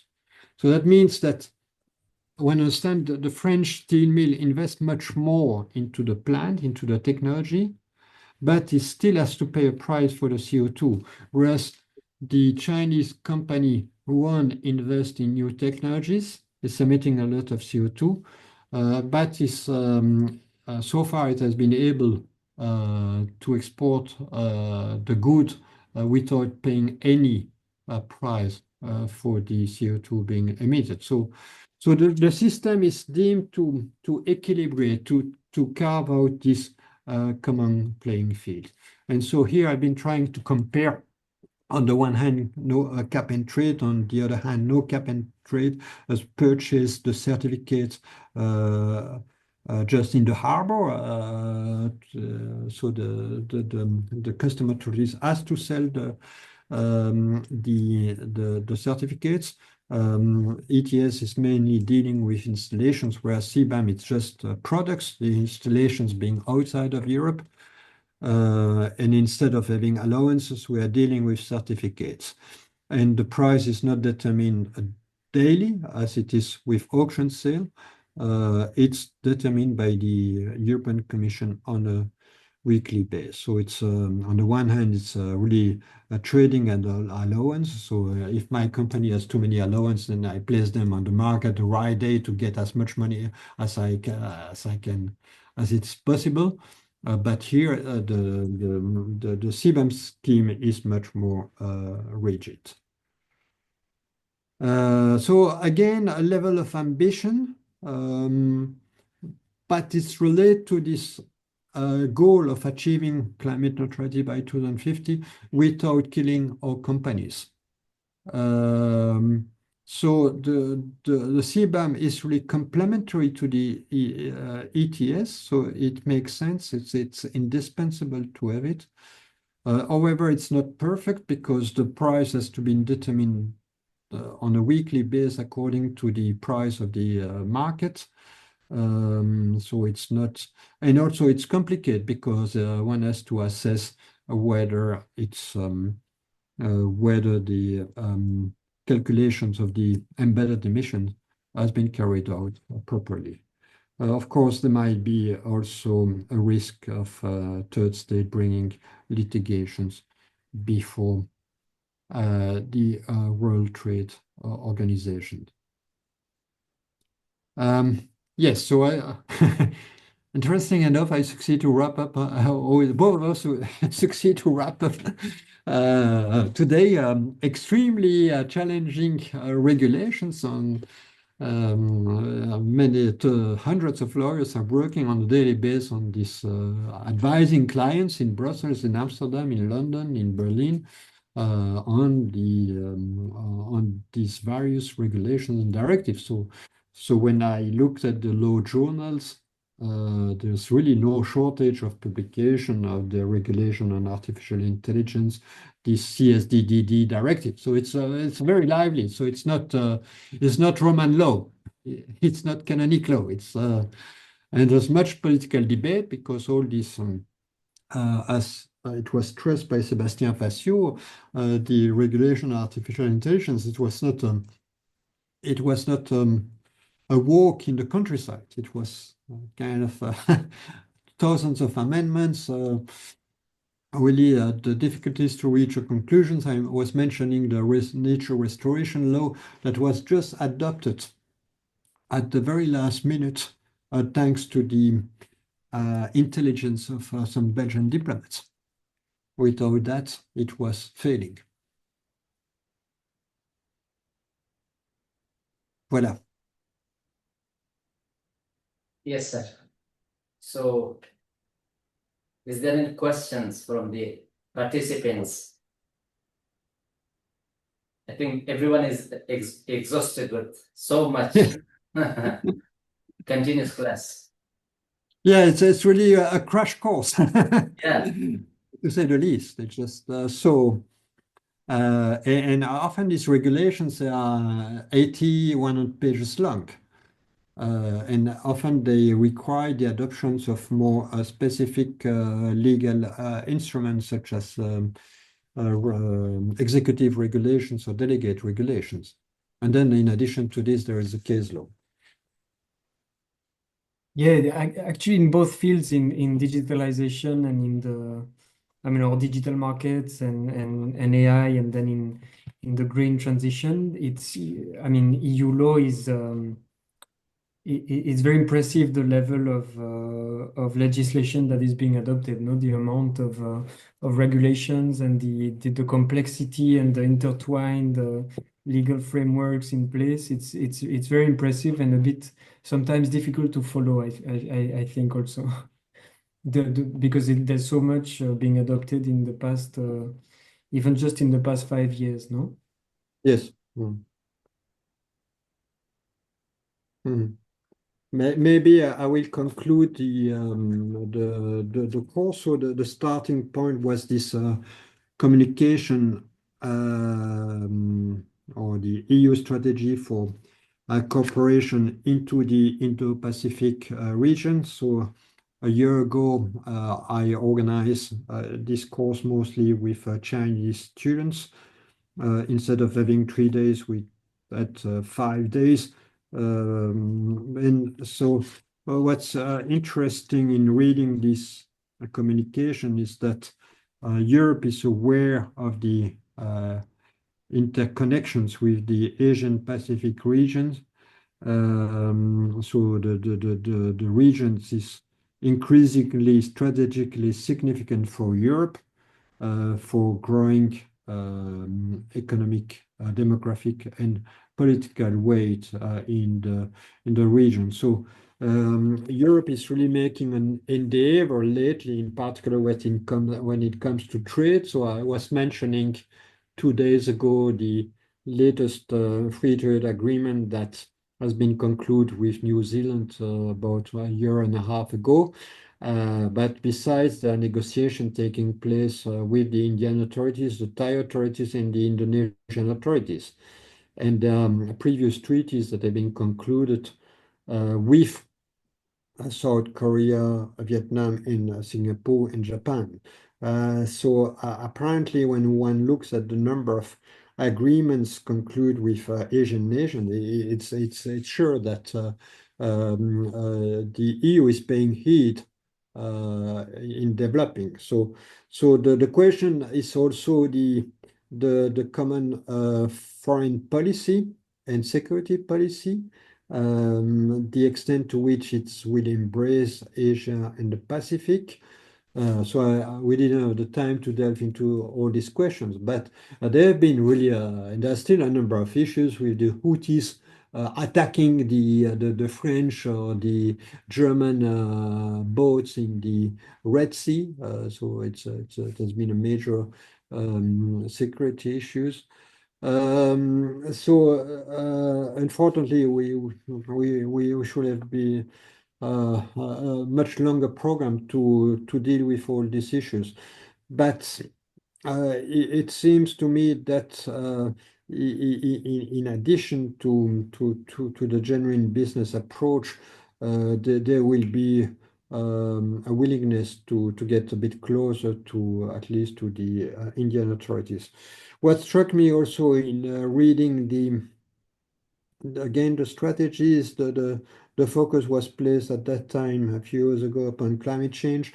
The situation has really been worsening in 4 years.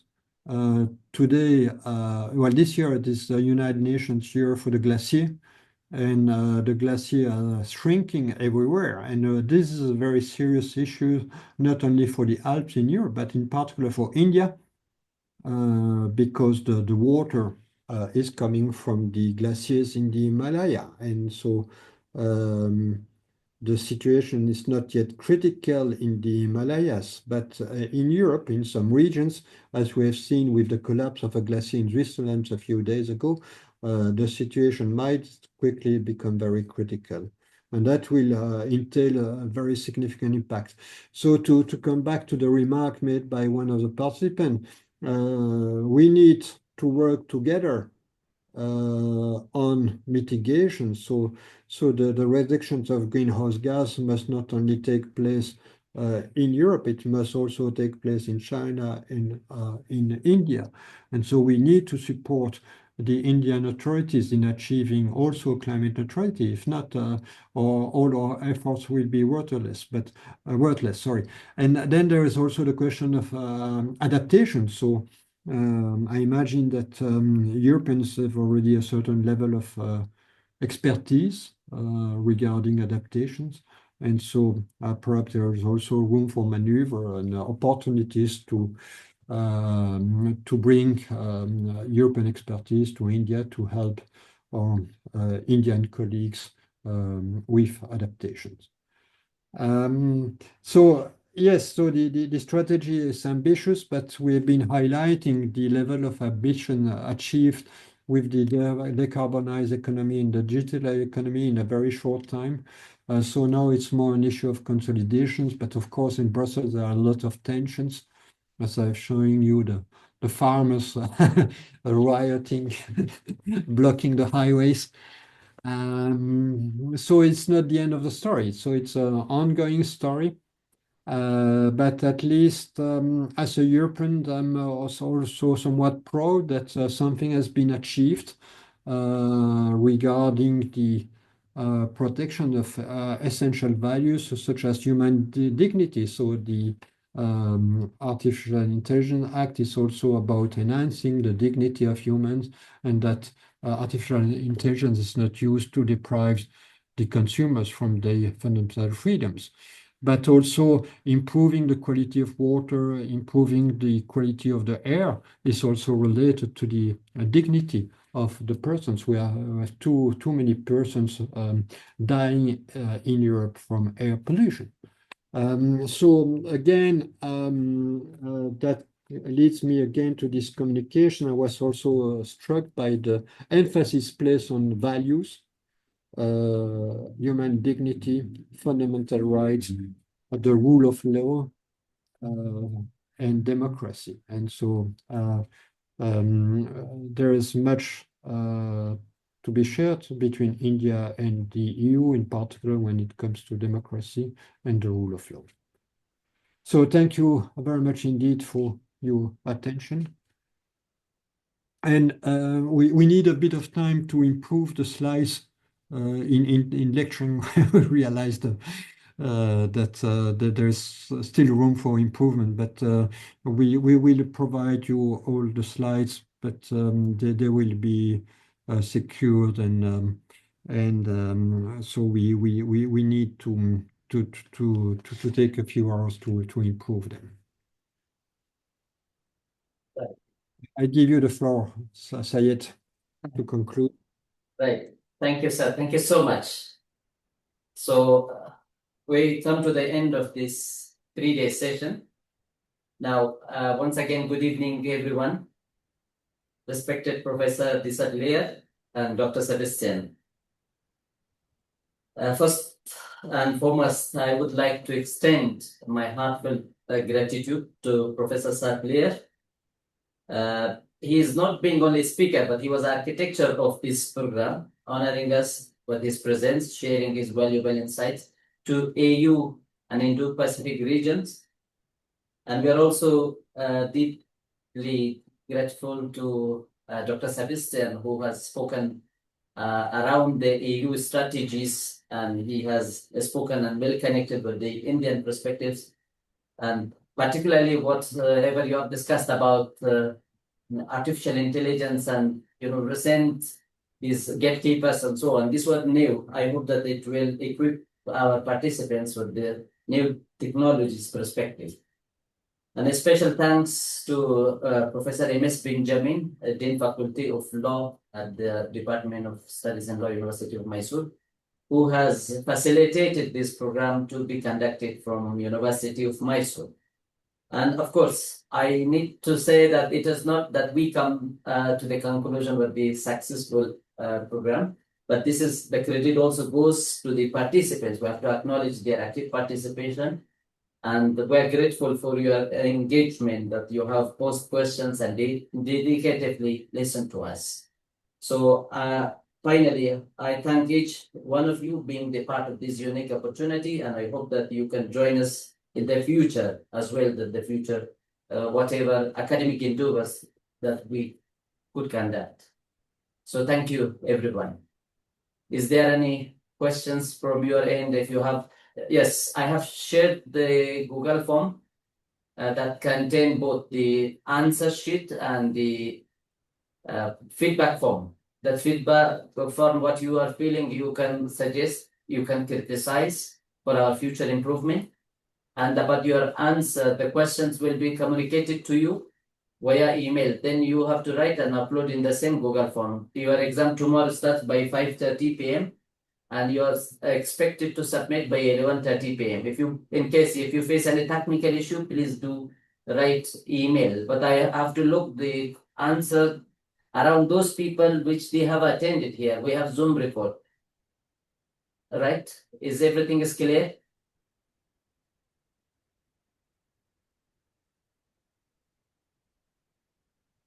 Professor Disarlier, everything is clear from your end? Yes, everything is clear. Clarify? I'm afraid that I have to join another lecture. The people are expecting me for another meeting, so I will have to leave you very soon. Okay, so sir, you can leave if you okay. You are attending to some other lecture now. Yes, I'm obliged to. Okay, please. But maybe I will mention something in French to Sébastien. Est-ce que vous pourriez déjà commencer à préparer les questions? Oui, je vous envoie un email. Je vous téléphone parce que là, je vais rejoindre par email, par Teams la réunion. Oui, très bien. Très bien. Yes. So, Sayed, thank you very much indeed for everything. And we will forward you the exam questions tonight. Sure. This evening for us. And we contact you tomorrow. Right. And I will be releasing the questions to the participants, to the students tomorrow by 5:30 Indian time. Yes. Perfect. Yes. Thank you so much for everyone's participation and for your organization. Yes, I have sent you an email to both. I have given you access to the Google form. Whatever is submitted, you also can see, and I also have access. In case if you want to add anything to the Google form, you can you can also make that edition. Okay. For example, if you want any points to be added, you can add. If you want to pose the questions directly there, you can put the question tomorrow there. Okay. Thanks a lot. Yeah, well. Yes, thank you so much. Thanks a lot. That's clear. And Yes, I'm we very will be honored back. to work under your guidance. Thank you. Everything was very smooth. Have a good evening. Thanks a lot for everything. Yes, Yes. thank you. I'm trying to If I may, explain. I close the recording. Then if you want to talk, of course. Mm.